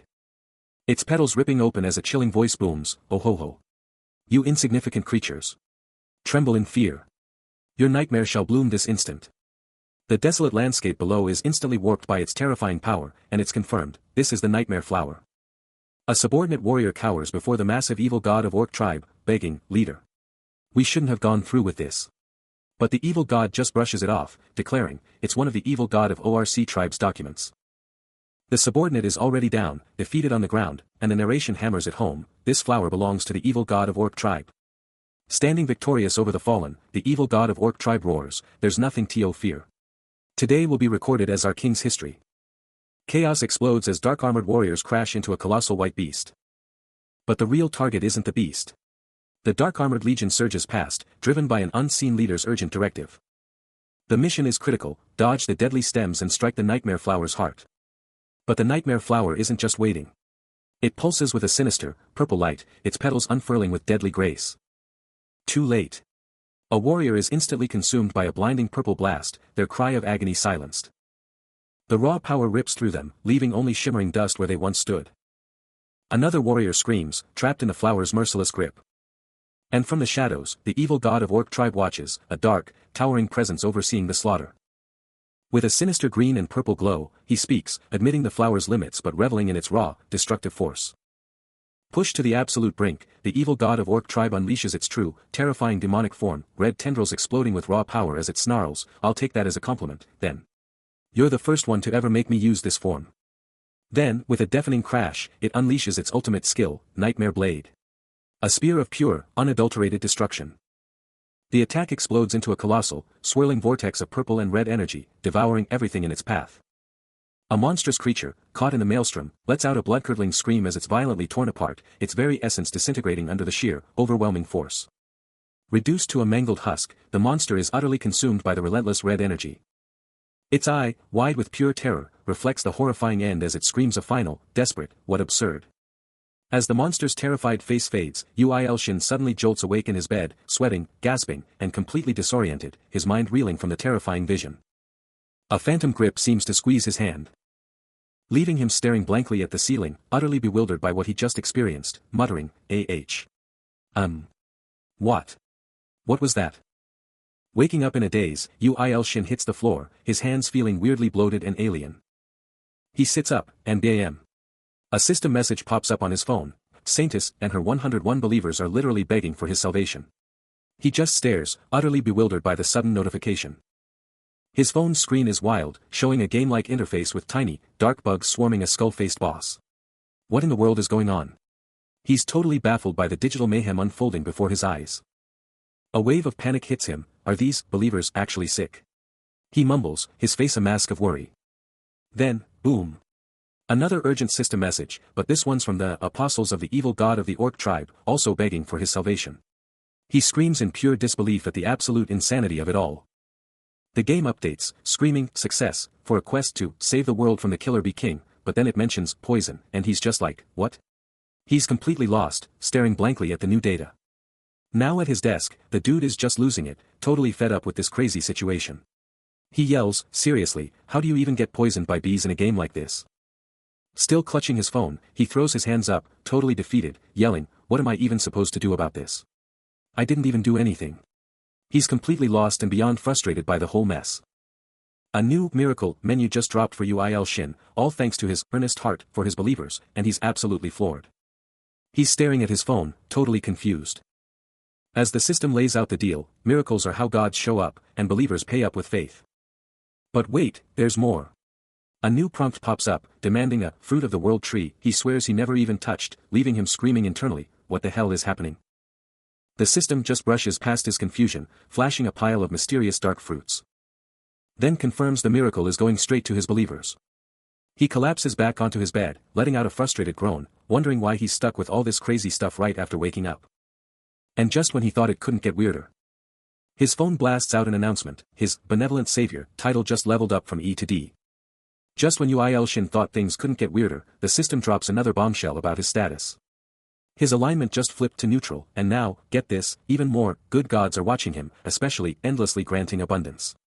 But far away, a pale, desperate hand slams onto the ground, as someone violently spews black goo. A hooded figure is absolutely writhing, puking up the dark, vile liquid, clearly in agony. They're practically screaming a prayer, begging for a miracle, for pity on their people.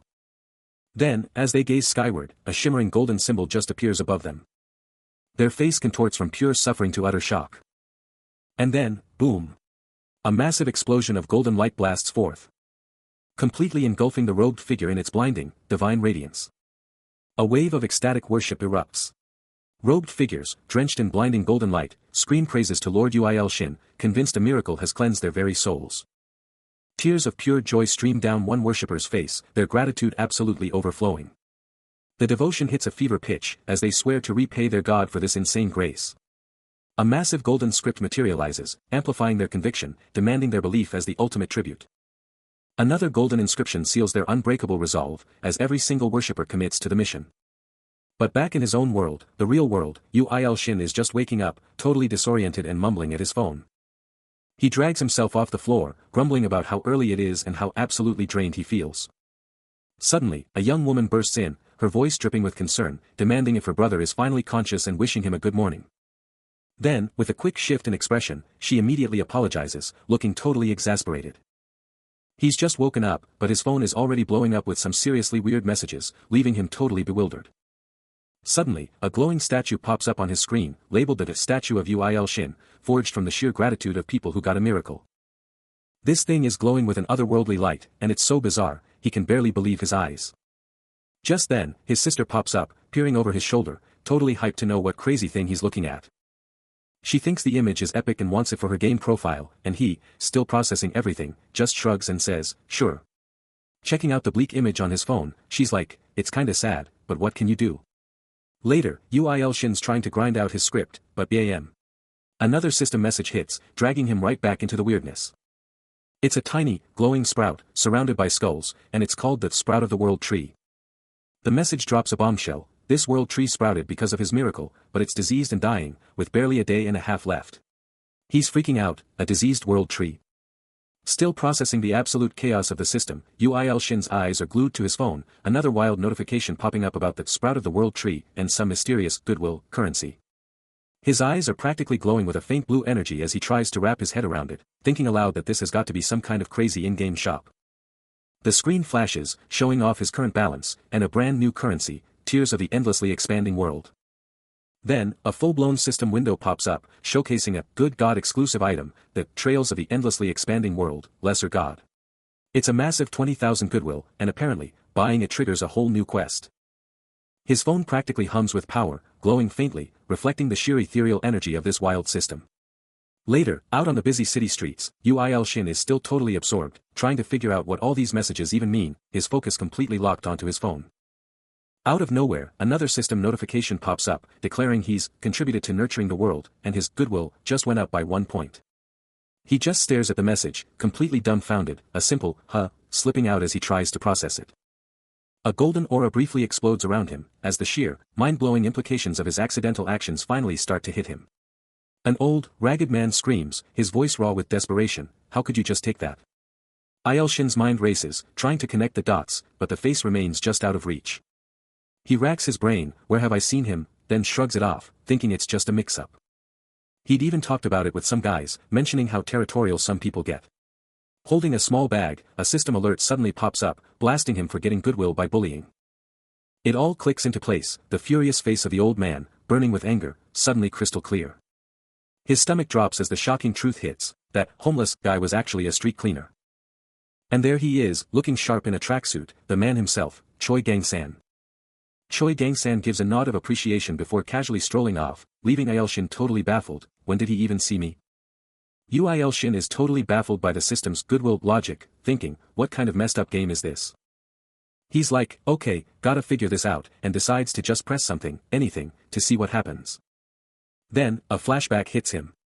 He's back on the street, calling out to some older guy, yelling, "Excuse me, Grandpa." He's holding up a flyer, asking the guy, "If you do this, you'll get tons of goodwill, right?" Little did he know how true that would be. Choi Gang-san, the older man, just cracks up, saying, "Waha. You've got good eyes for a deal," and then asks, "Where did you even come from?" He's still laughing, holding that flyer, shouting, "Good, good. This is way better than before. Ha ha ha." With a booming OH, the old man starts walking off, leaving Uil Shin totally confused. He's still laughing, fading into the distance, but then a chilling thought bubble appears, a monster has appeared. Choi Gang-san is just chilling, back to us, probably deep in thought. Later, he's just chugging from a bottle, a big gulp sound cutting through the silence, face giving nothing away. Then, out of nowhere, he spins around, yelling, "What? Grandpa," as Uil Shin walks up, holding a bag. Meanwhile, Uil Shin is totally absorbed in a newspaper, eyes bugging out as he scans a crazy headline. Later, he's just strolling through a busy street with his sister, chatting it up, totally oblivious to the madness about to drop. Back to Choi Gang-san, a massive OH sound just blasts through the air, making him jump and look around, totally freaked out. His eyes go wide as he finally gets it, a monster just showed up. Uil Shin's sister and her friend are caught off guard by a sudden downpour, but Uil Shin is already zoned out, lost in his own world. Then, out of nowhere, Choi Gang-san barrels in, newspaper in hand, hyping up some miracle of floor as he bumps right into Uil Shin. Without a moment's hesitation, he yanks Uil Shin along, practically dragging him to the guild. Choi Gang-san is absolutely roaring with laughter, totally digging Uil Shin's vibe, even as the younger man struggles to keep up. But just like that, Uil Shin is sent flying, a burst of blue energy erupting around him as he desperately tries to clear up a massive misunderstanding. His face contorts in pure, unadulterated terror. And then, the unthinkable. Choi Gang-san is screaming, free-falling through the sky, with a monstrous, gigantic hand looming in the background. The colossal beast, its shadow engulfing the city, mockingly laughs at Choi Gang-san's plight. Uil Shin's fist tightens, a fierce, unyielding determination burning in his eyes. After his brutal fall, Choi Gang-san slowly turns his head, revealing the monstrous entity before him. He explains his solo presence at the S-rank gate, all other hunters busy with the weekly guild war, leaving him to face this alone. The creature, absolutely massive, looms over the fallen hunter, taunting him for daring to face it alone. It questions the situation, its heavy footsteps shaking the very ground. Calling him a Beelzebub, the monster arrogantly declares him nothing more than a warm-up. But Choi Gang-san's resolve is unbreakable. He glares back, promising to turn the monster into frog legs for dinner. Meanwhile, Uil Sin, still reeling, questions if this chaos is the miracle of floor and can't believe he's seeing this monster again so fast. The monster, now radiating a terrifying red aura, boasts that capturing Choi Gang-san will be its ultimate victory, demanding everyone else clear out. Choi Gang-san, with a fierce, almost annoyed expression, lets out a series of defiant croaking sounds. The colossal monster sneers down, its voice dripping with contempt, but Choi Gang-san, battered and broken, can only muster a guttural croak of defiance. Slammed onto the cracked earth, the monster's voice booms, taunting him to give up after fighting like a fool. With eyes blazing red, it declares his powers are useless, his surrender the only option.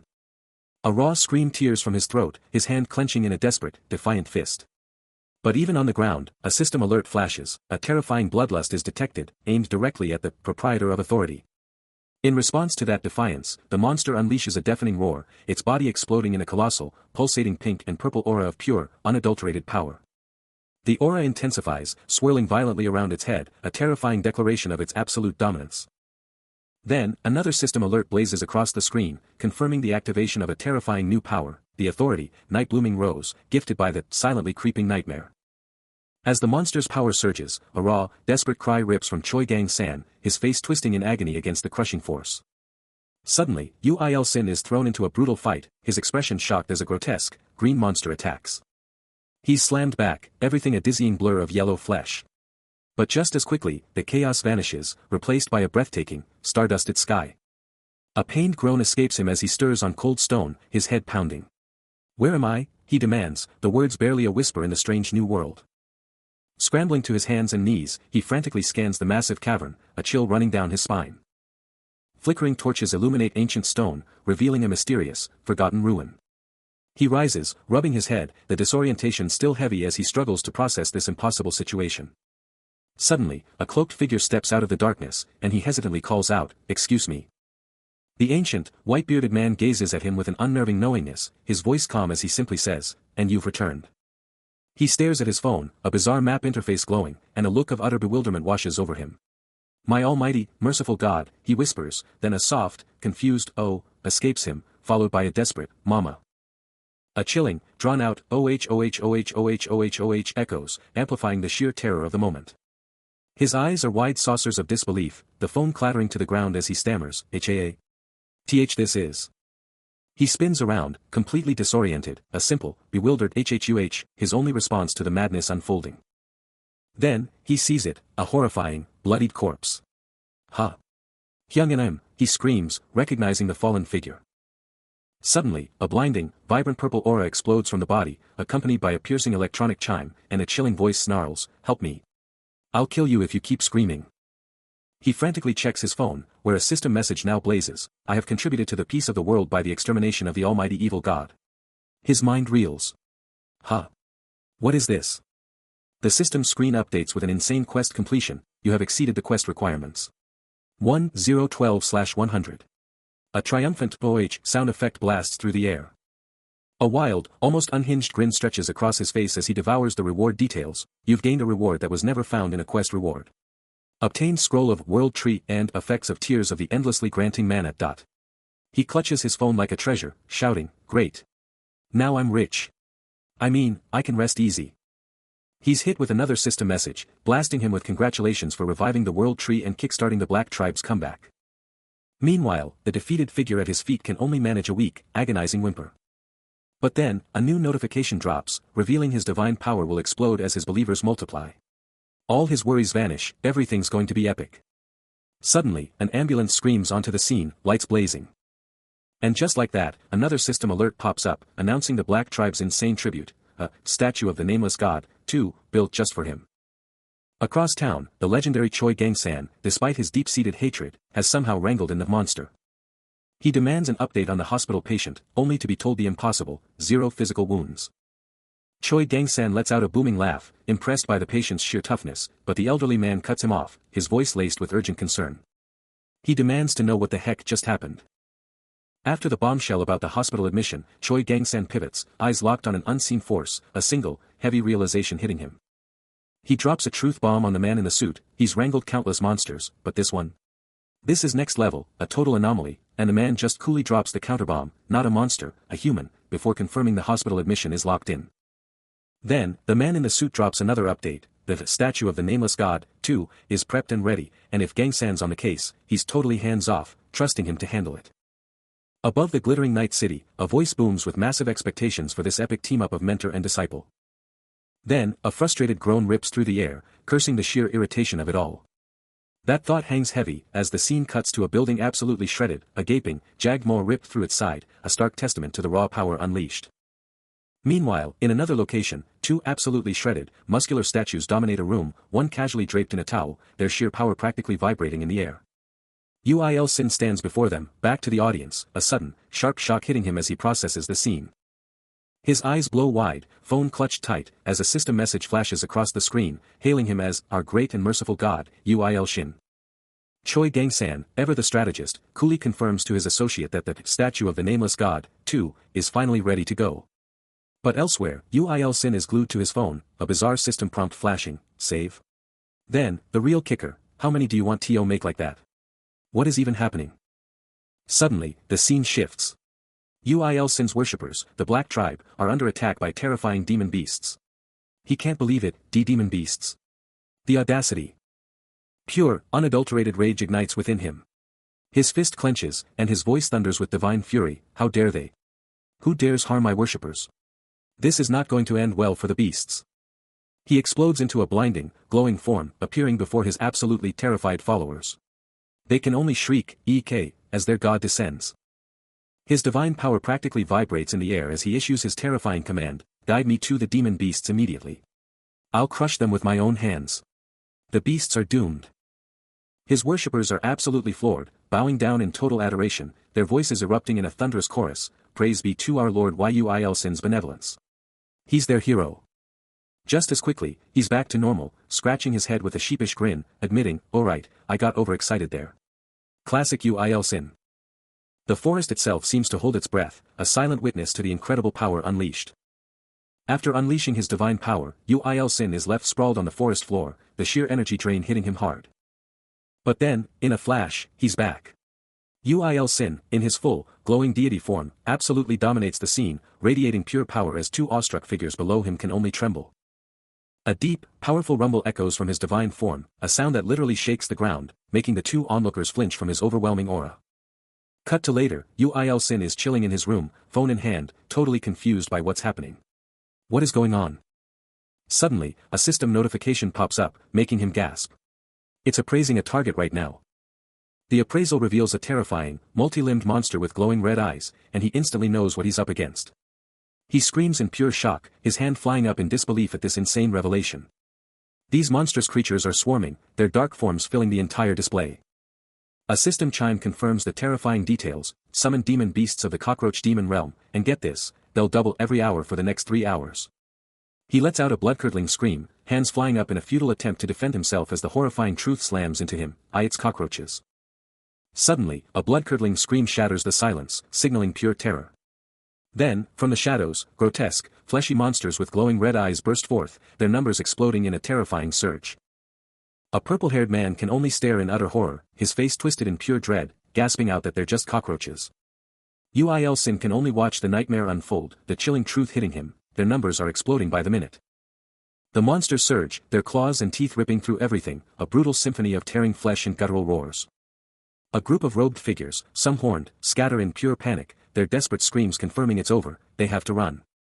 But a figure in gleaming white armor, staff in hand, stands defiant, shouting at them to cut the excuses and remember what they're fighting for. Suddenly, Uil Sin is a solar priest, and a voice is hyping him up as their ultimate protector.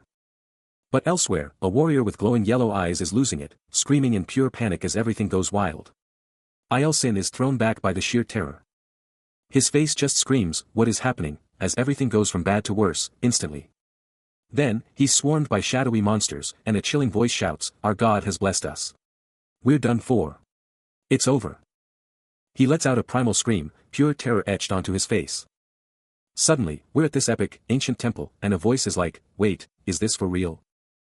Then, a shadowy figure steps out, all menacing, and just says, yeah, your majesty, absolutely no mistake here. The evil god of Orc tribe, eyes blazing red, then drops a bombshell, asking if they've forgotten the last war, and vows to deliver the evil god's corpse to their majesty in just 4 days. The terrifying evil god of the orc tribe, a colossal winged horror, makes a chilling declaration: expect greatness, or face death. Suddenly, in a vast throne room, a lone, desperate messenger bursts in, kneeling before the seated evil god with urgent news. The evil god's single, blazing red eye flares, demanding answers and threatening dire consequences for any trivial interruption. Grand Mage Colonel recoils in terror, his green face twisted in fear, as he struggles to explain the impossible, even after summoning millions of demon beasts and evil spirits. The cruel and brutal evil god had unleashed an even greater, silent fury. Meanwhile, a mysterious cloaked figure glides through the shadows. Picking up incredible speed, they race through the ancient halls. Traversing a breathtaking city of floating islands, they push towards an unknown, critical objective. Total devastation. The world around him is just gone, a wasteland of shattered earth and choking dust, the air heavy with the stench of pure destruction. He's gasping, struggling to breathe, and Ul Sin is suddenly in this terrifying new reality, one word screaming in his head: enemy. His chest is heaving, every breath a struggle, the sheer shock of it all still hitting him like a truck. He's back in some kind of shelter, but his phone is screaming the truth: there's still one alive here, and a chilling reminder of those emergency supply packages he grabbed. A terrifying overhead shot shows a literal swarm of smaller creatures, all heading straight for one massive monstrosity, confirming the nightmare he's in. He's desperate to get out, blasting away on a makeshift ride, but a snarling beast cuts him off, its terrifying shriek matching his own desperate thought: I've got to get out of here. But then, in the middle of all this madness, his eyes lock onto a tiny, cloaked figure, just standing there, watching him. Its eyes blaze with an eerie blue glow as it speaks, its words broken but chillingly clear, revealing a terrifying secret: because he is powerful beasts have. A tidal wave of realization slams into Ul Sin, his phone still gripped tight as he lets out a scream of pure, unadulterated shock. The mysterious cloaked figure watches the monstrous entity that just ripped through Ul Sin's vision, a primal roar tearing through the air. Pleading for belief, the figure extends a hand, a shocking truth suddenly clicking into place. Back in his sanctuary, Ul Sin struggles to regain his composure, but his phone blazes with a shocking system alert: he's qualified for a new unique authority. The system offers a monumental choice: claim the rejuvenating flame of the body as his new power, and he can't help but wonder if this is yet another ability meant only for him. Then, his screen flashes a cryptic definition of a god author, a being forged from luck, fear, and sheer achievement, immediately followed by a sinister, almost hunger-filled question about consuming to become one. It's unsettling, yet eerily familiar. He vehemently shakes his head, torn between curiosity and caution about this new power, then abruptly turns his back on the glowing device. A frustrated groan escapes him as he snatches up his phone again, completely lost on what to do next. His eyes practically pop out of his head in utter shock, a silent, horrified gasp caught in his throat as he glares at the screen. A chat message from the infamous Almighty Manager Bastard pops up, demanding an immediate meeting, sending a lightning bolt of pure shock straight through him. Totally swamped by the system's crazy demands, he just wants a break, burying his face in his hands. But then, a voice he knows all too well just cuts right through his thoughts, snapping him back to reality. He snaps his head up, totally shocked, as the guy across the table just lunges forward. His manager's words just hit him like a truck, and he's like, wait, he's calling me Mr. Author. Choi Gang-san is getting seriously fed up, demanding to know why his face is moving in slow motion, while Ul Sin can barely get a word out. Suddenly, the manager just explodes, standing up and yelling, ripping into him for being lazy and causing so much trouble. Choi Gang-san keeps on ranting, complaining about all the overtime he pulls because of his Almighty Author Bastard, and Ul Sin's jaw just drops at the familiar title.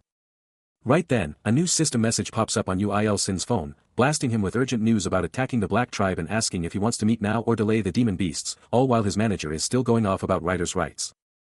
Spotting him glued to his phone, Choi Gang-san just loses it, yelling, "Are you seriously playing games right now?" Ul Sin's face twists in a grimace, his phone blaring an urgent system message: attack the Black Tribe. Meeting at 10 a.m. Demon beasts postponed. The stakes are rising. As he contemplates his next move on the screen, his manager, Choi Gang-san, explodes, accusing him of slacking off and playing games. But far away, under a colossal, glowing full moon, a sinister energy begins to coalesce across a desolate, ethereal realm. Then, a monstrous, spiky silhouette with blazing red eyes unleashes a deafening roar, radiating pure, unadulterated dark power. Before this terrifying entity, shadowy, robed figures bow in absolute reverence, one of them exclaiming, "Praise the miracle our Lord has granted. He's returned, my brethren." The demon beast of disaster looms even larger, its demonic form now fully revealed, bathed in the chilling light of a colossal, blood-red moon, pink energy swirling menacingly.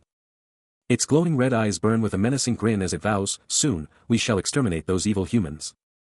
Then, a system message pops up, confirming the successful elimination of the God of Destruction, S familiar, Demon Beast of Disaster, and a massive 300 million gold coin reward. Back in the mundane world, the quiet, empty city streets settle into the twilight, a stark contrast to the epic battle that just concluded. He's glued to his phone, a system message popping up, and he can't help but let out a frustrated groan. What's the play here? He figures he's gotta tap something, right? Ding! A new notification flashes, endlessly granting abundance, is impressed with him, and they're dropping a special reward. The system confirms he's got special reward privileges, and endlessly granting abundance, is footing the bill. His mind races, could this mean free artifacts? Ding! The system declares Sin has chosen an authority. It's the endlessly granting abundance authority, level 1, letting him buy from their store, but the price tag? A mind-blowing 1 quintillion gold. Right after that, another system message pops up, declaring his status is totally inadequate to unleash the full power of creation of heaven and earth. And just as the city glows beneath him, one last notification hits, God of Hunters, level 999, has affirmed one of his actions and is dropping a special reward for his status. The world is undergoing a partial reformation. A chilling warning flashing across the digital realm. Suddenly, a bare foot steps onto a tiled floor. Bathed in an ominous, warm glow as Song Miri, towel-clad, stares up in utter disbelief, her sister demanding answers about her late-night antics. Miri can only gasp about the sky. Her sister's concern growing as a cracked smartphone on the floor emits a faint, eerie light, and a voice screams out in pure confusion. A massive crowd gathers, their faces twisted with fear. While in another location, a man in a suit grimly declares, "It's finally happened." And across town, a red-haired man stops dead in his tracks, his sharp gaze fixed on the unfolding spectacle above.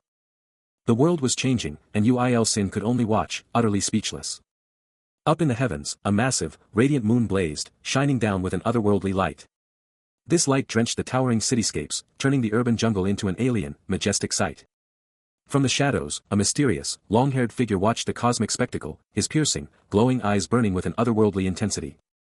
Meanwhile, an intense, authoritative figure was already strategizing, grumbling about the Thunder Empress and how even the lowliest monsters were now fodder for unranked hunters. He stood before his team, getting the green light, his presence radiating absolute control. And in yet another corner of the world, a ripped, long-haired warrior roared that the time was now, it was his moment to strike. Everywhere, hands stretched out to the glowing orb, a desperate reach for something more. The enigmatic long-haired observer, his eyes now blazing purple, coolly proposed upping the lamb count to 2,000, and got a chilling understood in return. The mysterious observer, now absolutely crackling with raw purple power, lets out a desperate, almost frantic plea, begging for just a little more time. He makes a chilling vow, this lowly servant will absolutely fulfill the divine desire, bringing forth this new world without a single failure. All while 2 colossal moons dominate the cosmic canvas, a silent, awe-inspiring promise of salvation. Houston is freaking out. Experimental MTS-2 is reporting a total lockdown, unable to breach this bizarre green zone. But wait, what's that? A massive, glowing green orb, the very source of the zone, is hurtling down from space, bearing down on the planet like a cosmic threat. The orb's surface is a maelstrom of raw, untamed energy, a truly terrifying display of cosmic might. The orb is plummeting fast, and the voices from MTS-2 are screaming, "What the?" as chaos erupts, their frantic questions swallowed by the impending disaster. Then, boom! The green orb slams into the ground, triggering a cataclysmic explosion that rips through the landscape. Fast forward 20 days, and the news is blowing up. They're calling it the second moon, and everyone is absolutely stunned, its eerie green light now a permanent fixture above our cities. This gate that just popped up overnight is a total mystery, glowing gold at night and green by day, and get this, experts are saying it could literally blow up at any second. And the response? The Korean Hunter Association is calling an emergency press conference, bringing together governments and hunter associations from every single country to figure this out. Sin hits the ground, head pounding, body screaming. He's absolutely done, pushed to his limits by the brutal training. But nearby, Sung Miri, a total beast, just crushed 500 laps and is still ready for more. He can only marvel at her insane stamina. He challenges her, asking if she's ready for kicking practice and if Biko's team really took first place, and she's all smiles, confirming it. But his focus snaps, red, glowing chains erupting around him, his mind set on one thing, getting stronger, and fast. Back on the field, he tells Sung Miri to hold still, prepping for the next brutal drill, and she's hyped, ready to go. Then, a system notification blasts through, the unique authority of the Eye of the Blind God has just been activated. Right after, another message pops up, stating it's evaluating the target's state of mind. Sin, now sparking with yellow electricity, actually finds this whole bizarre situation amusing, calling it a bit cute.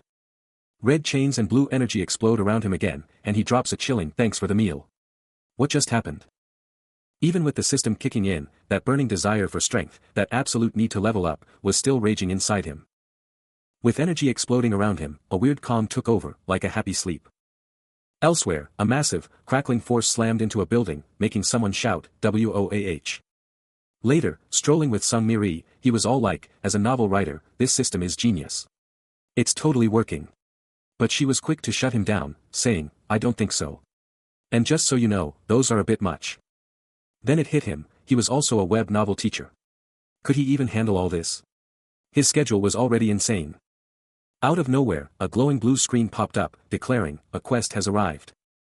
Later, glued to his phone, he was brainstorming character names. Saintess just wasn't cutting it, she needed a real name. He kept racking his brain, Windong. Or maybe Baeksuk. The frustration was real as he finally admitted, "You're terrible at naming characters." He lets out a massive groan, the system still messing with his head. But then, a wild idea hits him, and he grins, declaring his new character's name, "Yeah. Since she's an anti, I'll go with anti. How's that?" Little does he know, his choice sends shockwaves through the system, making a blue-skinned monster freak out, screaming in pure terror. While hordes of other shadowy monsters beg for their lives, desperate for someone to save them. Meanwhile, back in the real world, he's staring at his phone, a tiny blue monster now on the screen, totally confused. "Hold up. How do I ditch this thing? Oh my god, it's a quest." Fast forward, he's back in his own hood, chilling, thinking, "Yeah, home is definitely where it's at." He walks into his super clean kitchen, feeling totally zen, thinking all the repairs are done, but then, bam. Another system alert totally ruins his vibe. His phone lights up with a new quest, Demon Beast of Disaster, in an abandoned mine, defeat or die. He yells, "Shut up. I thought I already squashed one of these things." Boom. The system just dropped a bombshell. The Gayami race is evolving, Cockroach's EXP is converted, and UIL Sin just leveled up twice. What even is this game? And just like that, a new message pops up, declaring, "Civilization Revival activated."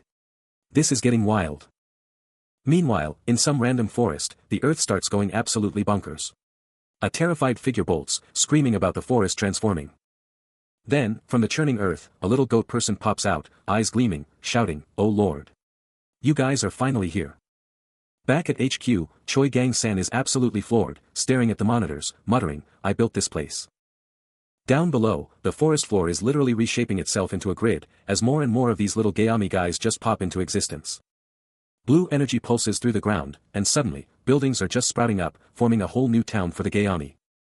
The settlement is basically built in seconds, with buildings and a plaza, and Choi Gang-san is just blown away, realizing these Gayami can now train and defend themselves. Sung Miri is absolutely speechless next to him, as Choi Gang-san beams, "Can you believe this? Lord Uil Shin did all of this. He's seriously incredible, right?" Uil Sin is absolutely captivated, witnessing the Gayami settlement explode with life, their fervent chants echoing his name as their protector. He can't help but notice their insane evolution, transforming into the legendary Gayami, all thanks to his unbelievable power. Then, it hits him like a truck, Gayami literally means, ants, in ancient tongue. He can't help but laugh, totally engrossed by their insane progress, then decides it's time to check what's next on his system. He whips out his phone, curious about his skill's hidden functions, but then a terrifying system alert flashes, Demon Beast of Disaster, Flower of Wrath. A monster with a survival rate so low it's practically zero. Out of nowhere, a colossal, skeletal horror with blazing red eyes bursts from the earth, its sheer terror announced by an ear-splitting shriek. He gapes at the nightmarish beast, utterly stunned, demanding to know what the heck he's looking at. His phone screen delivers the horrifying truth, the Gayami were born from the Flower of Wrath itself, and now it's unleashing blood-sucking monsters, rats, and wild dogs. A system prompt flashes, demanding a choice, obliterate the wall or block the entrance. The stakes are instantly high.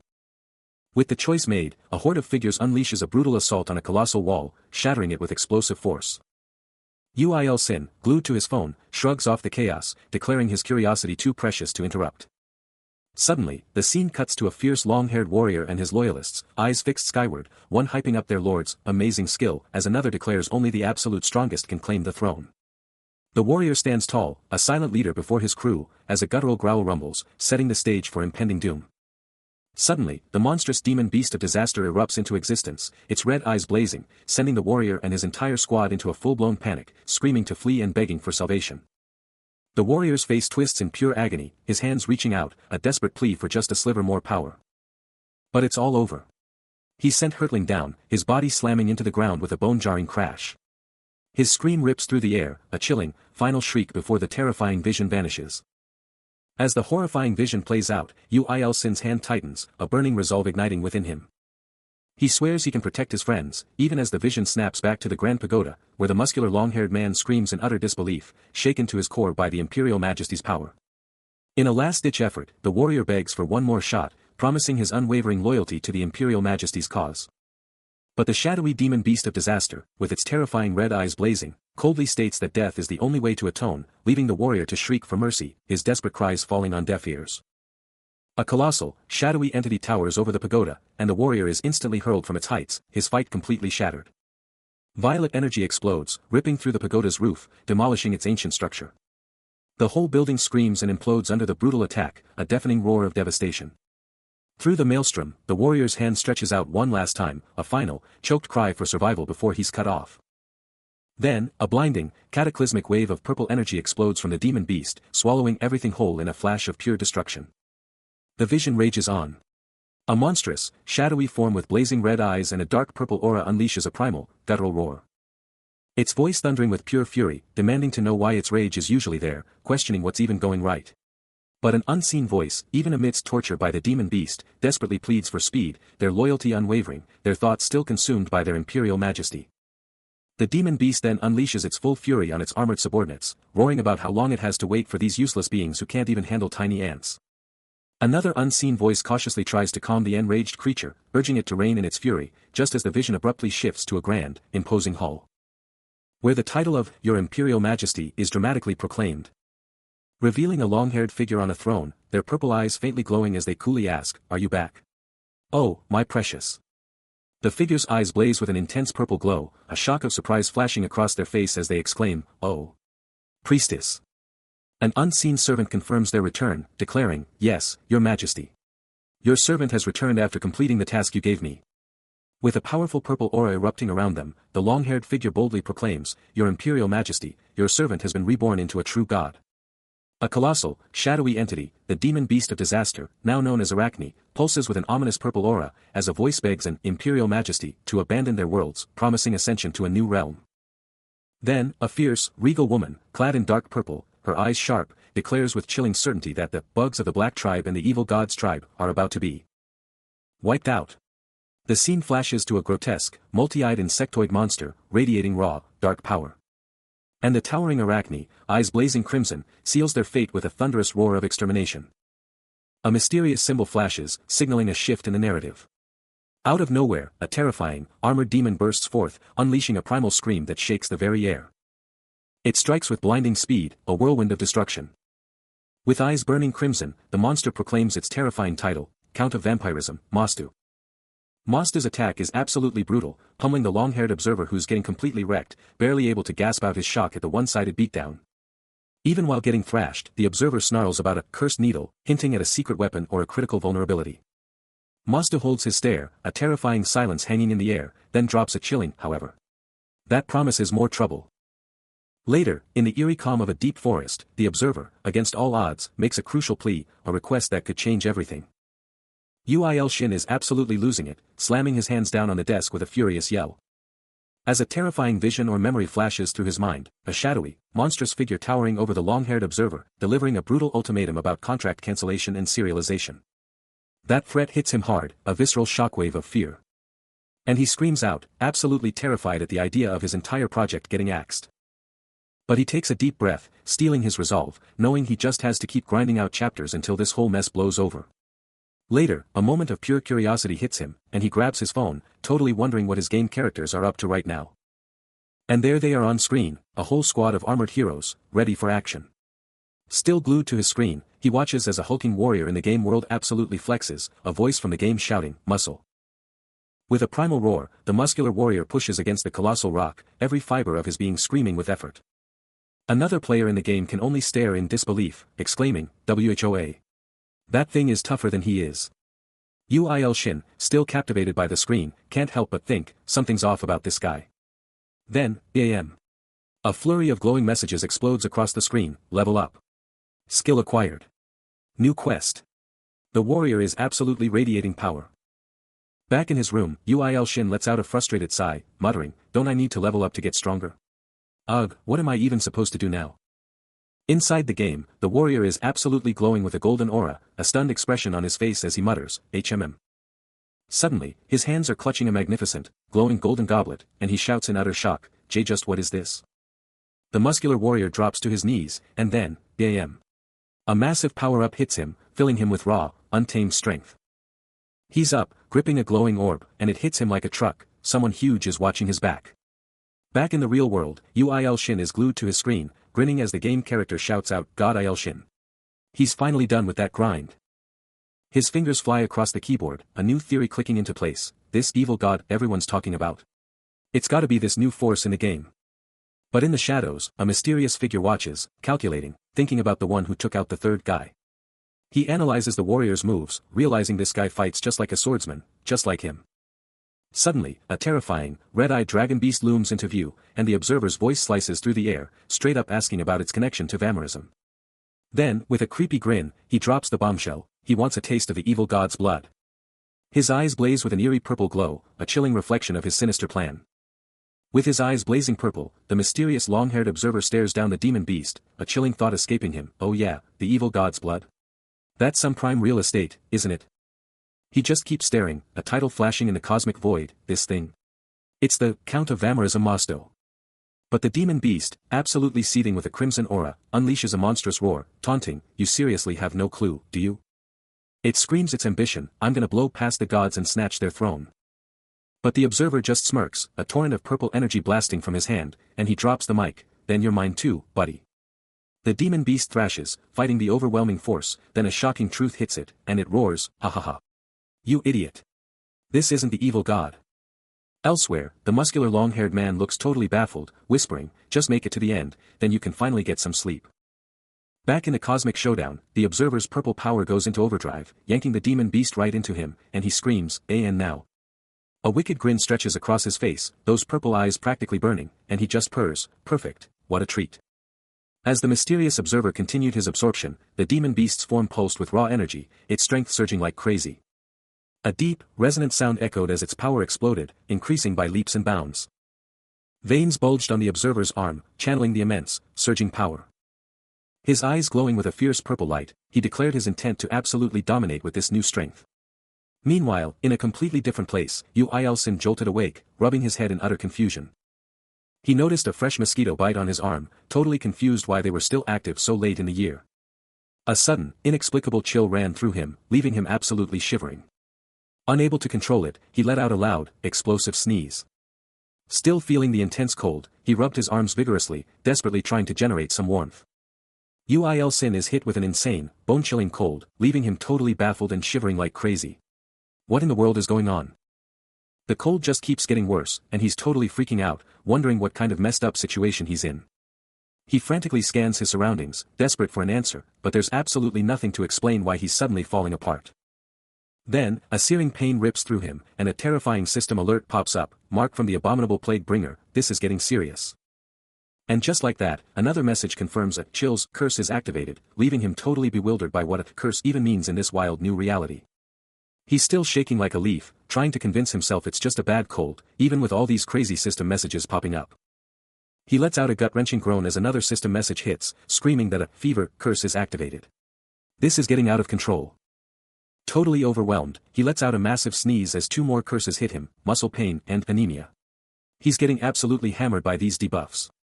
He collapses into a crouch, totally freaking out, realizing how dire his situation is, and knows he's gotta hit up the shop ASAP to find a cure for this curse fest. Uil Shin is thrown into an impossible quest, a system demanding he save 100 lives just to survive, with the odds stacked against him. The sheer impossibility of the task crushes him, a frustrated groan escaping his lips as he struggles against the system's brutal demands. Meanwhile, two terrified civilians desperately cling to each other, one begging for salvation, utterly overwhelmed by the brutal chaos. Then, a mysterious figure in a sleek helmet and goggles explodes onto the scene, blue lightning crackling around her as she gears up for an epic battle amidst the destruction. With an explosive surge, she unleashes a devastating electrical attack, the very air around her crackling with raw power.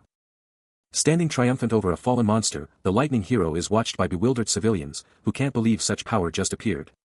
But across town, a sinister smile spreads across another's face, his red eyes blazing as he reveals his own system connection, while Uil Sin, in a moment of pure dread, wonders if he's dealing with a total psychopath. The lightning girl stays locked in, her blue energy still surging, ready for anything. Then, a sudden realization hits her, her eyes snapping wide in shock as she senses something totally unexpected. Suddenly, a new face emerges, a young man in a purple hoodie, completely stunned as a civilian screams for his help, shouting "Brother," while another voice demands, "Teacher, what are you even doing here?" He stares at the strange, glowing lines beneath his feet, a moment of confusion before he can only manage, "Me." High above the city, a desperate cry rips through the air, begging for help. Below, a sinister system user, his red eyes blazing with pure malevolence, watches as a terrified man and woman stare up in horror, the man screaming, "What the hell is happening?" Meanwhile, the lightning girl, her blue eyes crackling with fierce determination, glares upward, her expression grim as she demands, "What the hell is happening?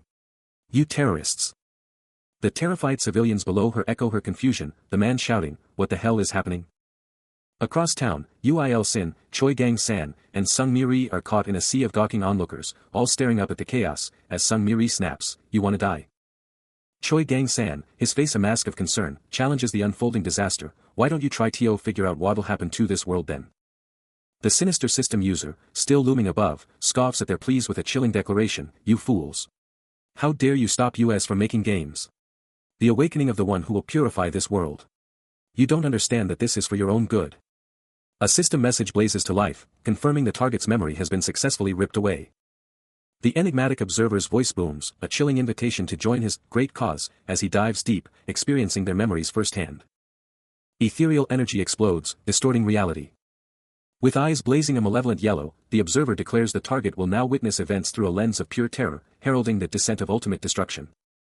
A hand reaches out, his face twisted in dark satisfaction, as he confesses his plan to orchestrate countless sacrifices. Elsewhere, a hulking, long-haired warrior stands, his face etched with confusion, as the observer's voice cuts through, demanding if he can succeed, calling him Kim Tae-beom. The observer, now known as Sir Apostle, declares Kim Tae-beom his warrior, and receives an instant, unwavering affirmation. A chilling smirk spreads across Sir Apostle's face, a dark chuckle echoing from his throat. The ethereal energy surges again, as he contemplates the thrilling idea of slowly twisting Kim Tae-beom's very memories. Uil Sin is totally freaking out, wondering why everyone's eyes are glued to him. But then, Sir Apostle's eyes blaze with a terrifying purple glow, and he screams out his devotion to the god of destruction. His hand starts to pulse with that same dark, terrifying energy, power just building up. Uil Sin sees the danger exploding around him, and he knows he has to move now to shut it down. Then, out of nowhere, Kim Tae-beom blasts a blinding golden energy from his finger, a devastating attack just exploding. The sheer power of that move is insane, creating a massive, crushing blow. Golden lightning just explodes around his finger, the energy blast is relentless. This insane move is called the index finger. Sir Apostle just watches the whole thing unfold, then bursts into a crazy, evil laugh, his victory screams echoing everywhere.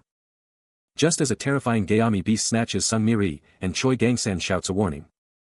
A blinding, explosive surge of electric blue lightning erupts from nowhere, slamming into the monster. Uil Sin's jaw drops, utterly stunned by the sudden, overwhelming power unleashed. The beast lets out a deafening roar of pure agony, its entire body violently spasming as the raw electrical force tears through it. A horrifying, drawn-out shriek escapes its maw as the lightning continues its brutal, relentless assault. Then, a powerful figure unleashes a devastating, concentrated bolt of pure, crackling energy. Delivering a final, crushing blow that makes the creature convulse one last time with a pained gasp. The monstrous Gayami crashes to the ground, utterly defeated, as the lightning fades, leaving the mysterious hero standing triumphant. She then coolly turns to Uil Sin, declaring the terrorist down, before questioning his very presence. Just as he catches his breath, a dark energy swirls around him, and Uil Sin feels a chilling presence. Suddenly, a terrifying, shadowy monster with blazing red eyes lunges forward, roaring, "It's time for you to die." He screams, a vile green light erupting from his head, as pure torment twists his features. A terrifying system message blares, confirming the activation of a necrosis curse. Uil Sin collapses, the curse taking hold, and Choi Gang-san frantically shakes him, screaming, "Teacher! Teacher! Are you alright? Please wake up." The eerie green light still pulses, as his worried allies desperately try to reach him. Meanwhile, in a desolate, shadowy dimension, a terrifying sorceress with blazing yellow eyes kneels, her voice dripping with devotion, "Oh, beautiful mistress." Turning to a stoic, long-haired figure, she declares with chilling fervor, "Just give me the word, and I'll annihilate all creation." He coolly responds, "Patience." The plague god remains still. Her voice rising with a hint of fear and excitement, "But if this is the plague emperor?" A sinister green-skinned sorceress, eyes blazing yellow, watches a shadowy entity, declaring the plague bringer is absolutely vile and tenacious. The monstrous plague bringer, a shadowy titan with burning purple eyes, echoes her sentiment, vowing it will never let go of its prey once it strikes.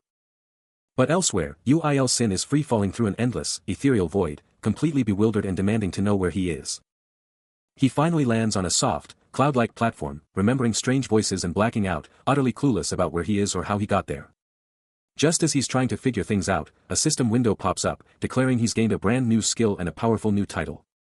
The sorceress's voice booms again, revealing that even after her curse, the plague bringer, now a terrifying insectoid beast with glowing red eyes, still wields its immense power.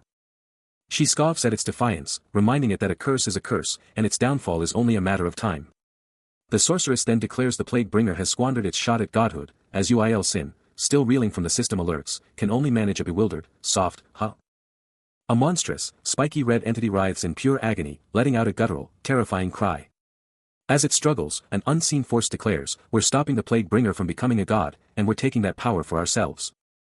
Then, a system notification blares, dropping a new quest, "Save others if you want to live." Sick 1. If you want to live, use that desperation to save 100 people. But get this, the counter is already at an insane 1,238 people saved. Just as the system confirms his epic success, Uil Sin groggily wakes up, his eyes meeting Sung Miri's worried gaze. She asks if he's okay, but he's too out of it to respond properly. He wonders if it was all just a dream, but another system message pops up, declaring, "Honey is very pleased with your good deeds and that a healing potion is kicking in, boosting his goodness skill to level 2. Sung Miri calls out to him again, and he just manages a dazed, "Ah, yes." Before realizing he's got foam at his mouth, totally bewildered. Then, a moment later, he shouts in pure shock, his body is completely healed. He can't believe it, is this the power of the potion? One last system message pops up, dropping a bombshell, some of his divine power has actually seeped into him. Meanwhile, Sung Miri, the legendary Thunder Empress, is getting mobbed for autographs, with someone even calling her Uni and hyping her up. She then turns to him, totally impressed, and says, "Seriously, how did a teacher like you get so much courage?" Meanwhile, a powerful figure with flowing hair is on the line, cutting off the conversation with a sharp, "Call you later." He's surrounded by his crew in a massive chamber, his focus already locked onto the next move. A hushed voice confirms the tension, the boss is fuming. Seriously, he's not happy. His eyes narrow with cold certainty, Tabium blew it. He's absolutely done for. He pivots to a woman with piercing yellow eyes, vowing, as an apology, "I'll personally make sure you get what's coming next time." The apostle, unfazed, lays down her terms, "You've got 3 days, guild leader." The guild leader, flexing his raw power, sneers, "You seriously think you can take him in 3 days? Apostle, you clearly underestimate that guy." A frustrated sigh escapes him, "Ha. This is exactly why you weaklings never earn our god's favor." His gaze drops, a mix of contempt and grudging respect in his voice, "Can't you see how incredibly valuable that man is? He's a dazzling sun among these pathetic insects." The guild leader, absolutely radiating with a powerful purple aura, extended a massive hand.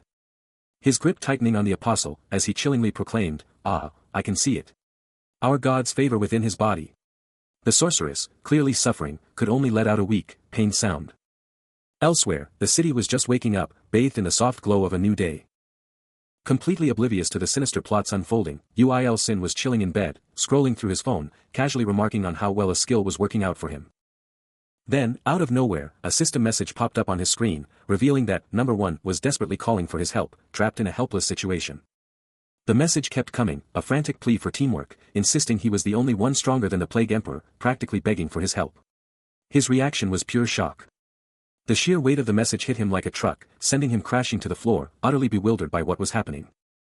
Still gripping his phone, he slowly pulled himself together, his brain working overtime to make sense of the insane demand.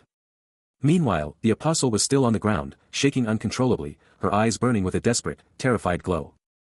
The world around him blurs into an indistinct haze. As the warrior steels his resolve, knowing that to protect his tribe, he must gain the power of Warcore by attempting the trial. He approaches a shimmering gateway. His face etched with fierce determination, a powerful resolve burning in his eyes. Stepping forward, the challenger, number 1, declares his intent to attempt the warrior's trial, a challenge bestowed by the goddess. He passes through the glowing archway, entering the first floor of the trial, which now reveals itself as a grand staircase leading to the second floor. His trial begins now, and he starts his ascent, ready for anything. Boom!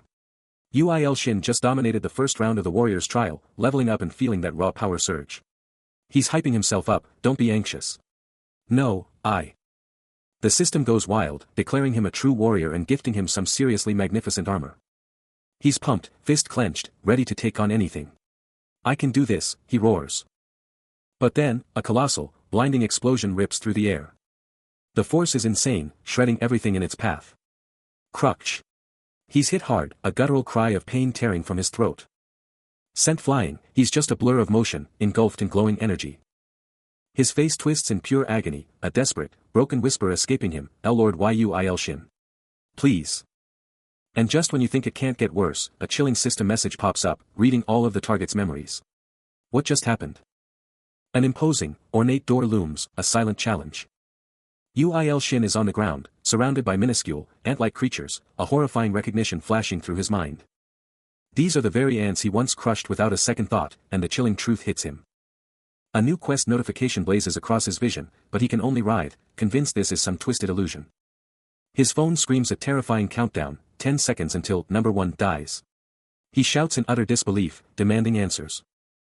The system demands a choice, feed the protection of the growth god to number 1, with the no option glaringly highlighted. 8 seconds left, and his frantic attempts are useless.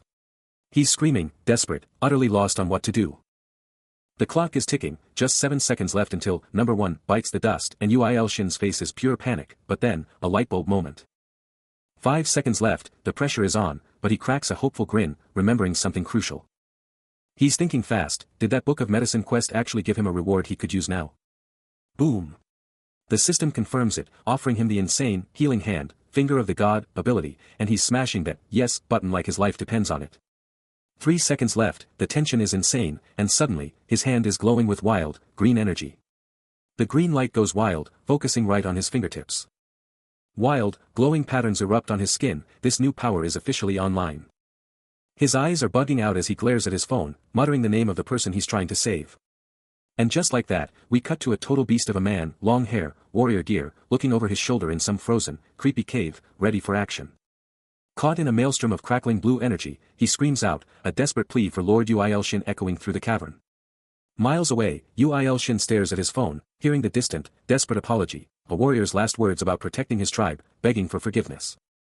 With the countdown ticking down to 0, Uil Shin's gaze is locked on the screen, his hand reaching out, desperately commanding the threat to vanish, to get out of there now. But in the cavern, the muscular man is still trapped, still engulfed in that terrifying blue energy, desperately pounding against an unseen wall, screaming, why isn't it opening? Then, a chilling system message flashes across Uil Shin's screen, the Tower of Warriors has been closed for 19,321 years. You are unable to exit until the waiting room is cleared. He's stunned, the gravity of the situation hitting him hard. The countdown relentlessly ticks, and a desperate voice from the cavern cuts through the silence once more, a final, pleading call to Lord Uil Shin. Just when things couldn't get worse, another system message pops up, you've received an offer from the Eternal Truth Seeker. Uil Shin groans, knowing exactly who it is, cursing the scammer, but admitting he's powerless to stop it. A small, wry chuckle escapes him as he questions the unseen presence, demanding to know who's there. Then, with a fierce resolve, Uil Shin fires off a message to the trapped warrior, commanding number 1 to drink something and promising, I'll be right back. Trapped and bandaged, the muscular man receives the message, a grim understanding dawning on him. Across town, Uil Shin is on the move, phone in hand, a system message flashing, the muscular man isn't his target, but he's the key to this whole mess. He's on his way, no time to waste. But then, a voice cuts through the noise, stopping him dead in his tracks, asking the one question he didn't expect, are you Hunter Uil Shin? A powerful figure emerges, eyes blazing with an inner light. It's Kim Taemin, the legendary head of the Golden Dragon Guild. He's here to meet Uil Shin, and it's a big deal. Uil Shin, totally blindsided, tries to set the record straight, I'm no hunter. But Kim Taemin isn't buying it, his intense stare piercing through Uil Shin, declaring that he's about to become a hunter and demanding a short talk. Caught off guard and with no real escape, Uil Shin can only nod, a bewildered yes escaping his lips. Back in the dungeon, a heavy thud echoes as the muscular man's bandaged leg slams down, his brutal training pushing him to the limit. He's glowing with a fierce golden aura, ready for round 2. His challenge rings out, all right. Shall we do it once more? Deep within the cavern's fiery depths, the muscular man descends a winding staircase. His face contorted in fierce concentration as a brilliant golden aura erupts around him. He prepares to unleash a devastating blow against a colossal, dark boulder. His entire being coiled with raw, explosive power. And with a primal roar, he unleashes his glowing golden fist in a thunderous impact. The impact is cataclysmic, obliterating the massive stone into countless, glittering fragments. As golden energy explodes outwards in a blinding flash. He stands triumphant amidst the debris, his fist still crackling with power, a silent testament to his overwhelming strength. A system message flashes, confirming his absolute victory. Challenger No.1 has cleared the trial of the boulder. After a system message confirms his epic reward for conquering the first floor of the Tower of Warriors, Yu-Il-Sin faces off against Kim Taemin, who's holding some serious paperwork, dropping the bombshell that Challenger No. 1 is cleared for the second floor, the Trial of the Wind. Taemin, looking totally baffled, tries to talk him out of it, insisting he's been out of the game too long and can't pull it off, then asks if there's a problem. The mind-blowing figure, 300 million, hits Yu-Il-Sin like a truck, dropping him to his knees as his past flashes before his eyes, endless manuscript grind, a jerk manager, and now, this insane payout. He springs up, eyes blazing with a wild dream, picturing an endless feast, fried rice, beef, noodles, even top-tier Korean beef, anything his heart craves. His mind races, dreaming of showering his beloved niece, Song-Yun, with gifts, and raking in monster byproducts and bounties at an insane 7-3 split. Kim Taemin grins, laying on the charm, promising the rest of the cash will be smartly invested, practically guaranteeing him a beautiful wife. But his face snaps serious, and he barks, Il-Shin, are you even paying attention? Snapping back to reality, Yu-Il-Sin shakes his head, realizing he had been completely lost in a daydream about the money. As Kim Taemin's gaze intensifies, a system message appears, appraising the guild leader, who then looks up in surprise, his eyes widening slightly. The appraisal reveals Kim Taemin to be a human male, 34 years old, and, more disturbingly, an acolyte of the God of Destruction. A faint purple aura emanates from Kim Taemin as he calmly explains the contract's binding nature, while Yu-Il-Sin's mind reels at the mention of a subordinate of the God of Destruction. A blue glow briefly surrounds Yu-Il-Sin as the terrifying implication dawns on him, the 300 million won was meant to be his exit fee from this world. Kim Taemin simply watches him, a silent question hanging in the air. A panicked red aura flares around Yu-Il-Sin as he desperately tries to backtrack, claiming he's suddenly too busy to continue the discussion. Kim Taemin's expression remains stern, his question cutting through the flimsy excuse. He wants to know if Yu-Il-Sin dislikes their offer. With a flustered denial, Yu-Il-Sin turns and bolts, his thoughts consumed by the realization that he's not just writing for money anymore, but for his very survival. Yu-Il-Sin, scrambling to cover his tracks, quickly apologizes for his outburst, trying to defuse the tension with the intimidating figure. But Kim Taemin isn't letting up, coolly reminding him that for an acolyte of the God of Destruction, death fee is just part of the job. Yu-Il-Sin gulps, forcing a fake agreement, but his panic is practically screaming. Then, a desperate escape plan hits him. Clutching his gut, he asks for a quick bathroom break, hoping to buy some time. Kim Taemin, with a chillingly calm smile, tells him he'll be waiting right there. Trapped in the bathroom stall, Yu-Il-Sin's brain goes into overdrive, desperately trying to figure out who this guy really is, flashing back to that ominous appraisal. His face is a mask of pure dread and confusion. He pulls up a system screen, and there it is, Kim Taemin, acolyte of the God of Destruction, a title he's held for 34 years, with a special ability, death fee. The horrifying truth slams into him, he's totally screwed. The chilling truth hits hard, that death fee isn't some cash payment, it's a sacrifice to the God of Destruction itself, collected by a grotesque, decaying hand. He's scrambling for an escape, frantically wondering if the police or even the Hunter Association could save him now. But before he can even dial, a brutal, unseen force slams into him, obliterating the wall in a shower of debris. From the swirling dust, eyes blazing with an eerie blue glow, Kim Taemin appears, his voice a chilling demand, whom are you trying to call? Towering over the crumpled figure, his menacing presence crushes any hope as he speaks his name. Pinned to the ground, eyes wide with pure terror, he can only gasp, the chilling reality of his predicament sinking in. The intense interrogator leans in, pushing for answers about who he's calling. Yu-Il-Sin stutters, trying to buy time, insisting he needs to call his publisher for something urgent. A desperate plea twists his features. But the interrogator's patience explodes, and a sudden, unseen force slams into the ground right next to him. Red energy crackling violently, engulfing him. Dark, ethereal chains erupt from the ground, binding his limbs in an instant. A sharp cry of pain rips from his throat. as he's violently thrown back by an explosive burst of orange energy, screaming in agony. Still reeling from the previous assault, Ul Sin was down, crumpled on the ground, a pained groan escaping his lips as the dust settled around him. Standing over him, Kim Taemin's hand began to glow with ominous power, his voice cutting through the air with a chilling declaration: he'd just knock him out first, then take him away. Before Ul Sin could even react, an unseen force seized him, lifting his body into the air and contorting it violently amidst crackling purple energy. Then, with a sickening crunch, he was slammed back down onto the hard floor, the impact echoing with his desperate cries. His face contorted in agony, the purple energy still clinging to him, as Kim Taemin's voice, devoid of sympathy, asked if it hurt, wondering why he hadn't simply agreed. With a cold, calculating gaze, Kim Taemin assured him that if he were able to sleep, he'd do so for some time without feeling any pain. Overwhelmed by the relentless assault, a single tear welled in Ul Sin's eye, a silent testament to his suffering. A system notification blares, dropping an urgent quest to save the next believer, and Ul Sin is absolutely floored, staring at his phone, wondering what kind of crazy game this is. Then, another notification drops the bombshell: save Song Miri, the Earth Branch's first believer, from death, with a sweet reward of Song Miri's faith plus 100, and he's absolutely stunned, realizing someone's life is on the line. Suddenly, Kim Taemin's voice slices through the tension, giving him props for holding on, but then dropping a bombshell: if those believers bite the dust, his own power source goes with them. A choked sound escapes him as he instantly grasps the terrifying implications, knowing he's gotta move fast to keep his power from vanishing. Because for the Almighty One, there's only one God. The muscular man, number 1, is absolutely locked in, a fierce resolve burning in his eyes as he prepares for a major move. A powerful blue aura explodes around him as he shouts, "I offer my muscles to you." He's practically begging, the blue energy surging as he demands, "Please. May I prove my loyalty?" Ul Sin is absolutely floored, his eyes wide as a system notification pops up, revealing a new shared skill from Gayami Clan's number 1. The muscular man's entire torso lights up with raw power, his steel body skill activating.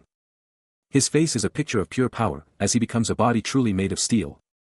The sheer magnitude of the shared skill hits Ul Sin like a truck, leaving him speechless at number 1's incredible offering. Meanwhile, an older man with glasses is completely bewildered, uttering a simple, confused, "Huh?" Then, a massive explosion of dark and blue energy erupts, signaling the full, devastating activation of the new skill. Kim Taemin, the absolute boss guild leader, lets out a frustrated grunt. As he tries to wrap his head around the body reinforcement skill now totally interlocked with Ul Sin. Meanwhile, the muscular long-haired man, number 1, flexes hard, letting out a confident "Yup." He knows Taemin's eyeing the skill, but what's his game plan? The system confirms, steel body skill, a class AJ invincible build-up from the Gayami clan, granting resistance to boulder, wind, steel, and fire. But get this, the muscular long-haired man is actually disappointed, he was hoping for an S-class skill. With a determined expression, he gets ready, declaring he's gonna fight Taemin and stop him from running. Taemin adjusts his glasses, a subtle click echoing as he gets into a defensive stance. And the muscular long-haired man unleashes a powerful, red-glowing punch. But Taemin intercepts the heavy-duty blow with his forearm, no problem. The impact sends a shockwave through the air.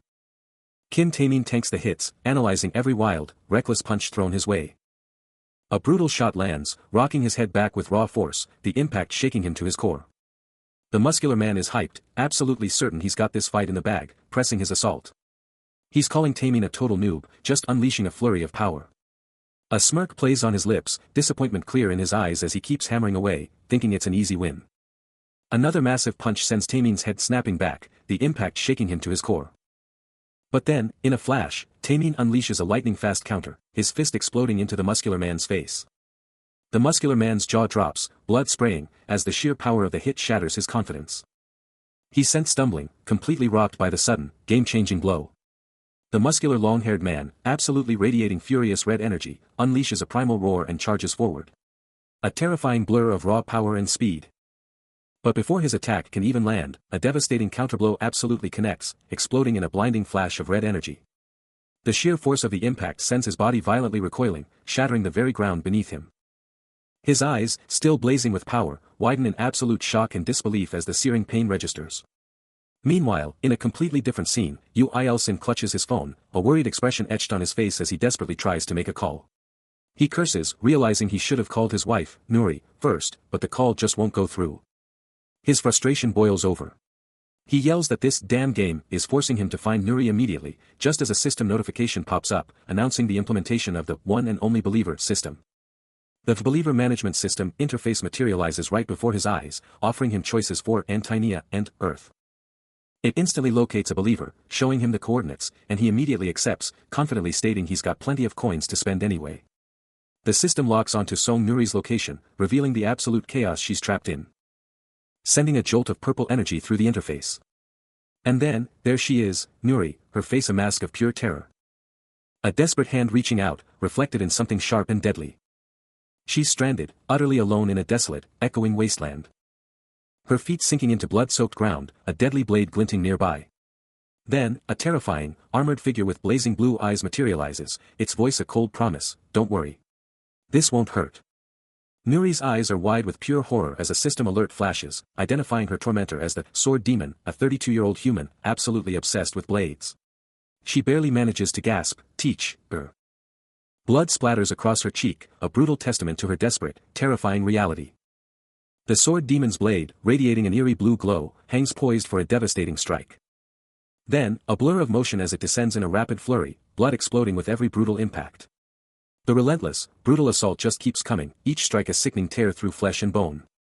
Just inches away, an official document lies there, now grotesquely stained with fresh, crimson blood. It's an Achievement Award from the South Korean Hunter Association, a testament to the Thunder Empress for her unwavering dedication to law and order. This prestigious award, signed by the Korea National Chief of Police, is now tragically marred by the crimson evidence of a desperate, brutal struggle. A horrified voice screams, witnessing the savage assault, "Miss Nuri's getting slaughtered by some freak. What kind of sword demon is that?" Meanwhile, miles away, a sudden notification blares on Yu Il-sin's phone, revealing a chilling, cryptic message: "You have foreseen Song Miri's tragic fate." He stares intently at the screen, a low, thoughtful hum escaping him as his mind races to process the unsettling, ominous words. A chilling system alert flashes, revealing a future event that hasn't happened yet, but is already locked in by fate. Yu Il-sin glares at his screen, a dark thought crossing his mind: what kind of messed up game is this, anyway? Then, the system drops a bombshell question, straight up asking if he wants to rewrite destiny with his god authority. No hesitation, no doubt, a fierce grin splits his face, he screams, "Of course. Yes, ready to defy fate itself." The Sword Demon's profile pops up, rank 1 evil god who's been swinging blades for 3 decades, making Yu Il-sin question if this dude is just totally obsessed with swords. Back at his desk, the system drops another bomb: God authority isn't active yet, and demands a blood sacrifice to get things rolling. No time to waste, he grabs a knife, ready to make the ultimate sacrifice. A quick, decisive slice across his finger, and blood immediately wells up. His blood hits the surface, activating the system, but then the bombshell: changing fate will cost a whopping 100,000 G coins. Suddenly, a blinding golden light explodes around him, and Yu Il-sin is hit with an insane vision, leaving him utterly stunned. Inside this mind-bending vision, wild, swirling energies clash, setting the stage for pure destruction. Blazing orange streaks tear through the void. Then the vision snaps into focus, showing Sung Miri crashing down in a cloud of dust, with some shadowy figure towering above her. Battered and bleeding, she gasps out her words, insisting she's got no beef, just doing the job she was given. Her words echo in the desolate scene, a chilling testament to her grim fate. Suddenly, the vision zooms in on a blood-soaked katana, the terrifying signature blade of the Sword Demon. Yu Il-sin's eyes go wide with pure terror, as the brutal reality of the fated event slams into him. The vision climaxes with a cataclysmic impact, ripping the very earth apart. A chilling presence. A stealth skill so broken, so absolute, he can't even register it as a dark, cloaked figure materializes from the void. An unsettling chill runs down his spine, and he can only question, who is this guy? Suddenly, a terrifying crimson glow erupts in the darkness, the Sword Demon's eyes blazing with a single, horrifying intent. His powerful body crackles with dark energy, the unspoken word echoing with deadly precision. Meanwhile, Kim Taemin desperately shields Song Nuri, their faces screaming pure terror and utter confusion. The scene snaps back to Sung Miri, her hair now a vibrant, glowing pink, her face streaked with blood, as she screams out in shock and recognition. The Sword Demon's hand, crackling with that same malevolent red energy, clutches a knife, ready to unleash his terrifying intent. The Sword Demon, a master of the blade, looks back on his brutal journey, remembering the moment he committed to the sword's path. He's crushed countless elites to get this far, he thinks, as Yu Il-sin, watching the whole thing unfold, can't help but wonder if this voice is from one of the Thunder Empress's crew. The Sword Demon is absolutely ready, his massive blade practically glowing with lethal intent. Suddenly, he's a blur, his sword flashing towards Yu Il-sin, who barely has a second to think, "I wanna fight." His eyes are burning crimson, the sword demon's mind completely consumed by a single, terrifying thought: cut everything. The assault is relentless, and he's practically laughing. You're seriously coming at me with just a fruit knife? The sword demon's blade rips through the air, but Ul Sin is already moving, a confident smirk on his face as he throws down the gauntlet. And you want to fight me? But before the sword demon can even blink, Ul Sin is already there, unleashing a brutal punch that sends his enemy flying, a clear message: tricks are useless.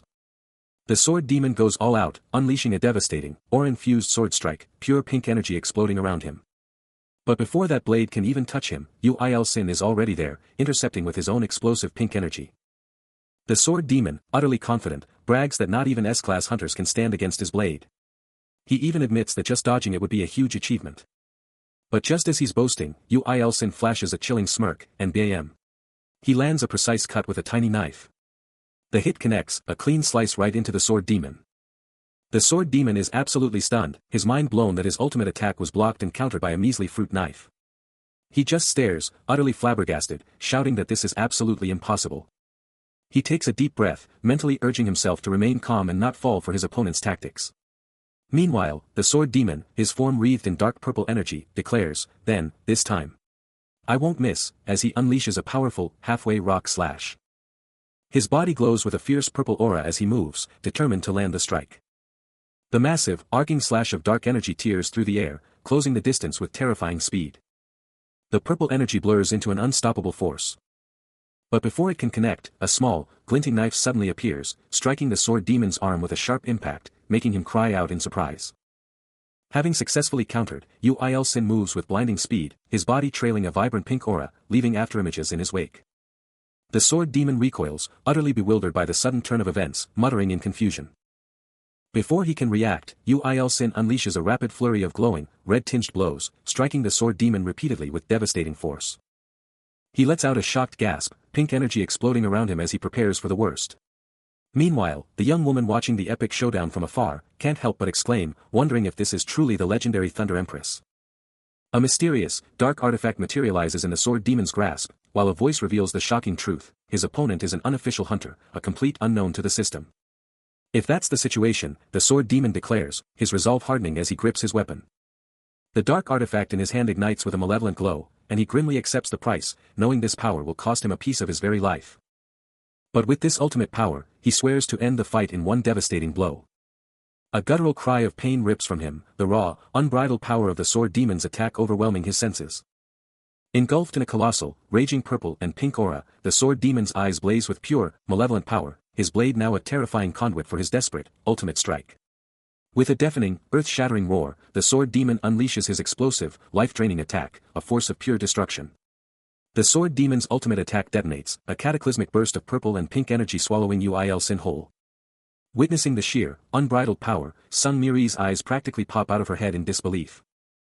But just as fast, her shock turns to steel, a fierce resolve burning in her gaze. But from the heart of the chaos, Ul Sin bursts forth, dark power coiling around him as he roars his challenge. His eyes blaze with raw power, a terrifying, bloodthirsty grin splitting his face. Bathed in a furious purple glow, he rockets forward, a blur of pure destruction. A primal scream rips from his lungs, as he unleashes a devastating, power-charged assault. His face a twisted visage of pure rage and power, his blazing eyes locked onto the enemy. And with a bone-shattering crack, Ul Sin connects, sending the sword demon flying in a spectacular explosion of purple energy and shattered fragments. Ul Sin's devastating blow still rips through the air, sending the sword demon's armored hand flying back from the sheer impact. After that brutal hit, Ul Sin touches down, already locked and loaded for the follow-up. Knife in hand, he stands his ground, scanning the devastation for any sign of his foe. But before he can even blink, a surge of dark, shadowy energy explodes from the earth. As the sword demon unleashes a lightning-fast, shadow step.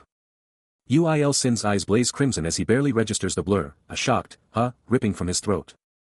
The shadowy attack slams home with brutal, bone-jarring force, sending debris exploding outwards. The sword demon slams down, the earth splintering underfoot, only to find his legendary blade utterly shattered. Disbelief contorts his features as he clutches the broken hilt.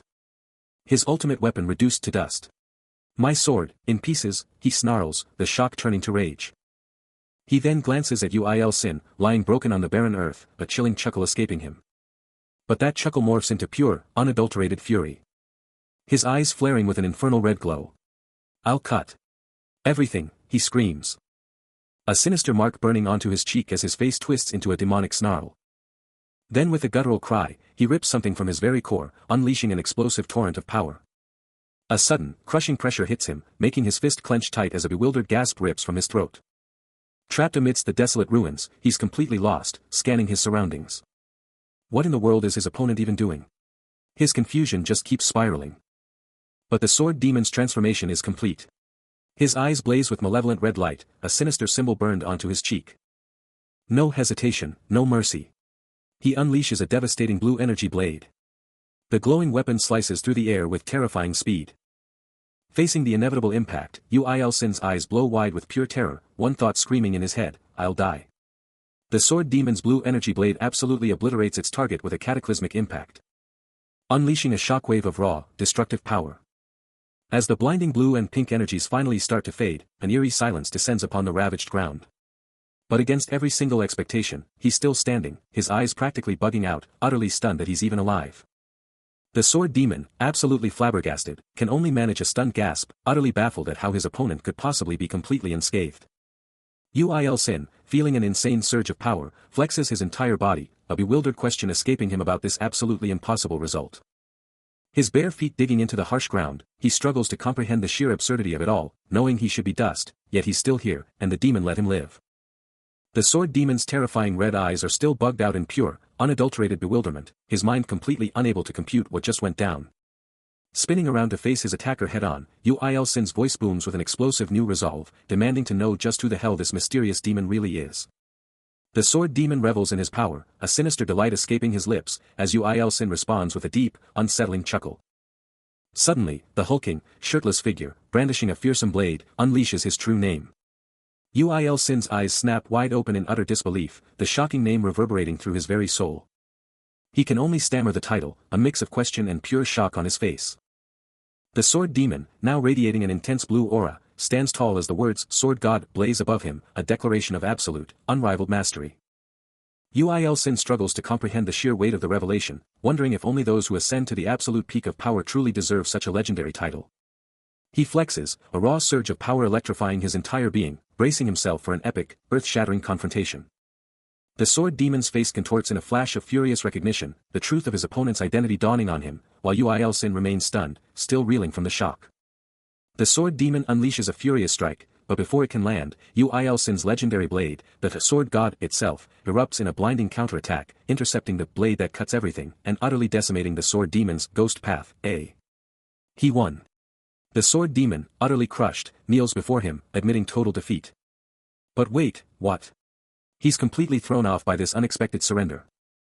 Then, a system alert. His legendary sword god is evolving. It's devouring all the sword demon's battle data, powering up to insane levels. Good luck, sword god. But the sword demon isn't done. He's offering his life, ready to commit ritual suicide if that's what it takes. What? Is this guy for real? Another system alert drops a bombshell, that a sword demon is now the Earth Branch's second zealot. Suddenly, the sword demon is panicking, begging for help to save Miss Mirai. Boom! A massive energy surge. Sung Miri bursts onto the scene, radiating power, and demands to know what the heck he's trying to give her. She's holding a glowing vial, pulsating with mysterious light. And the system confirms it, a high potion. The sword demon was on his knees, and a system alert flashed, revealing the insane power of the potion he carried, a high-grade elixir that could fix any injury, as long as you were still breathing. Yu-Il-Sin processed this, as the demon groaned in agony. But wait, there's more. A system notification popped up, confirming the sword demon's faith had been absorbed, turning the sword god into a zealot. Sung Miri, clutching that glowing potion, looked thoughtful, wondering what it all meant. Ding! The Save the Next Believer quest was done. Sung Miri's faith shot up by a massive 100 points, hitting a grand total of 139. Yu-Il-Sin, now just in his shorts, stared at his own legs, still reeling from the sword demon's bizarre devotion, and that weird honorable sword god title. The sword demon, still on his knees, looked up with intense, almost creepy gratitude, proclaiming that Yu-Il-Sin was his savior. Sung Miri, still clutching that glowing potion, shot back at the sword demon, demanding to know if he was coming for her. Then, she quickly tried to calm him, saying she'd be his honorable sword god after some rest, and since no one got hurt, it was all good. But the sword demon wasn't listening. He slammed his head to the ground with a sickening crack, begging his honorable sword god to slice open his stomach as penance for his transgressions. Uil Sin just stared, his face a perfect blend of "Are you serious?" and "This guy is nuts," muttering that the sword demon wasn't just a fanatic, he was fanatically insane. Completely unfazed, the sword demon kept going with his wild promises, vowing to gut himself the moment he got a new body. Then, a thought struck him, Sung Miri should have gotten a new, luminous body too, right? What did that even mean? The sword demon, a fanatic, boldly proclaims himself the sword god's enforcer, daring to question his own immense power. Uil Sin, witnessing this chilling devotion, demands to know the true extent of his strength. The sword demon's resolve is absolute, convinced there are no limits to the power he can wield for his divine mission of slaughter, and he'll embrace it all. Uil Sin can only manage a shocked, guttural, "What?" Sung Miri, utterly bewildered, scoffs at the sheer audacity, wondering how anyone could be so blind to the sword god's existence, or if they simply refuse to see its undeniable power. But then, a radiant golden aura explodes from Uil Sin's form, his physique rippling with an electrifying surge of determination. The sword demon, utterly consumed by his faith, doubles down on his fanaticism, ready to execute any decree from his revered sword god. And he will gladly accept it, no matter the cost. His eyes blaze with an unholy fire as he casts aside his own life, a mere tool, a hired blade in the service of a higher power, his personal existence utterly meaningless. Uil Sin's golden energy flares even brighter, his face a mask of fierce resolve as he roars that it's his turn now, challenging the damn bastards before him. Uil Sin looms over the sword demon, who kneels before him. The sword demon's eyes blaze with shock, utterly bewildered by the command. Uil Sin cuts through the tension, reminding him of his absolute promise and daring him to back down. The sword demon's face contorts in silent contemplation, the weight of the decision heavy upon him. Uil Sin flexes, a raw display of power that silences all doubt. The sword demon's voice rings out with a chilling resolve, accepting the ultimate command. He drops to one knee before Uil Sin, sealing his fate with an unwavering vow. With a fierce declaration, he gladly accepts, and the system confirms his new, acquired authority. Suddenly, a game-changing notification pops up. Do you want to unleash the proliferating thumb of the god for just 100 coins? Uil Sin's mind is blown as he processes the message, a skill that literally prints money in gold. He's absolutely ecstatic, throwing up double thumbs up in pure jubilation, leaving Sung Miri in the dust, totally confused by his wild celebration. Fast forward, and he's back in his room, huffing and puffing, on a frantic mission to find some cash. He's talking to himself, totally stumped about where his secret money went. He's ripping through every drawer and cabinet, his desperation hitting new levels with every failed attempt. He finally unearths his trusty pink piggy bank, but it's totally empty, crushing his hopes and leaving him utterly defeated. He's absolutely pumped. Flexing with pure, unadulterated hype, he screams about the proliferating thumb of the god. This is it. But that hype train screeches to a halt. He looks around his chaotic room, and a chilling realization hits him. A confused slips out. The system window drops the bomb, confirming his worst fears. Proliferating thumb of the god is a skill that doesn't work on objects. And the kicker? He needs 100 coins just to activate it. Plan A's a bust, so he pivots, checking out other skills like Silently Creeping Nightmare, which sounds epic and promises to uphold the majesty of a god. And the All-Slashing Heavenly Blade, which he thinks would be perfect for wiping out all the trash. He's gotta make a move, can't just sit around getting stronger slowly. First strike wins, right? Phone in hand, he looks out, almost talking to the audience, asking what they think, because he's dead set on getting stronger. The system lays out the full breakdown, endlessly granting abundance, is all about good karma for the long game, but Silently Creeping Nightmare is the fast track with bad karma. And the All-Slashing Heavenly Blade is basically Nightmare's partner in crime for easy carnage with a celestial sword. Staring at the wildly different paths, he's left to wonder, which method is the better play. He flexes, a determined glint in his eye, thinking, why not both? Suddenly, the screen flashes, a terrifying fanged mouth with a single eye appearing, declaring, "Welcome to Godmaker." The rules are laid bare, depending on how you play, you can either become a good god, or an evil god. Back on his bed, he's locked onto his phone, already strategizing. For now, I'll use the proliferating thumb of the god to increase the number of ants. 1,000,000 ants. That's the plan. A maniacal grin splits his face. He's ready to unleash chaos, focusing on the Gayami tribe and the Imperial Army. His hand flares with blue light, activating the skill. Kaikikyak. Kill all the enemy armies. But wait, the ants on his screen aren't attacking. What's NT doing? The screen changes, showing a group of people, including a white-haired figure. He's completely baffled. Am I supposed to use my skill on these guys? The proliferating thumb of the god skill kept glitching out, and these weirdos were still chanting about their mother not hurting them anymore, calling someone a saintess. Then even more people showed up, screaming for Ilsin to join them, claiming his presence would kickstart their new lives and bring their karma along for the ride. Snapping back to reality, he just stared at his phone, totally bewildered, as the system dropped a bombshell. More believers meant more karma for Ilsin. But this whole good karma thing felt super sketchy, almost dangerous. Was this even a good sign? The system kept going, dropping the bomb that all this good karma could actually be used to ditch his contract. Just as he was trying to process all that, his phone blew up, with a call from Almighty Manager Bastard totally yanking him out of his head. He picked up, and his manager immediately went off. "Dude, where is your manuscript? Why isn't it in yet?" He fumbled for an answer, almost spilling the beans about terminating his contract, then quickly covered it up, saying he just needed a personal break. His manager was losing it, demanding to know what personal reasons even meant, and why his serialization still hadn't started. What was he even doing? All he could think was, he just used the proliferating thumb of the god skill on himself. He stares at his phone, a wild idea sparking in his mind, muttering, proliferating. He slams his hand to his forehead, unleashing the thumb of the god. A terrifying crimson energy explodes from him. The power surges. His eyes blaze crimson as the raw power consumes him. The sheer force of it is staggering. His face contorts in pure, unadulterated shock. The red energy finally fades, leaving behind a chilling system message, proliferating thumb of the god. Duration, 6,666 seconds. But before he can even process it, his manager is suddenly there, looking absolutely furious. "Alright," his manager roars, "otherwise, you'll be in charge of writing the manuscript from now on." The manager's rage reached its peak, and he stood there, a picture of pure, unadulterated fury. Then, a sudden, brutal strike. A fist slammed into Ilsin's face, blood exploding on impact. Before he could even react, the manager grabbed him by the collar, shaking him like a ragdoll, demanding to know what was going on. Pinned to the floor, Ilsin was subjected to a verbal barrage, the manager screaming about him being a dumb bastard and demanding one more from his overdue work. And then, the beating continued. A flurry of brutal punches rained down, each quadric and peak echoing the manager's furious, "You frustrating bastard." The storm of blows finally ended, the manager collapsing onto Ilsin, letting out a satisfied, phew, that was refreshing, while his victim lay stunned.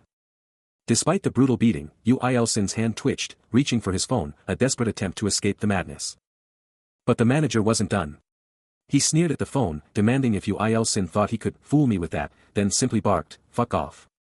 And just when Ilsin tried to speak, the manager yanked him up by his hair, cutting off his words with a painful peak. His eyes ignite with a furious crimson, veins popping as an explosive surge of raw power absolutely rips through him. A system message blazes to life, demanding he equip the cruel slaughterer as his hand pulses with that same terrifying red energy. But in another dimension entirely, the sword demon is already hyped, a crimson aura exploding around him as he growls, "Cookuk. Shall we go?"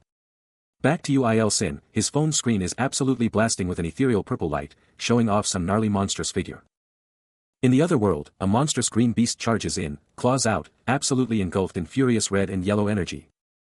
But before it can even land a hit, a devastating white-blue strike absolutely smashes into its arm, shattering bone with a sickening crunch. Another lightning-fast, red energy-infused attack follows up, leaving a scorching trail in its wake. A whole horde of those green monsters is locked and loaded, their heavy footsteps thudding ominously on the ground. The sword demon stares them down, his stance absolutely rock-solid as the ground groans under the monster's sheer weight. The sword demon, surrounded by a monstrous horde, unleashes a furious roar, questioning the betrayal of those who left him behind.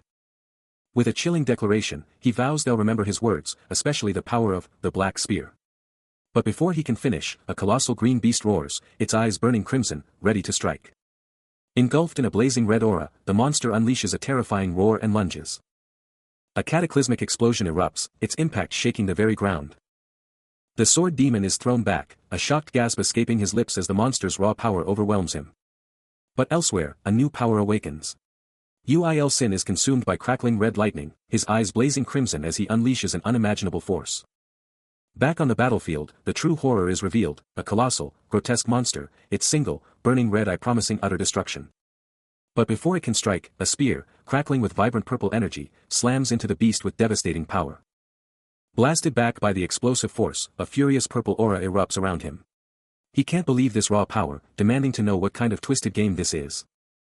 Still reeling, the sword demon is absolutely baffled. How could these low-level creatures unleash such devastating power? He's questioning everything.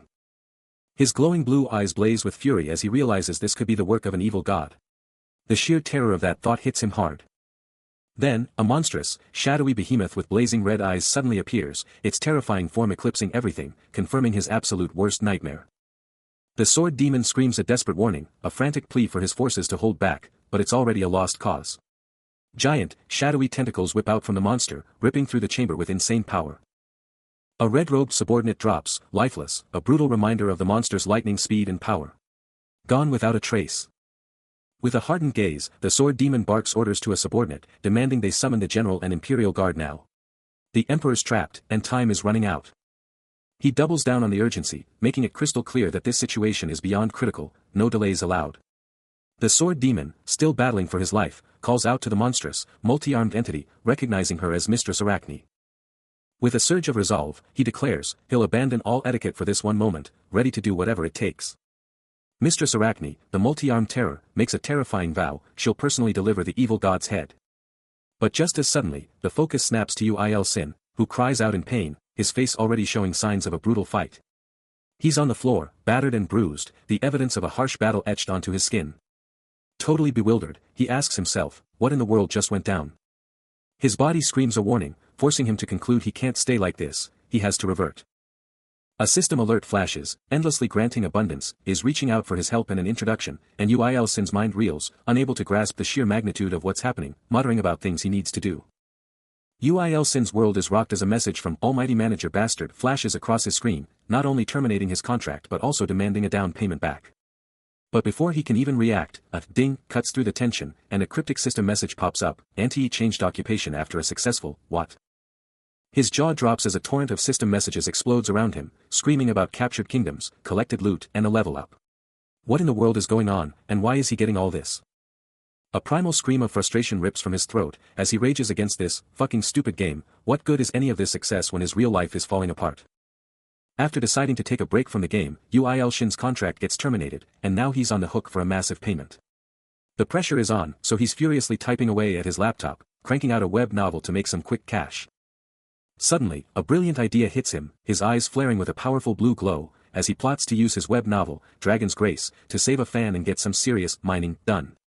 Suddenly, a holographic system prompt slams into existence, demanding if he wants to save the fanatic, sword demon, with a promise of blooming abilities as a reward. He just brushes it off with an annoyed groan, totally locked into his manuscript. He's trying to ignore the annoying pop-up, just trying to get his work done. But then, a sharp, high-pitched chime rings out, and blue particles start swirling around his head. Totally caught off guard, he snaps his head up from the laptop, a shocked, escaping him. The blue energy goes absolutely wild, swirling violently around him, making him scream in pure shock. But even as he protests, another system message pops up, declaring he'll now know the heart of a believer, and is activating the fanatic sword demon's point of view, his eyes blazing with an intense blue glow. The blue energy just explodes, completely overwhelming him. A final, echoing scream of pure distress rips through the air. Suddenly, he's ripped into a dark, desolate dungeon, witnessing a powerful, muscular figure hanging, bound by heavy chains. A voice booms in his head, taunting the sword demon's silence, demanding to know why he won't just talk. But the sword demon stays silent, and a system window flashes, revealing Iron Beauty, a warrior who's been through hell for 25 years. The taunts keep coming. Still, the sword demon stays silent, making Ul Sin jump back, totally freaked out by how real this vision feels. He's scrambling to piece together the info, remembering something about a luminous sword and this built guy. The view snaps, showing the sword demon chained up with two more prisoners, a fierce red-haired woman and a bald, muscle-bound guy. A bored expression crosses his face, this sword demon POV isn't exactly lighting his world on fire. Then, another system window explodes onto the scene, tagging the bald prisoner as Breakage Guy, a 30-year veteran of pure chaos. The dungeon's brutal truth slams back into focus. The sword demon is still shackled, surrounded by other powerful, shadowy figures, their presence radiating raw power even in the darkness. Then, a system alert blazes across the vision, dropping a bombshell. He's using innate authority to dive deep into the target's inner mind. The system pulses with an urgent exclamation, underscoring the intensity of this mental intrusion. A cryptic system prompt flashes, built. Then, the sword demon's dark history unfolds. I was sold to a gang as a child, forged into an assassin. Even the luminous sword and iron head, my fellow luminous guild members, were raised just like me.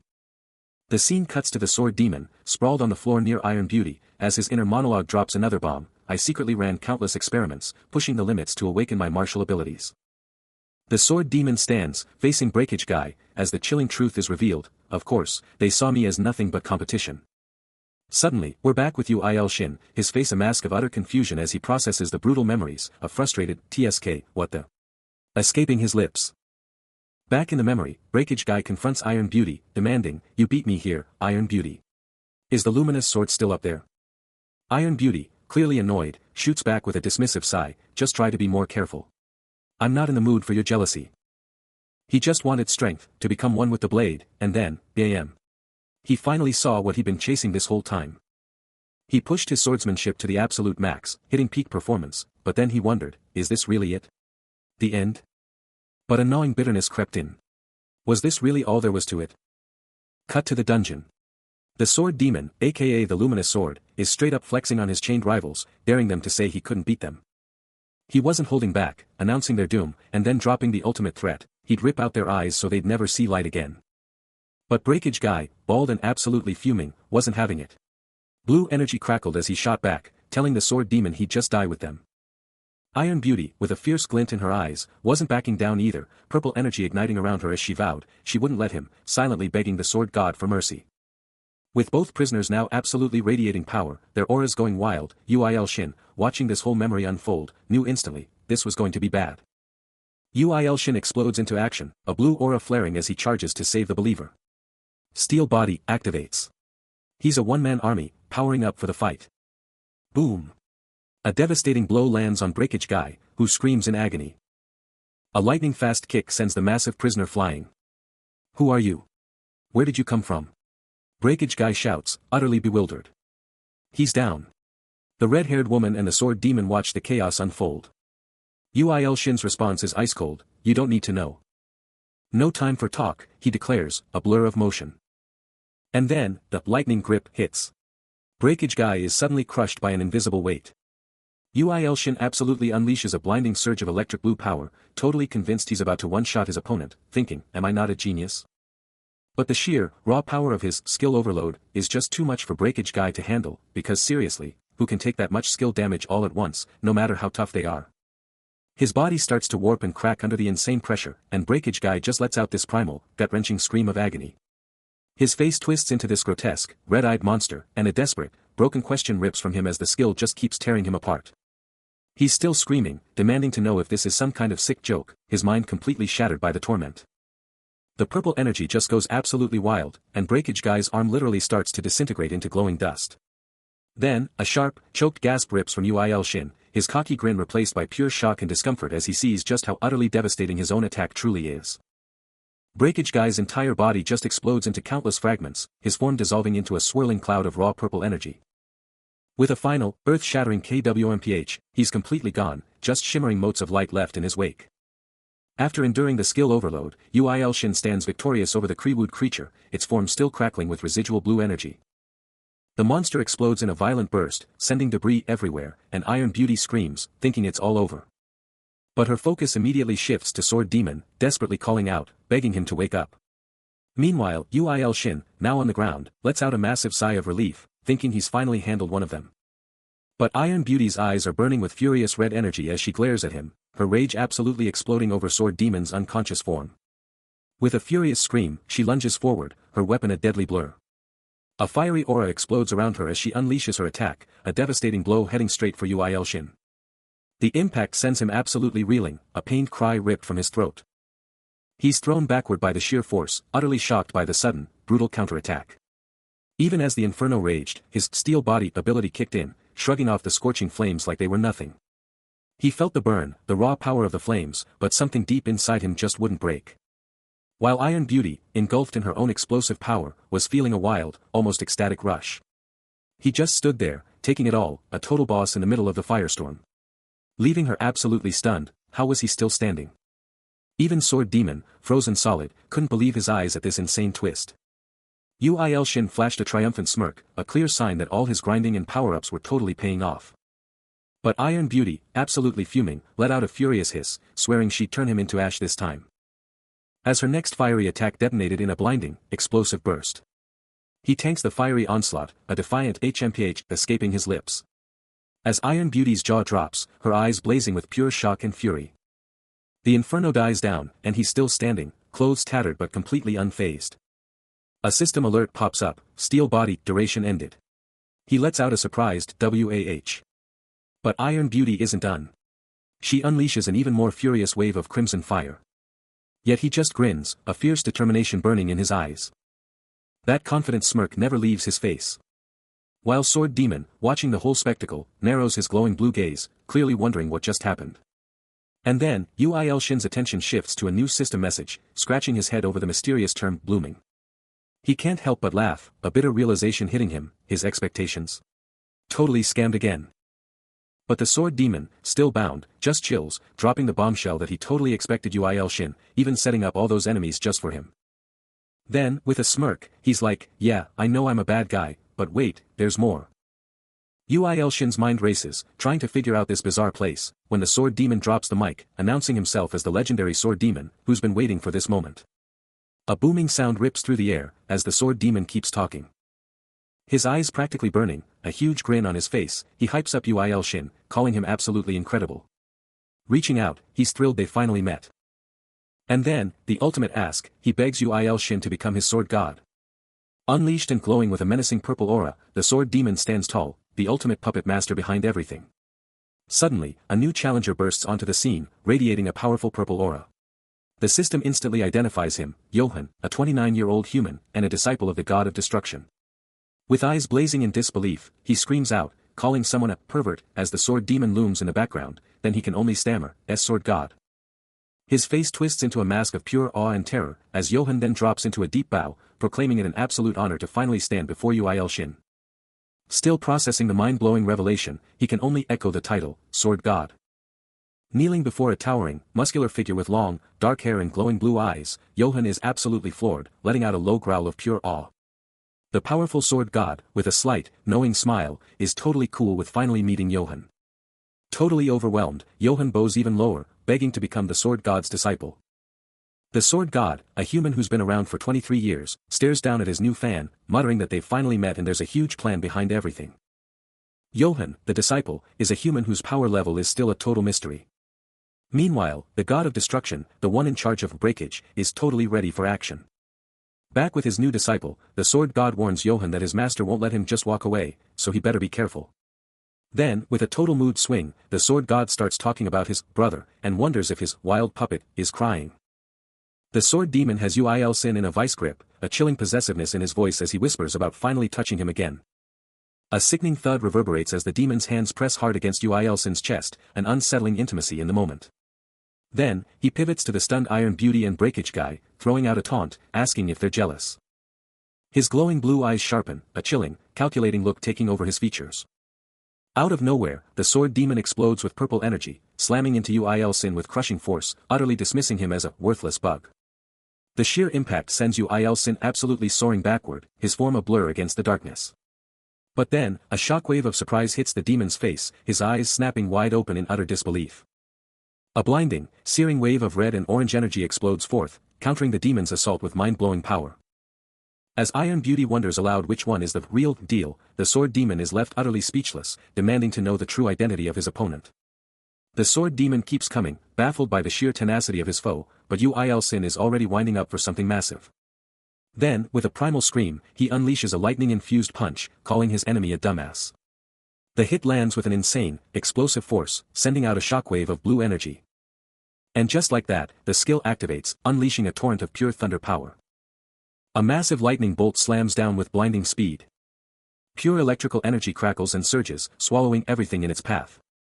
And there he is, at the eye of the storm, Uil Shin, absolutely radiating with a towering aura of crackling blue lightning.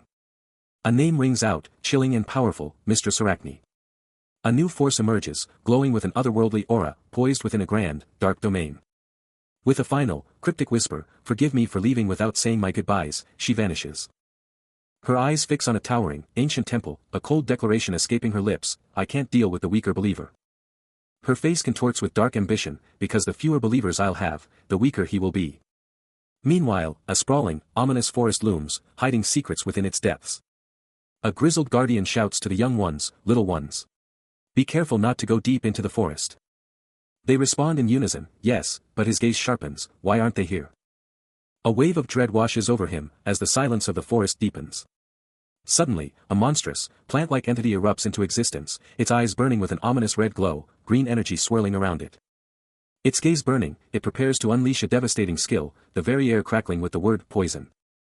Then, a bizarre, ritualistic dance begins, green energy spiraling wildly as the Black Tribe's poison unleashes its full power. And with a terrifying shriek, the poison erupts into a colossal, ethereal butterfly, glowing with an ominous green light. As the construct explodes outwards, Breakage Guy and another prisoner stare in utter horror, realizing this terrifying power is designed to weaken an evil god. But just as the poison is about to engulf them, a blinding, explosive surge of blue lightning rips through the air, followed by a furious scream. Iron Beauty, crackling with raw blue power, slams into the monstrous entity with a devastating, lightning-infused attack. The monster screams in agony, blue energy exploding through its body as Iron Beauty's attack connects. But the effort takes its toll, and Iron Beauty collapses, utterly exhausted and struggling to breathe. Breakage Guy, absolutely juiced with purple lightning, explodes forward. He's going for the first strike, believing it's the only way to win. His feet hit the ground like a meteor, sending shockwaves everywhere. But before he can even land a hit, an invisible force absolutely decimates him, twisting his body in a scream of agony. The beatdown doesn't stop, and he's screaming as raw purple energy explodes around him. Watching her ally get wrecked, Iron Beauty unleashes a devastating blue lightning strike, her eyes blazing with pure fury as she blasts the monster.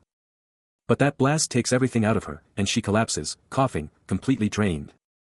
Breakage Guy is down for the count in the wreckage, with the plant monster looming over him, totally victorious.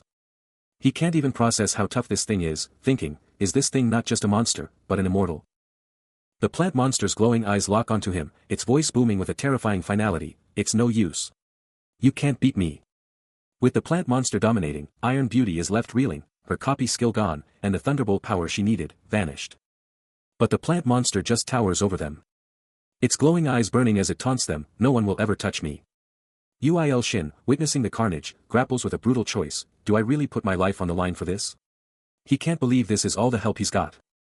The plant monster, absolutely loving this, just screams for more fun. Uil Shin's brain is on fire, he has to come up with a new plan, fast. His face hardens with resolve. A golden glow erupting around him as he vows to find some other way, his mind already on rejuvenating the core of the boss. Suddenly, a vision explodes in his mind, a red-haired warrior, blazing with a crimson aura, unleashing an earth-shattering attack. A red-haired warrior is on edge, questioning their very survival without a manager to bail them out. Standing right next to Uil Shin, who's just soaking it all in, calculating his next move. Then, bam. The sword demon materializes, his skin now a terrifying purple, eyes blazing with blue energy, and he's instantly demanding answers about this manager. The red-haired guy flinches back, but Uil Shin? He's cool as ice, just sizing up the new menace. Uil Shin shoots a look at the red-haired guy, who's clearly having a meltdown over their predicament. Then, the red-haired guy actually cheers, hyped about being duplicated, even though he has no clue how bad this situation really is. The sword demon, eyes burning, locks onto them, his voice dripping with pure menace as he interrogates their status. Suddenly, the sword demon unleashes a terrifying surge of dark energy, charging up an attack, a swirling purple vortex erupting around him as he gets ready to obliterate. He unleashes a devastating blast of dark power, slamming into the red-haired man with bone-shattering force. The sword demon lets out a furious roar, purple energy exploding around him as he's hit by a skill he knows, and hates, all too well. But elsewhere, in a dark, grimy cell, a prisoner is losing his mind, wondering just who this absolute legend is who took down both the sword demon and the sword god. Back to the action. A mysterious woman with flowing dark hair suddenly calls out to Uil Shin, shattering the quiet with her presence. Uil Shin's eyes dart from the woman to the man sitting calmly beside her, and it hits him like a truck, it's the freaking sword god. His mind is blown. Suddenly, the sword god explodes into action, a blazing red aura erupting around him. He strikes, demanding to know if this is some kind of trick. Uil Shin's jaw drops, utterly shocked by the sword god's insane speed and ability to just vanish. Meanwhile, the sword demon feels the power surge, his glowing blue eyes locked on something unseen, a chilling question echoing from him, brother? But Uil Shin isn't backing down. His face sets in grim determination, a powerful blue aura exploding around him, ready to unleash pure destruction. And with a primal scream, he unleashes it, a massive, scorching blue energy blast, ready to burn everything to ash. Amidst the crackling purple energy of his foe, Uil Shin throws up a single, audacious middle finger. Then, a sudden realization hits him like a bolt of lightning, and a knowing, confident smirk spreads across his face. With a surge of newfound confidence, he boldly declares, he's got that exact same skill.